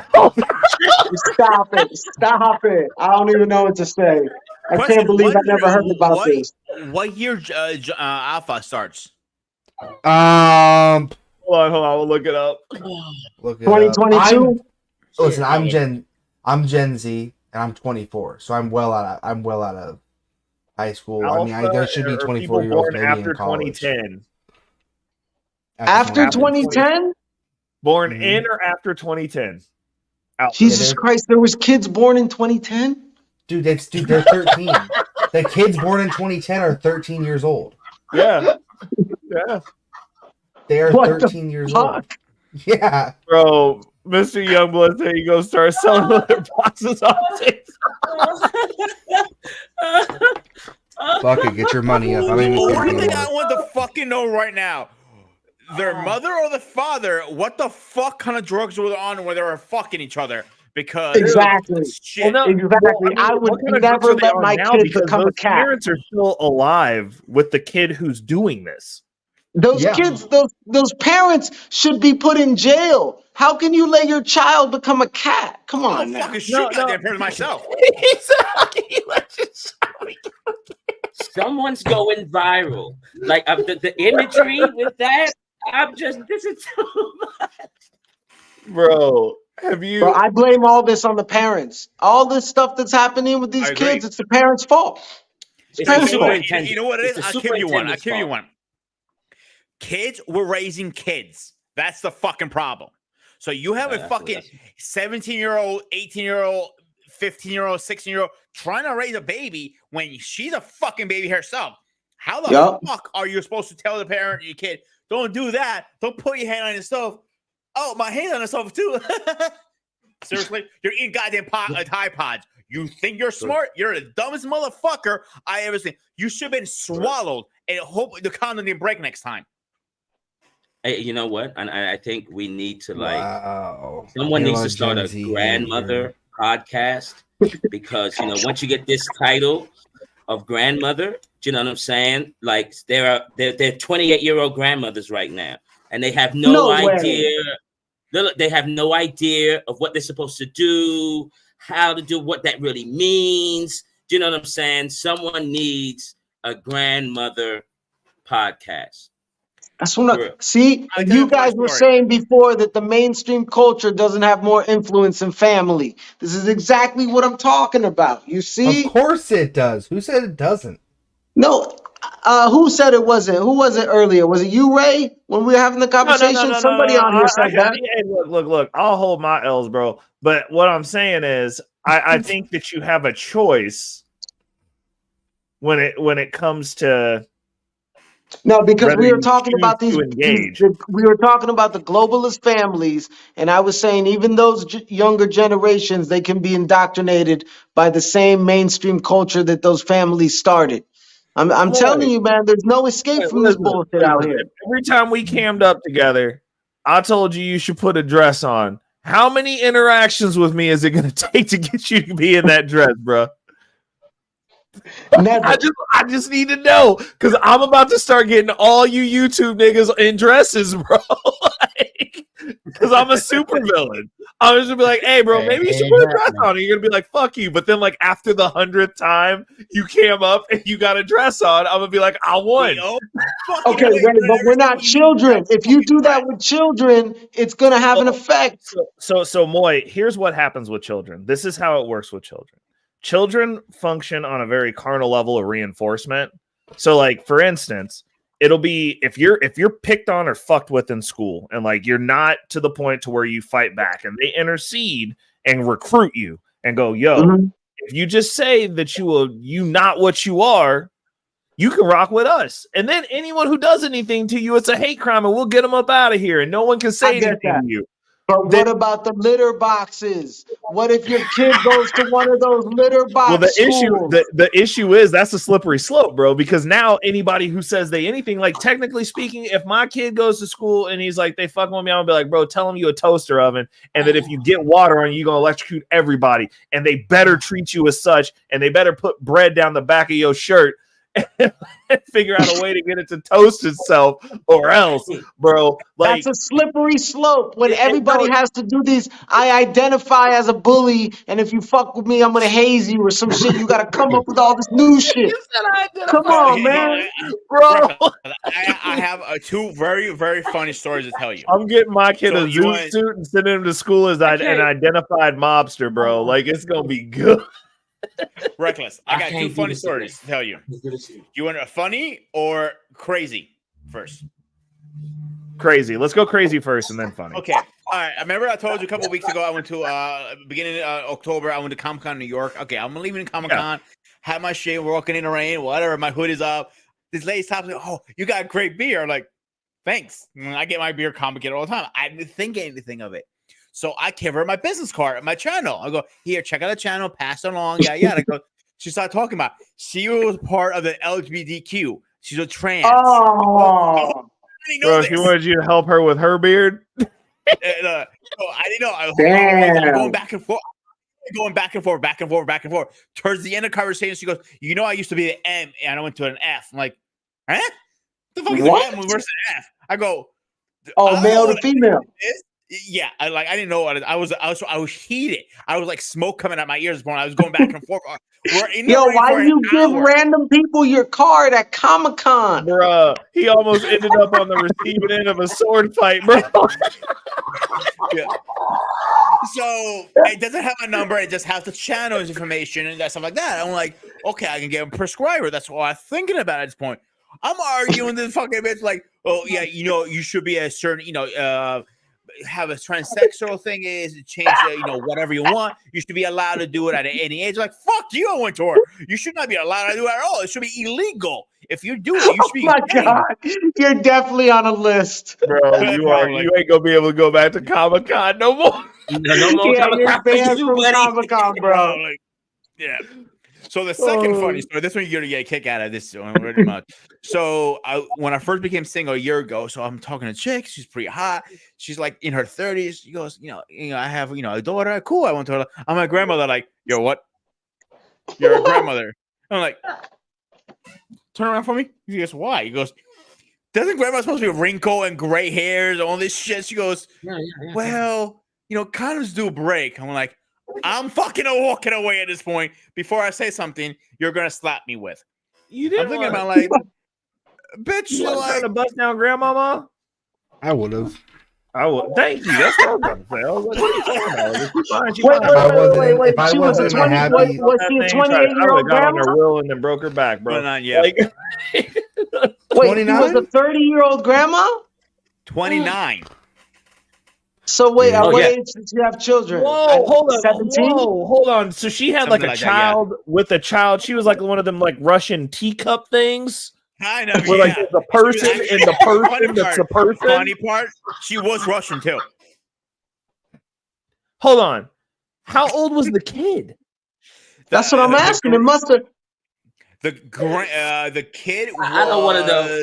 14. She told me at the time. This was a year ago, and now The her 14-year-old grandkid is also had a baby. yes, it was like 6 months at the time. Right. Oh Lord.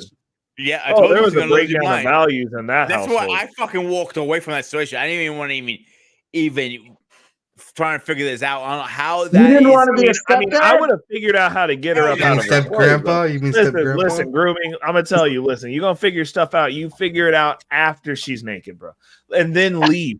Okay, like I was just saying, like the thing that needed to be figured out could have easily been solved. The rest of the mysteries, you run away from those. Like, what are we talking about? Did she have a Russian accent too? I would have been like, yeah, that's fucked up. I didn't want Shirt off. a Russian mafia after a hit on me. I was good. I don't want Did she have a Russia versus Russian- Greece kind of thing. Did she have a Russian accent? Yeah. Oh, Where see, I did you would've- meet her? oh, On a dating app? You messed up, grooming. Oh, at the gym, we I have met to have her. a conversation about you and your mystery machine, because you got. The thing is, you got to solve the problems that you can solve, which like her back needed adjustment, and now she got an itchy back. Like like you could have helped her for real. Yo, grooming. Where did you meet her? At the gym. Hey, and she work out, bro. You could have folded her up like laundry. I said I met her at the gym. I never said she worked out. She worked there. Oh. She worked at the gym. I mean, most people who work at the gym go get a little pump in before they leave. Yeah, usually girls that work at the gym look good. Yeah. Not this one. Facts. She actually looked good, but not like He said, grooming said she got 8 times uglier after he found out she had a kid with a kid. Yeah, I was like, I just couldn't do it, man. I just couldn't do it. I was You first ain't at her, shit, bro. I was first at her Lane show. Look at her, I'm like, I mean, you gotta. I don't need that drama right now. Listen, grooming. Every time this happens moving forward, just think of me popping up on your shoulder and whispering in your ear for the culture. You think that's gonna help his cause? He's not gonna be able to do anything then. That's the worst thing that could happen to him. Don't, bro. I'm terrible, bro. Like, don't have me be your voice of reason, because you gonna be in some shit. I'll have your picture in my phone, guy, and one over here and go, like, what should I do? Be like, for the culture. For the culture. For the culture. Do it. Yeah, but you don't know out here, man. You just don't know, man. I ain't gonna front, man. I met a girl at a grocery store, man, and she was cool, but then she ended up being crazy in the sense of like what you was talking about, Ray. You know, all these kind of indoctrinations from the left. Yeah, girls get it a lot worse, unfortunately. 100%. So like sometimes you can't tell from the outside, and then they come like full fledged with some crazy feminist stuff. It's like, oh man, I thought you was normal. Well, I mean, but Moy, this is the reality, and you gotta understand this. Talk to me, Ray. Talk to me. We don't give a shit what women think or say. That's True. the first. I don't listen to like 90% of stuff that women say. I don't listen to. I listen to how they understand that, navigate in my 100%. presence. I'm like, you can say whatever you want, as long as when you're in Ray's sphere of influence, you act accordingly.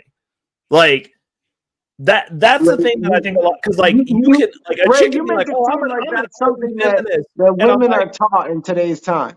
That's not normal. That's not within their culture to be taught that. That's true, but the reality of it is their actions don't lie. So like if you're that guy, because like I had a chick that I dated that was a C-suite over at Koch brothers, and she broke up with me because she started being domesticated. Not with me asking. I was like, you can say whatever the fuck you want. And then she would come in and be like, I'm a feminist and I'm a boss babe. And I'm like, cool, that's dope. And she's like, I want to cook you dinner. I'm like, thank you. And then after a while, her friends start getting in her ear, like, why are you doing that? Like, why are you treating them like that? And then she got upset. Yeah, but see, with me, it wasn't like that. Everything was going well, but then but girls be on some investigative shit. She saw my Instagram. She found out I was a conservative, and then she started asking me stuff. And I'm like, I don't even care about this stuff. It's like you brought this up. You know what I'm saying? When it comes to what? Well, I mean, there's chicks like that are out there, and like, I mean, it's good that she weeded herself out. Like I said, Yeah, she weeded herself out. You can be conservative, but if you can't have the conversation, then technically speaking, you're following rhetoric and like there, like a perfect example. A buddy of mine, we were out, and there was a chick who yelled at him because he asked her to elaborate on what her definition of a feminist was. Because she was like, "Oh, I'm a feminist." Because women will just say anything. And he was like, "What's your definition?" Don't just say anything. It's not Exactly. my job That's to what I'm saying. educate you. And I'm like, "Bitch, you just don't know what you're talking about. You're stupid. You're stupid. Like you're the dumb one here." And then you got called out on your dumbness because you're used to dealing with men that aren't going to give you any pushback. And the simple utterance of a question, you lose your shit because you can't. Yeah, but you know what? It goes back to what we were originally saying, Ray. We shouldn't be, and the gentleman, Bumpkin, who's Gen Z, it seems like he's very on the other spectrum of this in the sense that he's able to have conversations and not get triggered. But I'll be honest with you, in my own personal dealings in real life, I find it very hard. Like a lot of times Gen Z or the younger generations are not able to do that and they get triggered. And it's like it's not conductive. What? Well, I mean, it's not that. Sorry. What did you say, Bumpkin? I said that's why you should beat the fuck out of them. Look, man. I'll tell you this, Bumpkin. I'll tell you this.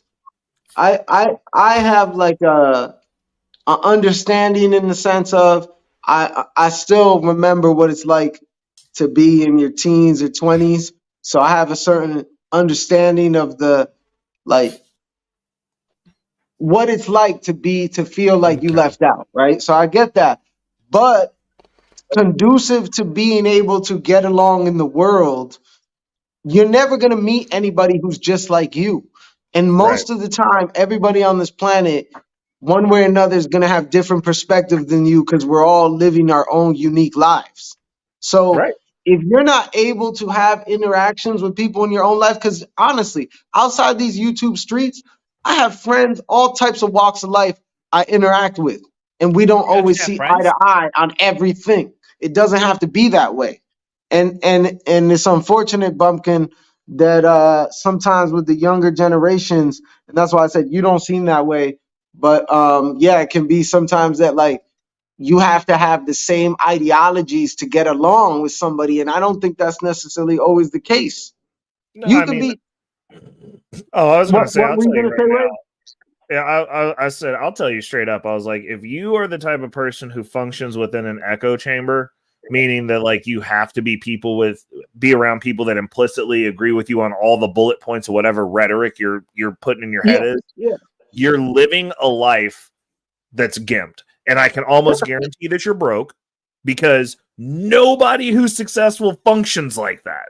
Exactly. Like it's like I'm just like I can not the real pretty world. much line your existence out for you and be damn near accurate. I've Oh, go ahead, Ray. Oh no, I was saying based on that logic, I'm like, if you can't have your points challenged, then you don't know your points. We got to be able to talk about things and not get triggered, like all walks of life. You should be able to at least explain yourself. And like the time that they suckered me into paneling up with freaking Navy, and we got to the point to where like the argument broke down, and I was like, well, the problem is I'm not wrong. So I was like, since I'm not wrong and you're like still pushing this, I was like, let's just fast forward to the part where you guys go door to door and make me accept you doing what you want to do in my house. Let's get to that part. That's the part that I'm looking forward to. Was that whole? And then she didn't want to have the conversation anymore, and she was like, "Oh, you're funny." I was like, "But I'm not though." Like, you can look on my Instagram. All of my workouts are pretty freaking brutal, and they're only for one reason, so that when you come to my house to try to make me do something that I don't want to do, you don't leave. like I've trained myself to be a fucking animal. Yeah, for real though. Savage. Well, that's what I'm saying. I'm like, you're not gonna get me to submit. Like, death is an option. Okay, guys, I'm gonna get off here. Later, hey, Carl. take it easy, You have a good Carl. night. Thanks for hanging out. Dude. Talk to y'all later. Absolutely. Talk to you later, Carl. I'm following Carl. I'm going to eat too, man. You know what I'm saying? You know, you got to get your food, bro. You need nutrients. You got to be healthy. You gotta be ready, bro, because you got to be out here. Because if you're hungry, they're gonna control you. That's all I'm saying. Look. I got to give y'all. I said I was going to give y'all some of the game. You know what I'm saying? Because I'm in Cali. You feel me? And it's man, it's wild out there. Yeah, hey, the narcissism that's going on around here. It's ridiculous, yo. But it's easy pickings. But I can give y'all the game later, man. I got so much gift of gab out here. It's crazy. Oh, see that? Well, TV hitting them with that. Well, if you don't let me hit, you're racist. They'll be like, oh, let me just get these pants up off real quick, T. Like, don't be saying that shit. Don't be saying that shit. TV unzipping his pants talking about his job. Look, y'all gotta understand. I've won Wingman of the Year 2 years in a row. I'm the number one icebreaker in LA. Facts, right? Okay. You know what I'm saying? Everyone wins up the league. How many alley oops I throw up? Yeah, go ahead and dunk it. Yeah, that's go ahead and dunk it. Bro, honestly, I'm not gonna lie. I got hit on by the hottest chick, one of the hottest chicks I've ever seen in my life in LA when I was out there with one of my exes. It was the awkwardest thing ever, and I was like, bro, I'm about to risk it all. I was like, bro, like this is what's going on out here. So I believe you. Women out there are aggressive, bro. I love it. Hey, the women out there be hitting on you, T. They be going for it. Hey, listen, no. See, I have to work hard. Some guys like y'all wouldn't have a problem out here. Bumpkin, you'll win all day. They just want to grab your cheeks all day, Bumpkin. I grew up on the West Coast. I know.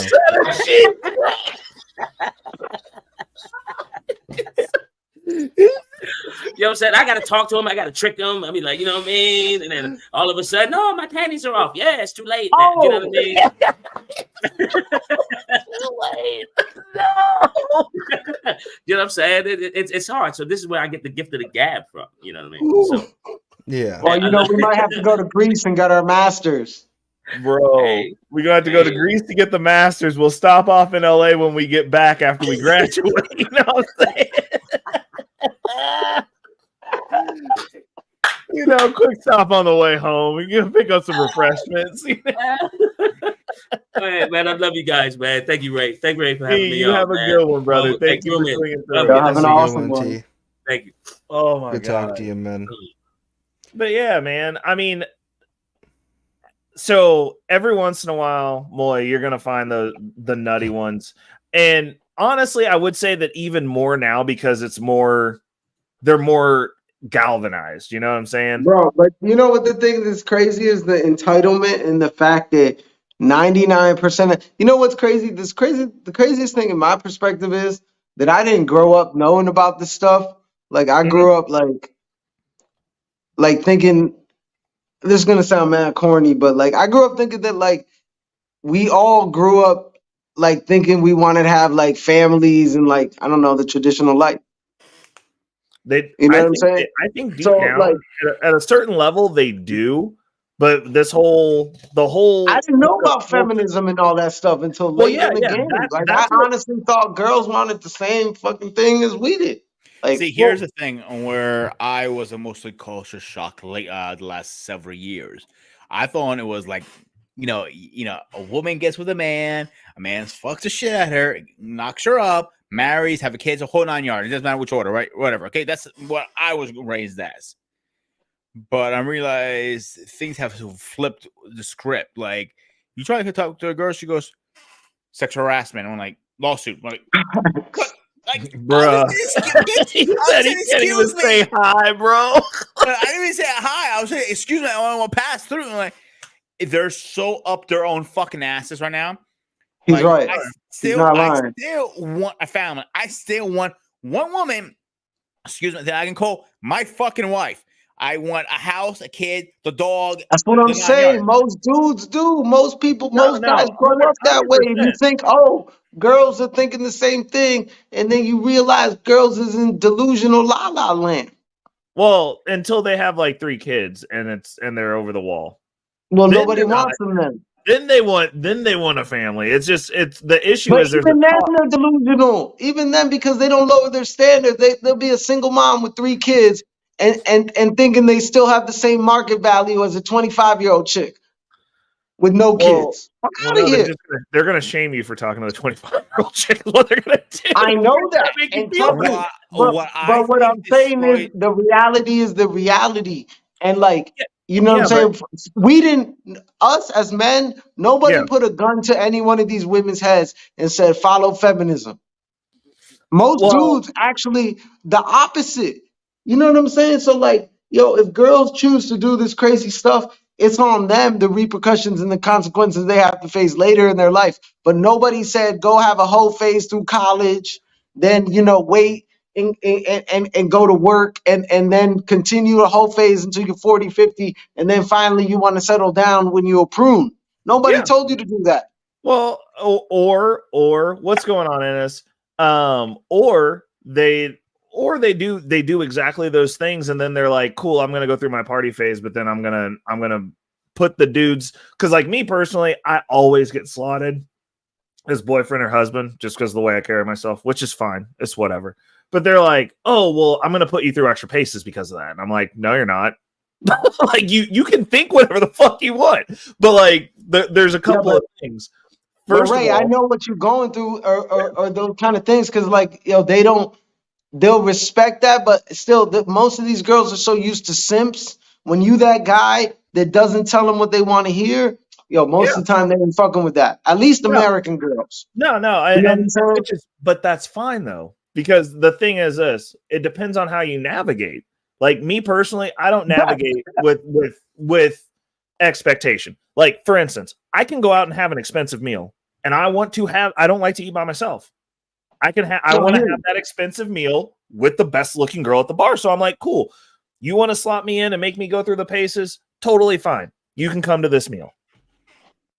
But does that mean that I'm going to go out of my way to chase you? Like, absolutely not, because I have options. Absolutely not. Of course not. So, but once again, what we're basically talking about here is that the value that is given is not reciprocated, right? So either way, we may have more time. Is artificial, though. That's the thing. What was that? I said the value that women give themselves is 100% anecdotal and artificial. A woman's actual value. But what I'm saying is you still bringing value and you still giving them value. One way or another, because look, whether it's that fancy restaurant or it's a Starbucks or whatever the case, you as a man, most of the time, because we are the providers and protectors, we have to know our psychology. We have to know the woman's psychology. We always have to be on point. So one way or another, we are the ones providing the majority of the value either way, even if they're providing some. What I'm saying is the majority of the time, they're not even providing any. So what you're talking about, for example, right? Like, you'll get to a certain point, but more often than not, unfortunately, because of the environment that these women are raised, once you're not that yes man and you basically hold them accountable, that can only go so far, because unfortunately we are kind of in a gynocentric society. So like a lot of women, whether they say so or not, they don't truly want the man's leadership until it's too late.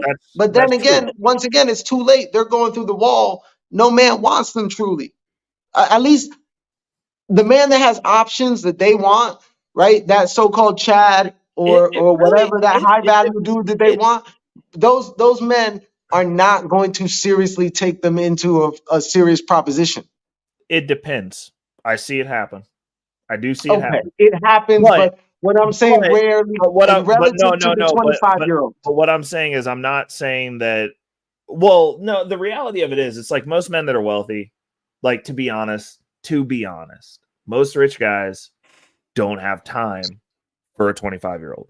I'm just saying, like, if you are running a business, you are a business owner, you are a CEO, you are actually busy. Like, those dudes actually, you might, like, they're not out here in these streets the way that the people in the YouTube streets say that they are. And I'm like, that's how I know that they don't have money. Because I'm like, how do you have time to do this?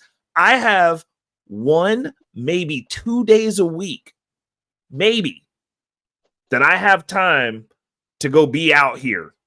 Yeah, but how many times you've heard from a girl, oh, I want you to spend time with me. And that's what I'm saying. These girls don't realize that time is money. So they're basically saying they want you to be broke and spend time with them. And then You know when what you're I'm broke, saying? they'll leave you. I have a theory here. I said, and then when you're broke, they'll leave you. That's the reason if a woman's leaving That's your what I'm relationship, basically saying. So it's she's like driving you to the end of it. I have That's a theory. exactly what'll happen. I have a theory here. What's going, Grooming? Shit went downhill for us when we went from having, actually put the work into a woman to you just go on your phone, swipe left or right, and you can literally order it like a pizza. Nah, I don't know about you. You still put that work in, bro. Well, the women. Well, no, that's because the women are the ones ordering. That's who's ordering. Ordering Yes, it's because the women are the ones ordering, but you're still putting in the work, bro. The women aren't really ever doing anything. See, They can't even here's have a my issue conversation. with the whole online bullshit. You are putting yourself out there. You're like swiping, you're, whatever. They look at, nope, not making enough, not making enough, not making enough. And literally, girls have to tell me, like, you don't make enough. I'm like, the hell is that supposed to fucking mean? Bruh. I'm gonna be honest with you. They have a level set expectation of the last dude who busted their back out that didn't date them. And it wasn't, it's not reality. I mean, I'm not. Look, Grooming. I'm sorry, but you got some reckless Ray De Niro's running around your city, fucking doing damage, dude. I'm gonna be absolutely honest with you, man. I have never used a dating app for dating. I don't think you should. Dating apps are whack. You have better chances. Right now, they're horrible. But I've only ever used dating apps to blow blackouts. That was literally my goal. Tinder, that's all it's Bumble, good for. There's another one. I forgot the other one. Hinge? No, Tinder and Bumble. Hinge is kind of newer though. Hinge is newer, yeah. Bumble and Tinder, they're I'm just not newer. against it, like it. But when I was on them, my experience was always been very horrible on them. Like, just wasting my time, one, or B, and it just, they just wanted a fucking a decent meal, and that's it. So personally, I don't think they work. That's my personal opinion. But like, same thing at Reckless. He barely has time. I barely have time. I work freaking 18-hour shifts. Bro, nobody has time to date. The one I was just talking about, the same shit. She ended up saying the same thing. I'm like, what the fuck are you talking about? I'm like, I already see you like once a week. What the fuck is wrong with you? What more? And I'm not even technically dating you. Like, we're just getting to know each other. These bitches are crazy. Yeah. I realize if you don't lock this shit in fast, you're not getting anything out of it. What was that? If you don't lock it in fast, you don't see anything in the end. Yeah, but bro, first off, it's delusional for a guy to lock it in super fast. And then secondly, like we're all talking about, we live in the real world where you also have to work and do your thing. So the woman expects all these riches and all these things, but then she expects you not to work. Hello, how do you get the riches and all those things? And here's my favorite part is most likely most men meet their other ones through their jobs a lot of times. Maybe going through a whole way. And here's the problem with that. She can turn around just like that. It says sexual harassment very easily. Yo, back in the day, that's where you met your wife at the job. Yep. I just got lucky. You know why that makes sense? It makes more sense because she should be your helpmate. So if you're a freaking lawyer and she's the paralegal, okay, it makes sense. I'm sorry, Bumpkin, I interrupted. What's up? No problem. Yeah, I just got lucky, man. I've been out of the dating game for going on over 2 years now. Good for you. No, that's what's up, brother. Genuinely, I just got lucky. Listen, I shit on incels all day long, man, but honestly, I feel bad for him, bro.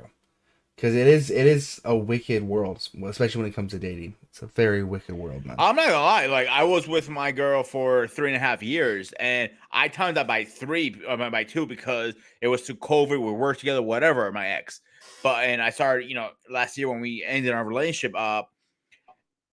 Still trying to get my feet back wet in there, and it's hard out there. I'm like, shit. I'm like, I need a freaking. I'm sorry. Bro, relationships are always better, but 99% of the time, it's the women who leave. Most dudes, they'd love to be in the relationship still, but the woman on some new shit, and they end up leaving over some dumb shit. And then what? I'm 39 years old. Almost every girl I've had a serious relationship and or like serious connection with, they always come back. You know what I'm saying? It's especially if you a righteous dude, you doing the right thing, you treating her well, bro. It's almost like that's a kryptonite. Like they rather go with the fuck boy, with the idiot dude, with the quote unquote bad boy. It's crazy out here. So I mean, honestly, man, like most dudes are actually not even doing anything bad. It's just like women are literally indoctrinated by feminism. Well, I mean, There's it's no other way to put it. That and then that and I mean, a lot of these women are the way that they're navigating. They're literally out here, and like I told my ex this, I was like, you spent all this time training and how you were going to navigate in a relationship to fuck things up with me because you dated a bunch of men that were lesser men. And then when you got what you actually wanted, all you've done is practice on how to not keep it. Bro, because you know what it is, unfortunately? The reality is, psychologically wise, trauma is more of a bitch to women. Like dudes can kind of have trauma and kind of realize it's trauma and get out of it. Like women kind of stay stuck in trauma. It's kind of fucked up, but it's true. So like if they have a lot of fucked up shit, like they will project that shit onto you, even though you're not that dude. But if they had 3 scummy ass boyfriends before you and you just happen to be that 4th dude, like you're gonna end up with all that kind of like weird mental shit they be overthinking. Yep. That's why never mind, I'm gonna say something bad. No, Bumpkin, go for it. That's why you sort of look at the situation, then you just blow her back out and sneak out the front door in the morning. I'm just saying, man. I'm just saying. Now that's for smash or pass. I get that, Bumpkin. I get that 100%. But I'm talking about there's a lot of dudes out here who's going through shit when it comes to relationships, or they end up meeting a girl and she's a chameleon, and you end up thinking she's traditional, and she ends up having some weird, liberal fetishes. I don't know how else to explain it, but the shit is weird out here because, like I said, dudes don't be getting indoctrinated. You don't see dudes, I don't know, reading some fucking glam magazine and then the next day being like, yo, I want to chop my dick off. Girls get heavily indoctrinated by the shit out here. I really feel like it comes down to the right. You know what I'm saying, right? It's not that. It's just that women are inherently liberal. That's their. If a woman is not liberal, if a woman doesn't have liberal leanings, if she doesn't lean left, you're gonna have problems. Because that's a masculine ass woman. Their imperative is to be soft and help and nurture people. That's what I'm saying. That's what I mean. I don't mean it in a negative way. I'm just saying by nature, because they're nurturing, the more soft, men are meant to be the rock, solid. They are more pliable. Okay? It's not good or bad. It is what it is. And unfortunately, because our current culture, our mainstream culture is negative, they are usually the first ones to succumb to the bullshit that they tried. Look, I come from a marketing background. All right. Yeah. So I'll tell you right now, most things are marketed to women for a reason. Yeah. You know what I'm saying? Yeah, it sounds like so mean, but it's because of that emotional factor. Now, it can be used for good, it can be used for bad. Unfortunately, in today's time, most of the things of mainstream culture are bad in the sense of they're overly tolerant. Like, from a woman's perspective, she's going to be like, yes, I want to take in this refugee, blah, blah, blah. She's not going to realize this is some freaking junkie who's an ex-cartel member or some shit, right? She's just gonna be like, oh, the heavenly peace, and I need to help this person. You know what I'm saying? That's a woman's nurturing instinct. That's her. Listen to their chakras. Yeah, it is what it is, right? That's technically her nurturing element. That's why inherently we love women, right? Yeah. But it's that same thing that if basically they're manipulated, their own emotions get manipulated against them. But you do realize you only got to get this right once. I like that. Like for me personally, I'm like, if the cost of your actions is you get to live a bad existence, then I don't care. You know, Yeah, like but women don't see discipline the same way. They don't see it that way. Right. That's true. But look at their lives. Look at their lives. What does it cost a woman to compete with a man at man things? They're on all the mental health meds. They got cabinets full of shit. Their bodies are breaking down and they're dying earlier. Like we know that, Ray, because you are not as much as a man. We don't have as much instant gratification, right?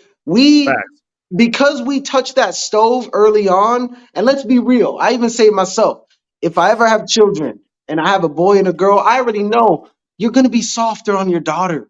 It is what it is, 100%. right? So there is a certain, for lack of a better term, privilege or bubble that you actually want women to be in, because that is part of the protection element, right? And there's an innocence that you don't want her to lose. But it can't be so extreme that she just falls for anything.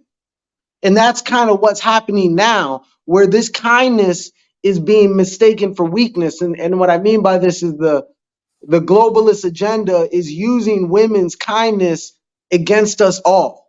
Yeah. If that makes sense. Well, I would say that it's a lack of maturity, because like I understand what you're saying. I agree with you, but I feel like if the scenario that you just played out, and I could see how that could happen, that's not a fully developed woman. That is a woman-aged girl. Yes. Right? Yeah. Right? Oh, You're no, just there's definitely navigating an through immaturity life. aspect. Yeah. There's definitely an immaturity aspect. But what I'm saying is that we have to take into consideration, not being women, that the amount of, we have a lot less indoctrination, and the indoctrination we do have, in a way, because we do just touch that stove directly, right? The indoctrination or the fuck yous we get from life are not passive. Women get all this stuff passive aggressively and almost subconsciously, right? Like, so when you have any conflict in your life or anything that's abrasive, we as men, we always get it straight up, right? Women get some psychological mind fucking 24/7. So by the time they realize that we're indoctrinated, it's usually already too late and they've already fucked up their life. Yeah, I could see that. But again, I mean, this goes back to the value of women. It's 100%, in my opinion, relegated by the man that they end up with. Like, if I look at a woman, I'm looking at potential, like either physical, or like if I'm looking for more than physical, like how does she integrate into my life? Can we grow and be something together? But like her inherent value on first glance is purely physical. But like when somebody goes, damn, that's a good woman. Like I was out and one of my friends, cause like I listen to everything. It's dependent always on how she treats her man. But no, listen to this though.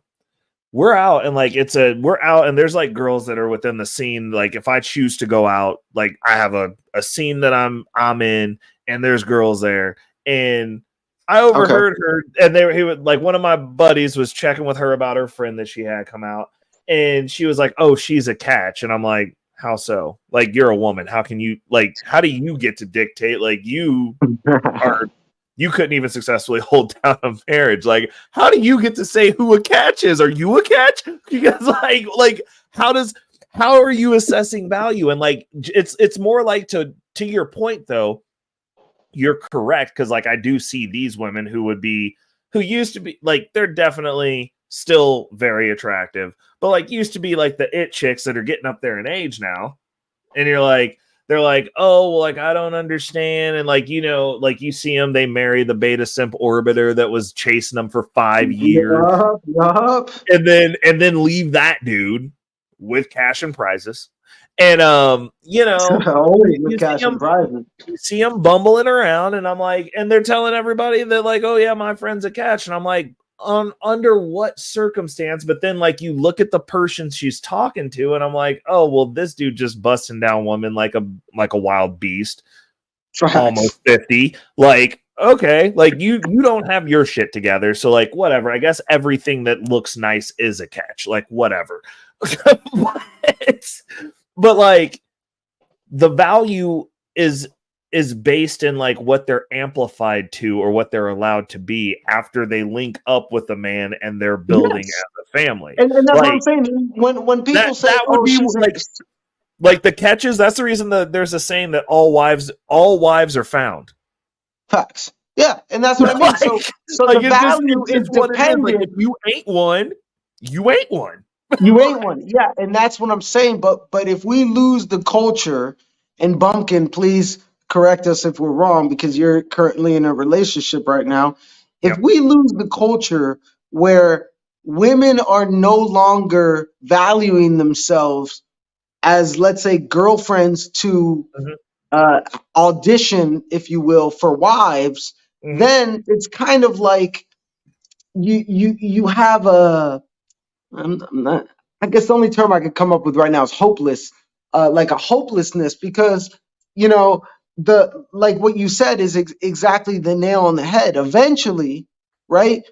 When the woman is young, her value is based on her family, right? And then as she gets older, that value gets put onto her boyfriend and or husband, right? Or later to be husband. So that's what I'm saying. If women have lost that culture of basically nurturing that value before marriage, then it takes away exactly what you were talking about, their own dignity, if you will. Because so much of that value that's inherent, that nurturing element that we consider to be, you know, that maternal instinct, right? That is really what we're talking about. And that gets first nurtured relationship wise. It gets first nurtured in these early stages, and then the male and the woman transition and become husband and wife. Well, I mean, Jasmine, who we were paneled up on, she'll be a wife probably one day. Right, of course. But right? What I'm saying, and that was such a great podcast because there needs to be more of these women like that highlighted within our society instead of the 304s. Because I'm sure there's a lot of these women out here. They're just unfortunately not highlighted in the mainstream. And it's like, you know, someone like Jasmine, I hope that she has a wonderful husband one day and creates a beautiful family because those are the kind of people that are needed in America right now. Same with you, Bumpkin. I mean, I wish you all the best because that's what we need, man. Back to these values. I'll be absolutely 100% honest with you, right? Every single relationship I've ever been in, right, including the one I'm in right now, they're all liberal chicks. Yep, that's what I was about to say. They know I'm conservative. Well, Ray knows I'm more than conservative. Got you. But it's just about, you know, I don't know, man. I don't like to give that relationship talk because I hear it all the time on the. No, I mean, you can just talk from your perspective. It's all good, right. man. You just give me your point of view, so it doesn't make there are big battles and there are small battles. Seed the small battles and then fight for the big battles. And when you seed the small battles, she'll respect that and be more likely to seed the big battles. Because, you know, if you're sitting there like, yeah, that's okay, baby. Yeah, that's all right. Yeah, I'm okay with doing that. Sure. You know what I mean? And then when it gets to something, she asks you something, right? And you just have that sternness in your voice like, no, I'm not doing that. Absolutely not. You know, hits are different. Hits are way different. Yeah. Gotcha. Makes sense. It lets them know that it's like, okay, this is something that, you know, my potential partner really is not for. You know what I mean? And I mean, in all honesty, like when you hold those lines, like women respect that. Like they'll it more. And so like, you know, like I've like I said, I've been dating, but the thing is this: I refuse to go below my standards. So like, I can tell you straight up, and like what I said when I was dating that chick, I was like, this last chick that I dated, I was like, this probably be the last American chick that I take seriously. To be honest, like if this shit don't work out, I'm not dealing with it because like I don't rock with the culture, and I'm like, it's fine. Night Lady Navoa, she tapping out. Night But Lady. I gotta tap up pretty soon, fine to like go out and date and hook up. But I'm like, if an American chick is going to get me to be in an exclusive relationship at this point, she gonna have to do some work now. Like she gonna have to do some work. Yeah, my Latino ass is so much like on some discipline game. That's what I'm saying. I'm like, yo, man, Bumpkin, you are so fortunate because like at least what I've seen in my own life, like the women that actually can handle that in the sense of they don't get triggered and just leave. A lot of American women, they do not like to be held accountable. No, see, I'm taking things a little different than you guys are this time, and you're gonna tell me I'm kind of fucked up. And I don't care. No, you're going to. Because my priest looked at me, and goes like, you know, you're not here for this reason. I'm going like, yeah, but I'm going for that reason. I'm looking for a chick in the church because we're having the same beliefs. Because you're there for us to pray and not try and hook up with the chicks there. No, but you're looking for somebody that you're equally yoked with. So I mean, like, exactly. why wouldn't you I'm not gonna lie. Ever since I started going to church, my relationship with God got a lot stronger, lot stronger. So to the point that I don't have a. He said they mastered ghosting instead of accountability. Facts, bro. That's so true, Doctor. Oh my god. Note to self, bro. Don't play with knives. Wait, don't fiddle with knives. What are you doing? Wow, I seen that. That looks like a deep one. Self-harming Bumpkin. Jesus Christ, bro. Didn't even hurt. Bumpkin's like, I'm bored. I need to know I'm still alive. That's what he wants. Bro, in the time when it's always the small knives that get you, man. It's always the small knives that get you. Dull knives actually cut you deeper than a sharp knife. I have this small little. Oh, that's a nice little one. Knife. Oh, Yeah. That's awesome. And nice. What have you whittled recently? I haven't whittled much, dude. I grew up in Washington State, and it has trees galore there, bro. But up here in North Dakota, there's no trees, bro. I can't just go outside. Like before in Washington, I could go outside and be like, oh, there's a stick I want. Grab it off a tree branch or whatever, or pick it up off the ground and whittle it. But here it's just like they're fucking nowhere. I can't whittle rocks, so I don't know. Yeah, you got that beautiful old growth forest in Washington. Ooh, I love it. Oh, not much old growth anymore, but I still love it. Well, yeah, not as much anymore, unfortunately. More second growth. But I mean, I will say this, right? And I do think it's down. It's really, like most of history, it's really down to men to just start saying no. Yeah.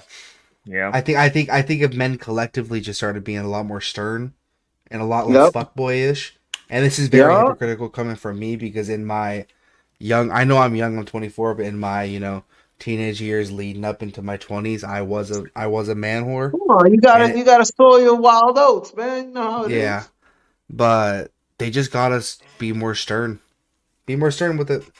You have your line in the sand. Mm-hmm. You gotta lay it down, man. And if men collectively did that, then the West might survive. See what you're 100% right on that. The thing is that men have to think now, and kind of what Ray and me are talking about is it worth drawing the line in the sand and going through a needle in a haystack and trying to find this needle, or you just go to other places where there's a whole bunch of needles, no haystack?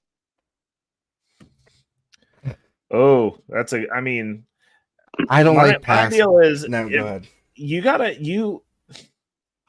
and like I don't know, this is weird because like I don't have problems picking up chicks. I have problems finding girlfriends. So yeah, I don't have problem picking like, up chicks either. I'm not. I'm same. not. So, I'm but, like, talking from what you said about not dating Americans anymore, and I'm kind of well, at that I mean, point as well.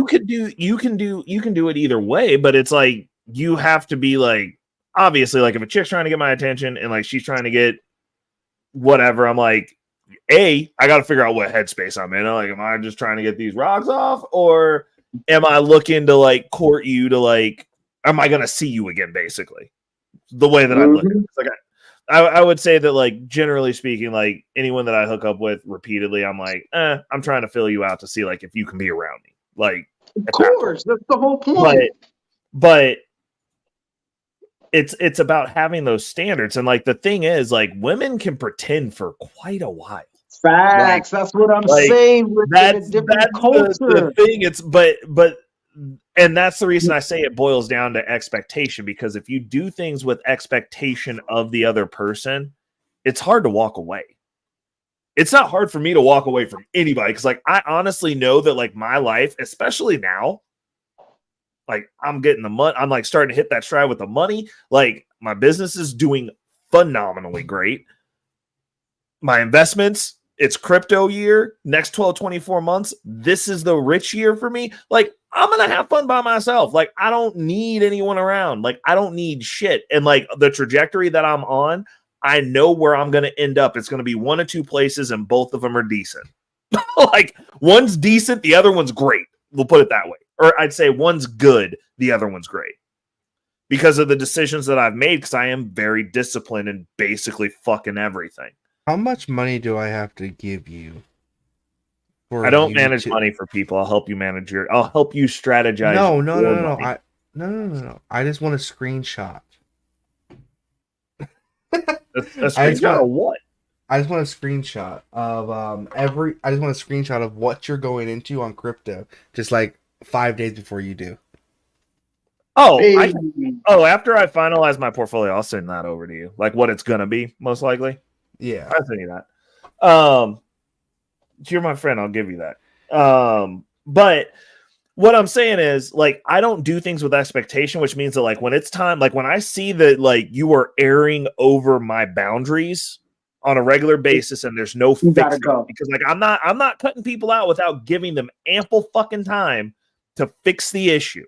I'm clearly defining the issue, and you get about, I'd say, 2 or 3, I'm not happy in this, and then it's over.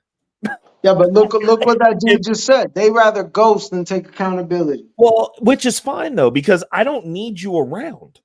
That's the other piece of this, is like, I don't need you around. Like, am I going to be upset about it for a couple of days? Yes. And then I'm going to be like, you're gone. Okay, this is what it is. We'll get back out here, find the replacement, keep it moving.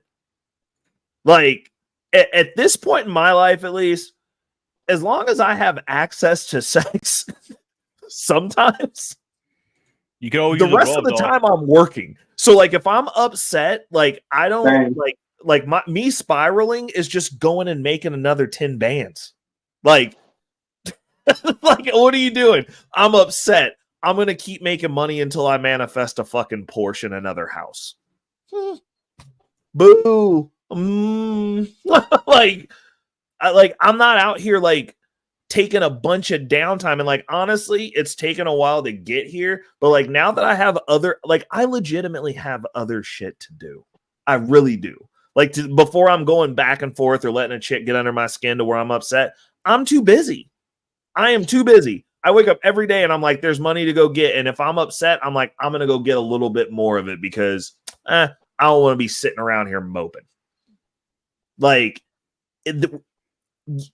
we have to, as a man, you have to be focused. Now, having a relationship adds to that focus for me personally, because then like I'm not out here breaking backs and shit. But yeah, it's just more pragmatic. 100% in general, because then I only have one person to deal with. I know exactly why I'm doing everything I'm doing, because it's not just for me, it's also for the benefit of that person. It makes me feel better. Like yeah. I stagnate. No. I was just going to say monogamy may not even be natural, but it's just more pragmatic. I mean, energy the people who at least efficiency wise. pretended to be monogamous took over all the other people who weren't, though. Right. True. Yeah, dude. Relationships, man. I figured this out. I stagnate a little bit. I'm gonna be honest with you. Because when I was out there single, man, I was a fucking animal, and in the work I did, and everything I did, man. And I don't know, I stagnate a little bit when I'm in a relationship. It's just how it is. Oh, so you mean you're more domesticated now? A little bit, yeah. A little bit more domesticated, less feral? Well, it's because I mean, yeah, man, if you saw me, I'm be real with you, Ray. If you saw me, you think Orthodox guy is bad? If you saw me 3 years ago, She just been shaving off them edges, bro. dude. Yeah, no, I'm joking. Not when I say I came from the low as low, bro. I was legitimately living in a shed. You know, one of those Home Depot sheds that you can get and you can make monthly payments on it. Yeah, yeah, they're not that much. Like $300. I legitimately went out, got one of those, put it on a corner of a property that I didn't even own, and that's how low of low I was at that point. Wait a second. What do you mean you didn't even own? Someone's You didn't own the property with a pop-up shed and lived in it? It was a family member's property. Oh, okay. But still, I ran I was gonna say. I ran power. I ran internet, and yeah, man. Bro, yeah. we don't. Yeah, those little sheds don't have need installation much, though, bro. right? We don't need much. It was a 10x8 shed. Yeah, guys don't need much. Girls don't understand that. When I was telling this girls sometimes I just eat food straight from the pot. She's like, "No, really?" I was like, "Yeah, what the fuck? I don't give a fuck when I'm by myself."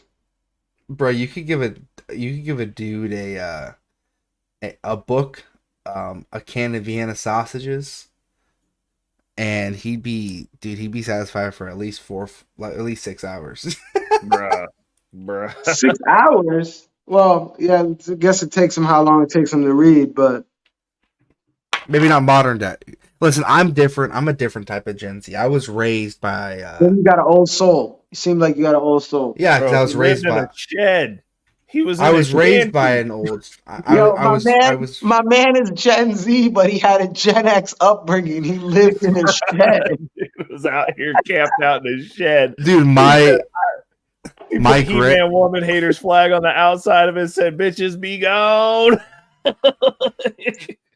You have no idea, man. I told you I broke backouts, man. I thought the shed was gonna be like just a game destroyer, bro. I thought like if we rolled up to the shed, right? Rolled past the driveway, past the other houses, rolled to the shed. I thought it was gonna end there. She'd be like, "Take me back to the bar." Nah, girls love right the now. broken life.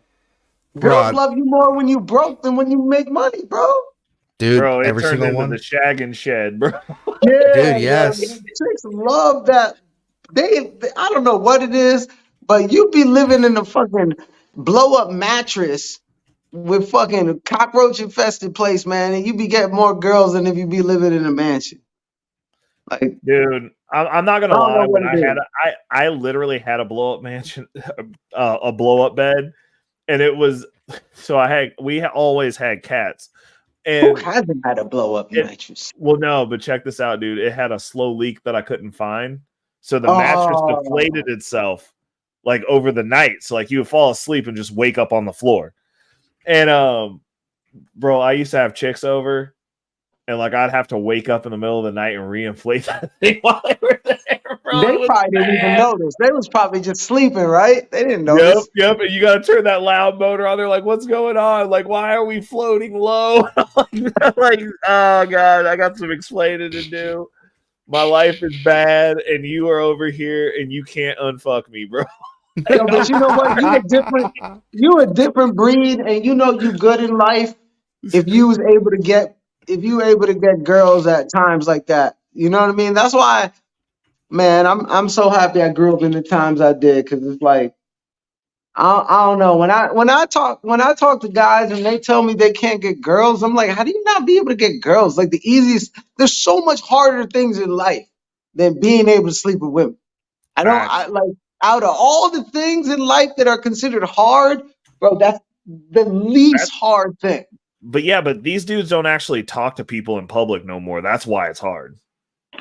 That's why it's hard. Like, if you don't know how to speak to people to their actual face, like, you ain't getting no ass, bro. Like, let's call it what it is. Like, if you can't use your words, you ain't gonna get no ass. Like, this is the truth. Oh man, I know about those roaches scattered in the middle of the night. That's some third world country shit. We never had no roaches scattering in the kitchen, but like if we saw a roach, the house got chemical warfare for like a month. Like, y'all had kitchens? In the kitchen, yeah, they're in the kitchen. Yo, but wow, you know what? Bumpkin ain't have no kitchen, bro. Yo, bro, but in hot climates in other parts of the world, unfortunately, like you could be rich or poor, you got roaches. It is what it is. He said you gon' get them. Right. But no, man, I had a very weird upbringing, man. I was raised by my grandparents on my dad's side. My grandfather, he was born in 1943. Nice. He wasn't a boomer. He was the silent generation or the silent generation. My parents were the silent generation. Yeah. I tell people my dad was born in 1932. They think I'm crazy. Yeah, man. Legitimately, dude. The dude was a really stern, solid dude. Like, very stern. Scary as fuck.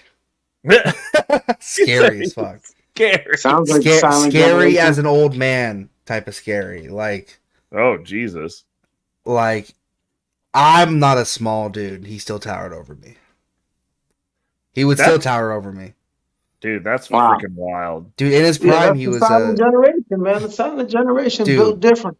Dude, he was a big old biker. In his prime, he was like 6'4". Oh, Jesus. 250 pounds with 22-inch arms. God damn. Wow. Yeah. Damn.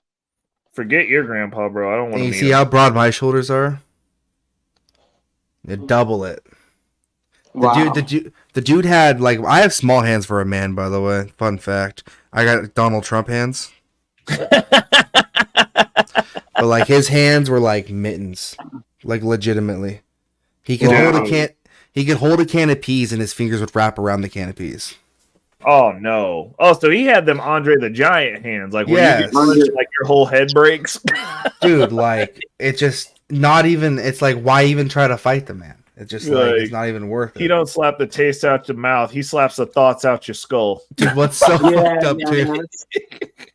It's like the Foo Fighters video when the hand gets mad big and he slaps him. Yeah. Like, Bumpkin comes from a Game of Thrones warrior lady. Dude, I might. Facts, bro. And then what's so fucked up is my grandmother, his wife, she was like 4'11". That's normal though. That's normal, especially back then. Yeah, he's like a ridiculously big dude. She's like 4'11". Oh god. Bro, he hit her with that Hulk smash and made your whole family. It's so bad. That was terrible. Dude, no, do you guys okay, so before we go, I got one really fucked up thought that I wanted to know. And like I don't smoke weed. I can't. So I want to preface this with that. So these are just thoughts that I have when I get tired. Okay. Okay. So your grandpa was right. Your dad was in your grandpa's dick, and you were in your dad's dick. We come from like a bunch of like a long line of dicks. Yes. And we're double evicted because like your dad kicked you out of his dick, then your mom kicked you out of her vagina. You're born with 2 evictions from a long line of dicks, man. True. It's a good point. It's interesting. That's life, man. Think about that while you're asleep. That we really weren't wanted at least twice. Honestly, Ray, I thought you were going to say some insightful shit there, but like I got nothing out of it. No. There's nothing inside. I'm tired, Bumpkin. It's been a long fucking day, and this is what happens when I get sleepy. And dude, you know what's going to be real fucked? Actually, never mind. It's not going to be fucked up because I work by myself tomorrow because I'm on call. And so I don't have to calling you all day long tomorrow. That's what's going on. Oh, hell yeah. I got to drop a van off. I have a Zoom meeting at noon. I'm just going to not talk during it the whole time because I'm probably going to be thinking shit like this while a stranger's on the call. So, listen, I don't care what I do at my job tomorrow. It's my last day at that job. So, honestly, I don't care. This dude's going to be out there just mismeasuring the pipes, pushing shit over. Dude, listen, 11:25. It's 11:26 p.m. for me. I gotta wake up at 5 a.m. Did you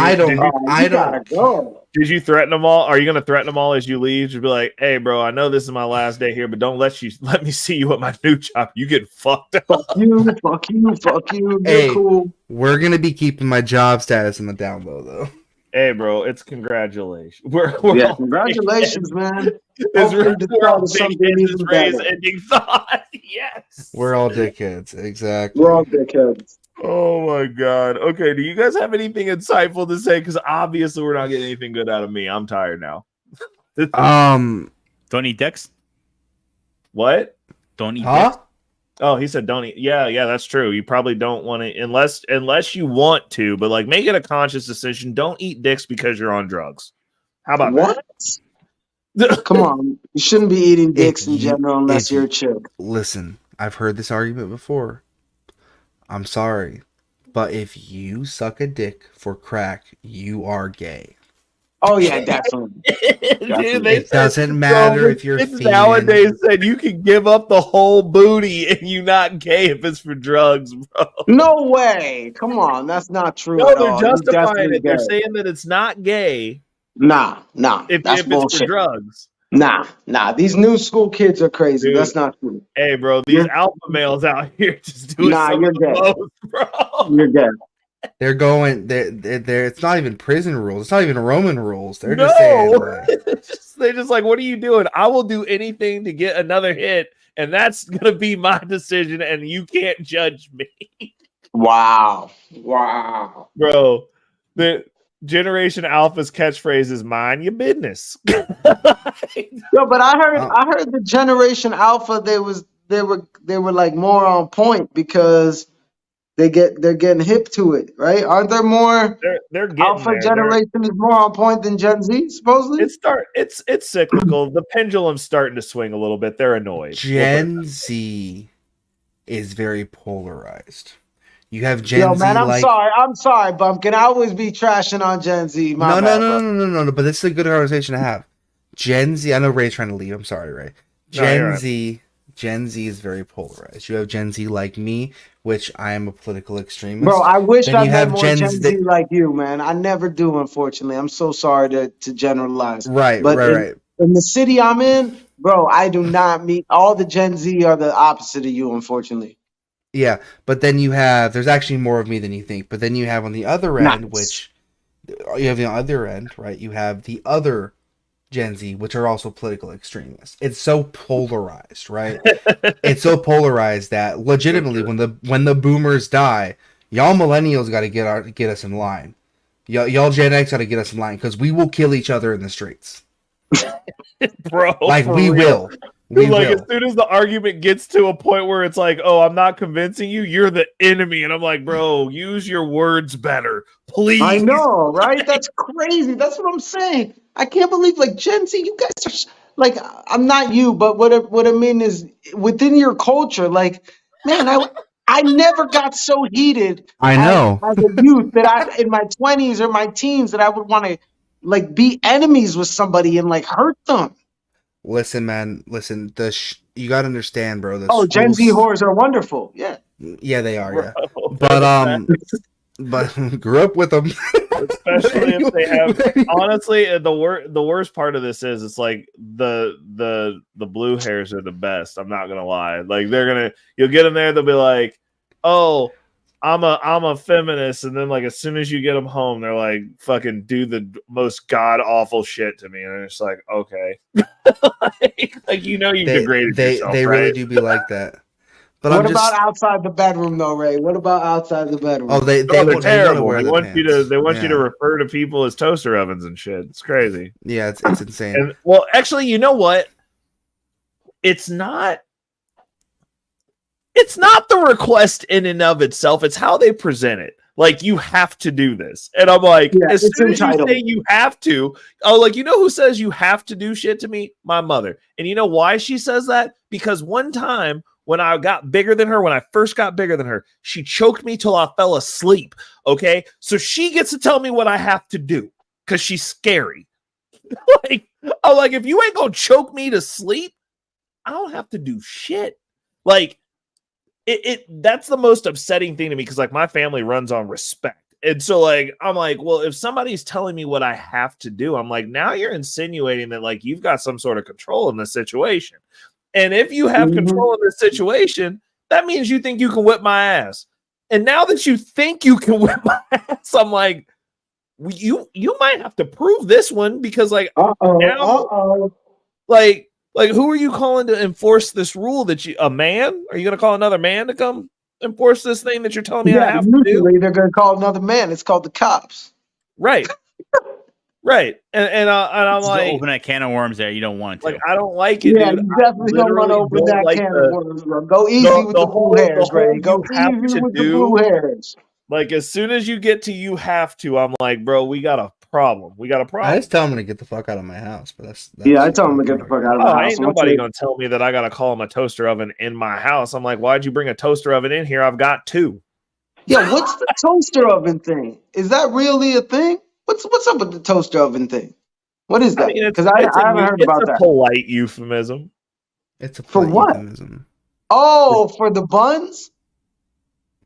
What? What?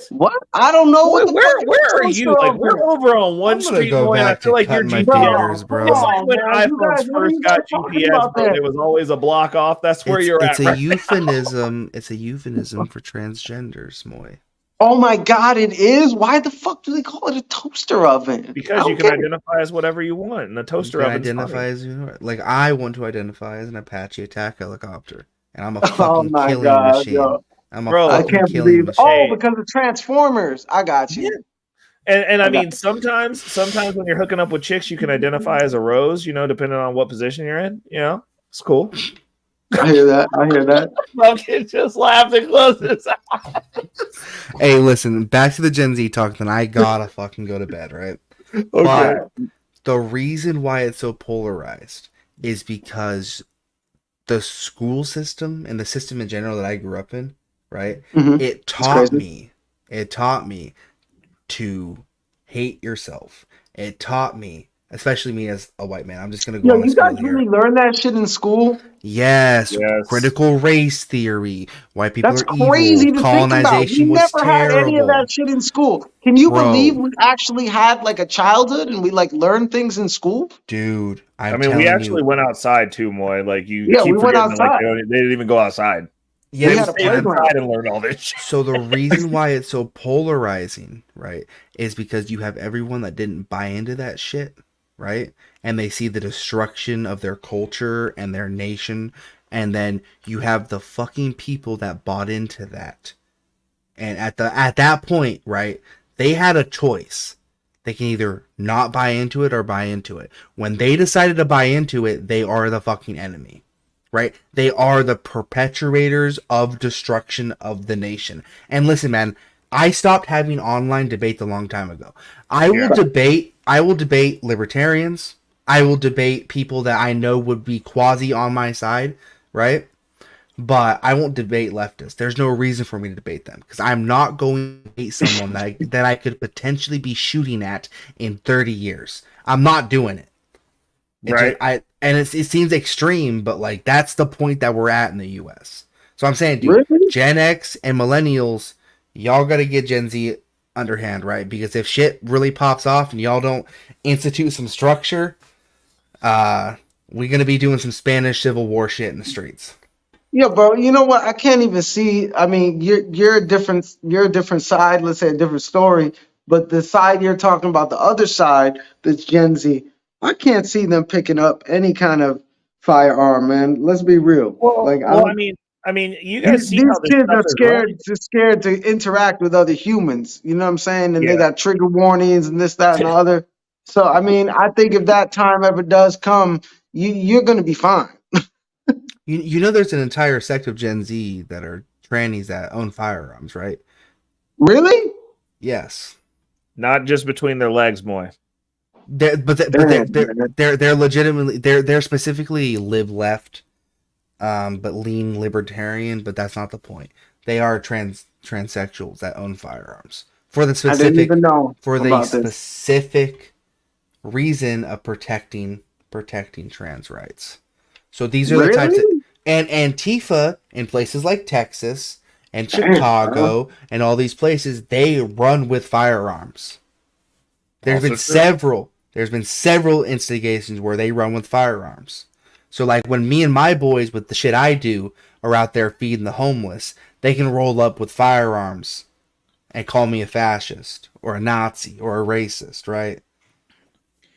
Wow. There's so much bullshit going on with that right now. It's not even funny. We're in a very dangerous time in history, I think, because with the elections coming up and this transaction stuff, like, doesn't matter which way you cut the apple, somebody's gonna get pissed fucked off, and I think she's gonna hit the fan after elections. Bro, all I gotta say is this pandemonium and the last embers of America are burning. I will be spinning with my arms wide and my pants unzipped, peeing in a circle like a sprinkler.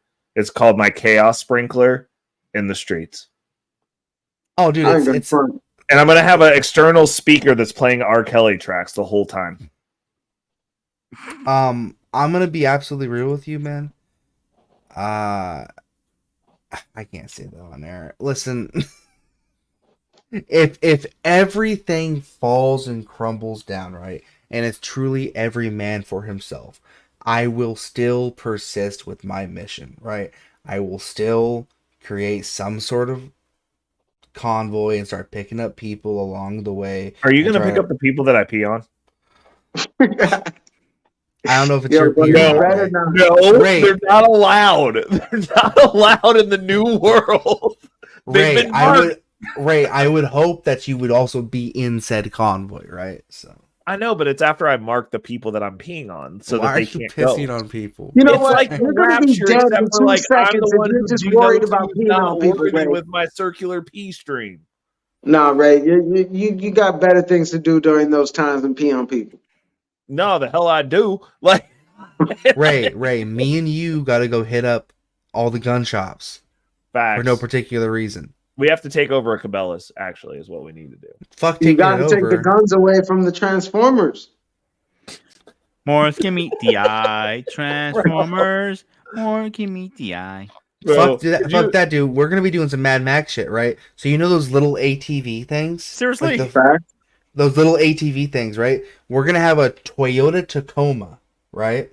That has a big enclosure on it, right? A big canopy on it. And then we're gonna have those little ATV things, right? We're gonna have those little ATV things. You know what I'm talking about, like the enclosed 4-wheelers. They're not quite a 4-wheeler, but they're like a little car kind of, right? Yeah. We're gonna have those stuff inside of it. So when we're going down the road, if there's any threats, we're gonna deploy those with people inside of it, right? Out the back. We're gonna use the Toyota Tacoma, the Toyota Tacoma, the hood That's as a ramp. worse than me spinning in a crowd of people peeing on them. That's No way. That's so much better than you spinning in a crowd. Also, did you know that you can mount an absolute anti-tank and fully military grade machine gun on top of a Toyota Tacoma? Yes. Yeah, I knew Fun that. fact. Toyota will actually sell these trucks to insurgencies around the world. Have you ever worked for Toyota? Have you ever worked for them? Toyota? Yeah. Have you ever worked for them? Have you ever sucked my nuts? Yes or no? Don't be stupid. Sorry. I'm not your age. No, I've never worked for Toyota. So you get all this shit off the internet, right? This is the problem with this new age world, like in terms of these young people. Like they just Google shit. Like and the fact of the matter is they have Do no you real deny that you cannot? No, but that's Tacomas, though. Where do they get them? Do you? Off the fucking internet. Are they stealing them? Off the fucking internet. No, they're not. Wait a second. Are you saying the insurgents are also Kia boys and they just stealing Tacomas? That's all They're they're not doing, getting bro. them off the You internet. don't know shit about Torah. You're just Simon, talking, are bro. you denying that you cannot mount a machine gun on top of a Toyota Tacoma? You have no idea, bro. I'm telling you, Brother, my brother We in see Christ. the pictures. My brother in Christ. Okay. Insurgencytrucks.com. It's a whole site. It's a whole site. Oh, we're just.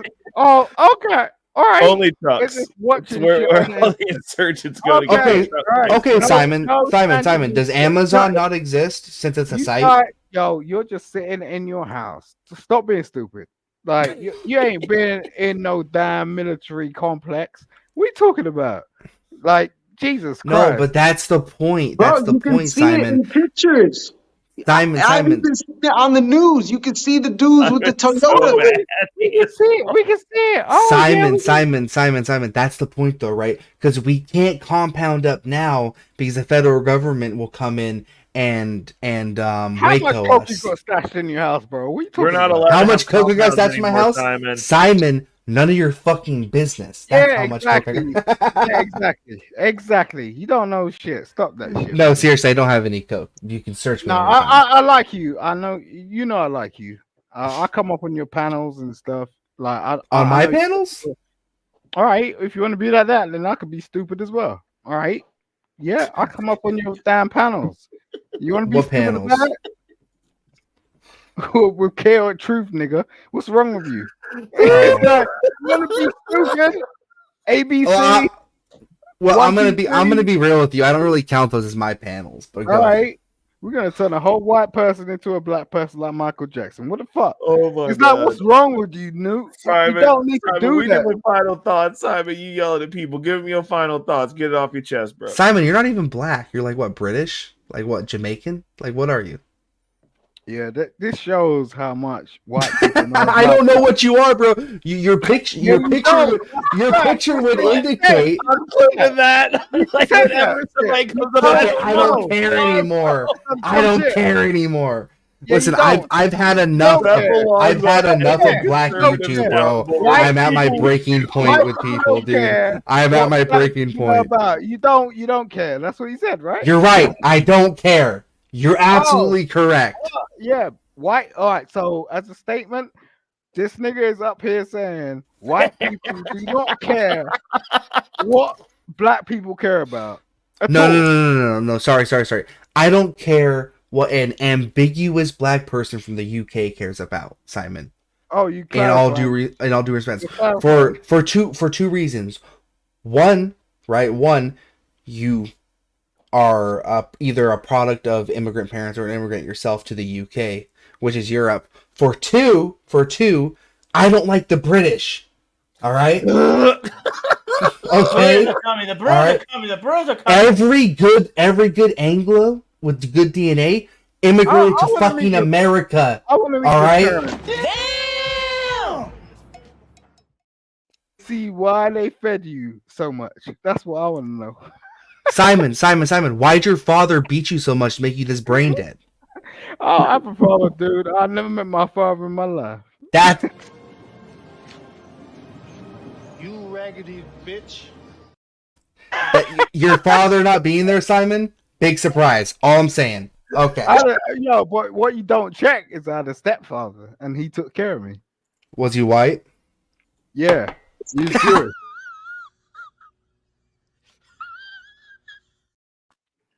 He's Jewish. He'll kill you niggas. Like you white people are suppressed. He's what? You white. What the fuck? Did you say you had a Jewish stepfather? No, you white people are suppressed by Jewish people, and that's why you gotta fuck hard on with black people. That's what you don't understand. No. See, I rock out with black people all day long. Right? Oh, there you go. Men are hunters, and the car is the bait. And a woman comes and says, "Ooh, nice Porsche." Gotcha, bitch.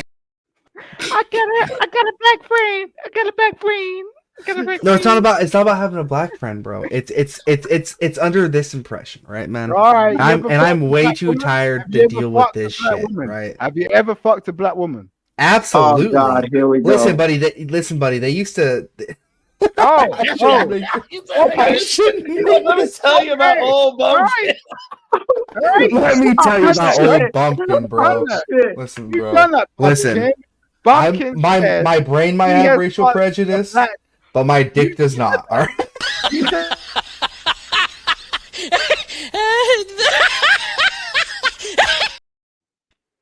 God, oh man. You said you fought a black. Of course, dude. The only. What does she look like? What she taste like? What she taste like? Does she Oh look God. She tastes white. You don't want me. You don't want me to answer that question, Simon. You don't want me to answer that question. I'm gonna break your little heart. I'm asking you for a reason, nigga. You do not want me to. Now you a nigga. Like you fought a black chick, right? That's what he said, right? That's what he said. Honestly, bro. God damn it, I hate doing this shit. She tastes like she didn't taste that good. She tasted kind of like a snake. Tasted kind of like a snake. Not gonna lie. She what does a snake taste like? Just imagine what a snake smells like. You ever held a snake? I have, yeah. Right. So you know the smell, like. I'm listening. Go on. I'm gonna now imagine, and I'll take that smell. Imagine how that would taste. A whole heap of group chats. I'm gonna put this in a whole. Dude, put it in a whole group chats, bro. I don't care. Okay, Simon. You're under the impression that this is somehow going to do some sort of damage to me, bro. You don't realize who I am. You don't realize what I've gone through. There's pictures out there of me, right? All right, Bumpkin the Emperor. Go on, tell me who you are. Yeah, there's pictures out there of me, bro, in a full SS uniform. Like, I'm not even joking with you, bro. I love Bumpkin. Bumpkin is gonna do something to me. Okay, all right. There is literally nothing you can do. There's nothing to defame me at this point, bro. Nothing. Like, there's nothing. Like if someone wants to catch me up, right? If someone wants to like try to defame me for shit I say, bro, I promise you. What's your first name, bro? You do realize I'm a lawyer, right? What's your first name? You're a lawyer in the UK. No, I'm a lawyer globally, nigga. What's your first name? You're a loyal. Wait. What's your first name? Are you telling me you're a federal agent? What's your first name? You think I don't know what your first name is? You should know exactly what my first name is. Exactly. So stop being stupid. What's my first name? I need to do that because no, it's way easy to know what my first name is, bro. All right, well, it's way easy. It's way easy to know. Here, I'll make it really easy for you. Are you guys done sucking each other's dicks yet? I'll make it really easy for you, bro. I'll make it really easy for you. Infected light skin. Stop. I'll make it really easy for you. Look in the comments. All right, do that. What's my first name, bro? Do that. See, why do people do this shit? Why do people act like they know shit? You're too infectious and you're too slim and small to be sort of acting in the way you're acting. Do you get what I mean? Simon. This nigga wants slim fast plan. Do you get what I'm saying? That's what's gonna make him. Simon, what's my name? What's my name, Simon? Your name is Slim Fast. That's what your name is. What's my name, Simon? Concentrate on that. Concentrate on say his name, Simon. Say my name, Simon. Let's say it. Say my name. I'll make it really easy for you, Simon. It's biblical. It's biblical. Okay, why are you so concerned? You don't think I know who you are? Then say my fucking first name if you know who I am. I ain't gonna do that to you right now. Bro, my first name is Michael. Thank you. Simon, why do you even bring it up? Because he knows what I'm dealing with. I really think you're just trying to troll us right now. And Simon, the reason why it's not hard to figure out my first name. The reason why it's not hard to figure out my first name, Simon, is because I go by Michael. Like, my YouTube channel is Michael. Yeah. It's not that hard to figure that out, bro. Yeah. And also, it's not that hard to figure out. Never mind. I'm not going to say that. I'm not going to make it too easy on you. Yes. But what's my last name, Simon? Jehovah. This guy here, bro. You're wild, Simon. It's definitely not Jehovah. I ain't got nothing against. I ain't got nothing against Bumpkin. I love Bumpkin. Like, Then you know what I'm saying? don't make threats, bro. I ain't making no damn threats. Because you gotta understand the Why realm. Why do you think I'm making threats? The realm I come from, bro. The realm I come from. Your anxiety is a problem. It's not me. I don't have anxiety, bro. I call bluffs. I call bluffs. No, that's you what have I do. an anxiety problem, and that's I why call you're bluffs. in the way you talking to I me. call bluffs. Listen, the realm I come from, it's full of doxing. It's full of harassment. It's full of all of that shit, bro. That's the realm I come from. So I just call bluffs, right? I've been doxed, right? I don't give a fuck about that. Like I've been swatted. Nothing to do I've had and I've had people call employers. Oh what? Right? That's your fault. Like, you So gotta understand, if you let certain people into your life, right? That it wasn't even that. It wasn't even that certain people were let in my life. All right. So how were they able to dox you if they didn't have information that you made? I didn't make any information public, bro. I literally went by a pseudonym. So how did they get it?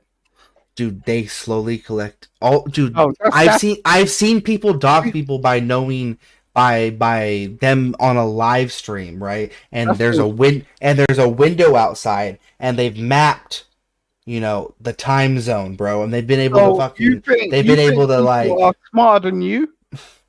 Yes, there are people that are smarter than me, Simon. Absolutely. No, that's not the case.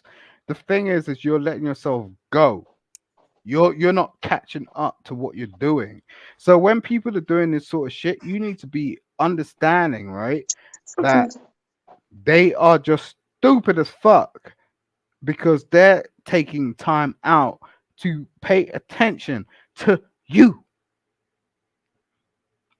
There's no way in hell I'm gonna turn around and go, oh, I'm gonna start doxing Bumpkin just because I got that time on my hands and this, that. Okay. No, wait, no. No one does that shit. Come on, for real. It does. Well, obviously, people do that shit. People do that shit. So nah. Well, you gotta realize they're more stupid than you are. Okay. Okay, that's great, bro. That's great. All I'm saying is, I just call bluffs now, right? Since I ain't that dude. Who the fuck's playing music? I'm trying to figure that out too. Ray is he's playing in his Kama Sutra. Oh my god, it's 11:53 p.m. Oh. I'm just trying to get some ambiance because y'all gonna end up fucking. Yeah. I think they're gonna get. Well, I think they're gonna go start beating the shit at each other. I put $100 in Bumpkin. He's gonna win the fight. It's like, yo, just get. You think I'm gonna win the fight? I put $100 in you, bro. I'm gonna that's figure nice. out how to live stream the OnlyFans for next time Simon comes up to argue with Simon. Link, man. Send me the link to the OnlyFans. Simon, how tall are you, Simon? How tall are you? Why do you want to know that, man? I want to know how tall you are. Bree has nothing to do with it. I bet you it doesn't matter how tall, how big he is. Why do you know how tall I am, dude? Height does have something to do with it, because you have to depend on reach. I ain't gay. Yes, but if you know how to take that reach away, it doesn't matter.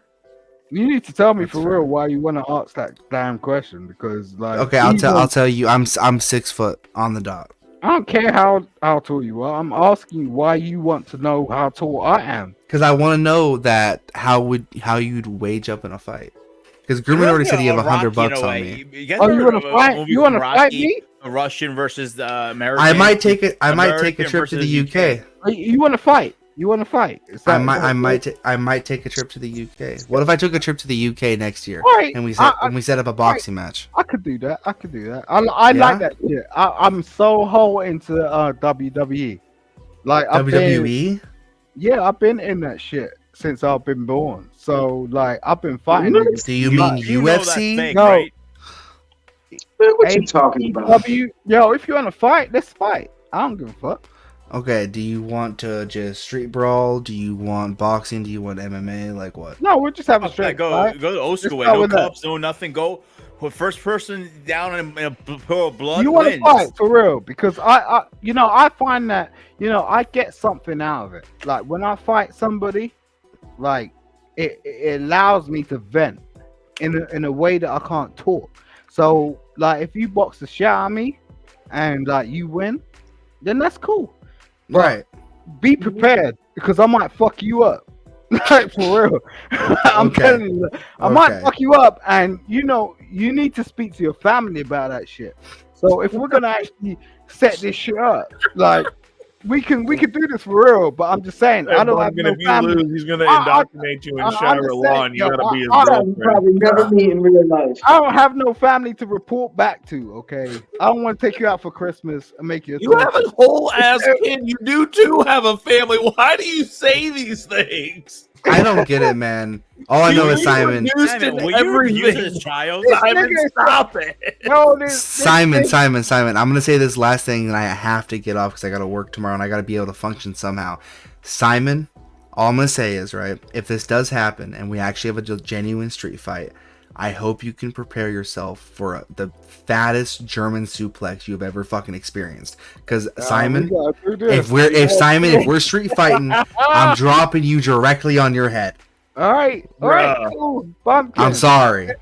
And I swear to God, if I get locked up in some fucking split tea drinking fucking prison because I dropped you on your head, I'm gonna be pissed. There has to be some kind of waiver we can sign. All right, let's do this. So what's the waiver? Are we talking $1,000, $2,000, $5,000?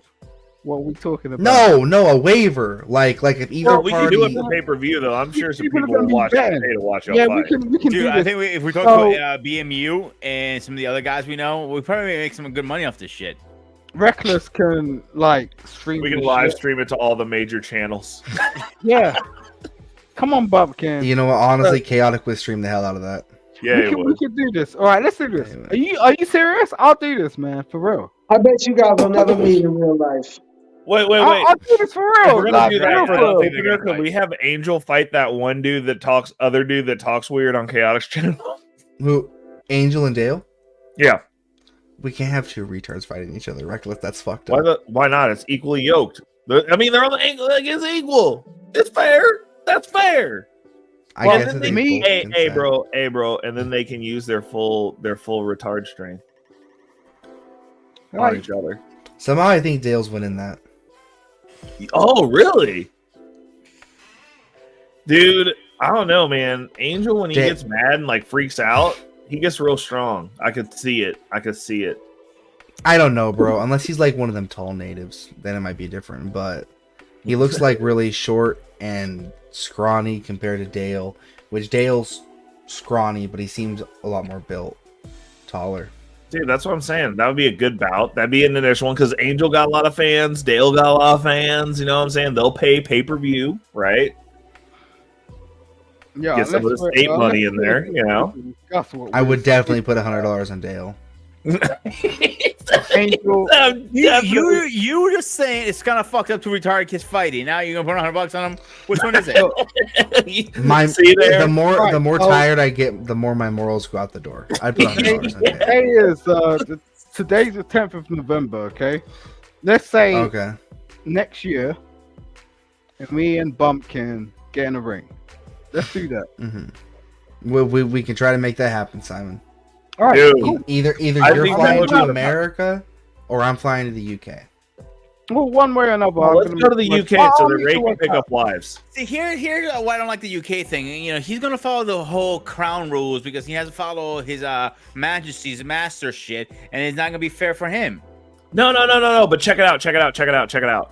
We can sneak into the Coliseum, and that's where the fight can be. Cool. I think that would be cool. I really do. I think it would be hilarious. I think it would be good for the audience. I think. Also, y'all gotta wear super suits and those big ass gigantic. Yeah, we gotta wear that shit out. I don't know how that's gonna work. Yeah, dude. Yeah. You want me to wear like the super fist? Yes. We'll see. Sumo suits and super fist. All right. So next year, you both dress up like Ninja Turtles. I don't give a shit. The super fists are staying. We're gonna work the shit out. We're gonna go in a ring somehow, some way. and we're gonna be slam dunking each other and doing some wrestle shit. So don't say it like that. Pumpkin, what I say to you is practice. Bumpkin will not be participating in any slam dunking. I know about wrestling. Okay, I'll put you in a maneuver, and I might have to back you out.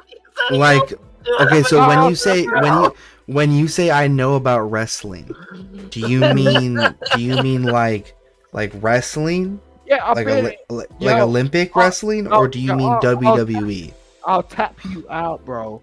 Like the thing is like just make sure you got your shit together. Simon, I'm about to say some real racist shit. I'm sorry. All right. You would be the first black guy that I would ever meet that actually has like a strong, like on the ground, like fighting game. Well, I'm gonna be real with you. Okay. Are you telling me the UK guys are built different? Are you agreeing to what we understood? Like in terms of we can have a wrestling match next year, right? We're gonna set that. Oh shit! Okay, so this has now gone from a fight to a wrestling match. Okay. So you don't. So okay. You guys are gonna go from a fight to wrestling to sumo match. Cool. Yeah, because the fight part was like. Well, obviously, I'm gonna win the fucking sumo match. Like, you seen the weight difference between me and Simon? It's not even comparable. I haven't seen him yet. He hasn't turned his Dude, have camera you on. seen the picture? Like, look, Bumpkin got a thick neck. He got a pencil neck. Okay, like they're two different necks. They're not even the same. They're not the same weight class. Bumpkin, where you at in America? What state you in? Bro, he just said he's in North Dakota, man. I'm in North Dakota. Right, so hook up a gym, okay? We can do this. You're gonna fly out to North Dakota? Yeah, for fun. Yeah, right.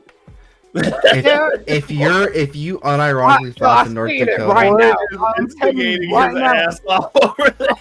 You know, they come through America. Their laws are very strict for illegals, right? Yo, if I'm coming over for a day, ain't shit. I ain't coming over trying to work. What you talking about? Yeah, you can come over here and just like visit. Yeah, for fun. Exactly. So I ain't going to Disneyland. I'm gonna come and see you. We're going to the gym, and I'll put that ankle lock on you, and you're gonna tap out. That's what's gonna happen. Ankle lock. You know the Kurt Angle ankle lock's fake, right?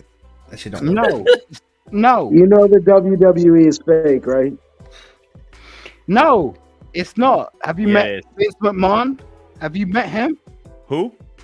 Vince McMahon. Have you met him? Simon, no, you're. Vince McMahon? Simon, you're trolling. I'm convinced you're trolling now. Let's everyone get to bed. We all got to get up in the morning. Well, my final thoughts are, love y'all, even you, Simon. Yeah, I'll Ray, put the ankle lock on you. Yeah, you're. Stop saying that. Yeah, that just sounds so funny. I want Simon to keep saying that. Keep saying it. I gotta go to bed because I don't know if I'm able to function for work tomorrow, but I still want to make that bread. You still didn't say, okay, I accept. You're just like chilling in your bed. I accept your challenge. Oh, if you want to fly out to North Dakota, let's do this. Man. It'll be hilarious. Let's do this. If you want to fly out to North Dakota, but it's going to be a street brawl in the ring. We're not wrestling. No, we're gonna have to practice, and we're gonna have to make it proper. So do you want to do UFC or do you want to do boxing? Because I'm not doing WWE wrestling with you, bro. Oh, you want to punch me in the face and make me hurt? You think you can hurt me? Like what? It was a fight. You can hurt me. It's a fight. That's the whole point. Right? Don't try to hurt me. No. You're gonna do a fight with Simon. Gotta be the worst thing ever. Like before you throw the first punch, he's like, "You gonna make me hurt, bro?" I'm like, "No, never mind." We'll put down 5K and make it set up. It'll be hilarious just for the sake of it. And I got a bucket, like in terms of certain things I need to do in my life. And a bucket list. Oh yeah. Are you saying boxing? Yeah. So is on your bucket list. if you're going to be part of that, or get now. someone else. I don't know. I don't care. But I think that would be a very good thing. Like if we could pull that up. And like, are you gonna wear your Nazi suit, Bumpkin? I don't have that. That's a very, very good idea. Maybe I will do that. Maybe I will. Maybe I will do The that. internet would literally break in half. Like, Yeah, dude, if I show up in normal, if I show up in okay, Simon, if I show up in normal street clothes, right, and you show up in an entire SS uniform, the fucking internet would actually break in half, like legitimately. Bumpkin, don't just show up in street clothes. You got to show up dressed as like a '90s gangster rapper. All right, we'll do the opposite. So Bumpkin's gonna show up in like a black dude's clothes. I'm gonna show up in a white dude's clothes. In the extreme forms, okay. So I'm gonna be Hitler, and he's gonna be what's Bumpkin gonna be? I don't know. You tell me. But I'm just saying we're gonna have the music playing. I'm gonna get all the pyrotechnics all sort of hooked up. Bumpkin's gonna be wearing black Air Force Ones, black jeans, Rockaware jeans, and a black T-shirt or a black wife beater. And sponsorship from the Kia boys, so he's got to show up in the Kia. Freshly stolen. Yes. Hey, listen, bro. And you, Simon, are gonna show up in a full SS uniform with a Toyota Tacoma with a turret on top of it. Right, and the little UAV thing in the back. I'm gonna also have like a mini Mercedes Benz. I'm gonna listen. That would totally break the internet. I'm if you everybody off, I'm going to bed. I hate all of you. Like I don't like this show anymore, and I want out. God, man, I was trying to have a Thursday. We were supposed to be done. No, but we gotta do this. No, for real. Like we gotta do this. Like life. All right.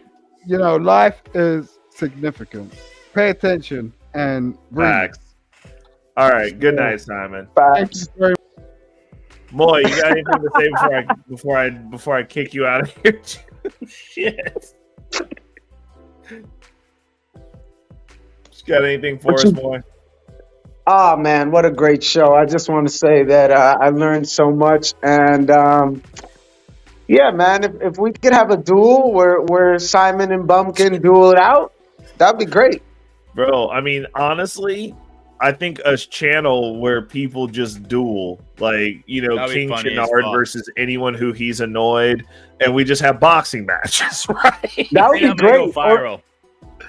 It would add a whole nother element to YouTube, because then you could get called out and actually get punched. Yep, exactly. And it could be like people on totally politically opposing sides have to fight each other. Bro, that would be hilarious. It would be hilarious. Okay. Grooming. You got anything for me? Yeah. Stay fresh. Don't piss in your Cheerios. Don't visit. Fair enough, dude. I appreciate all you guys who stopped through. I'm gonna go ahead and give the shout outs and get up out of here. All right.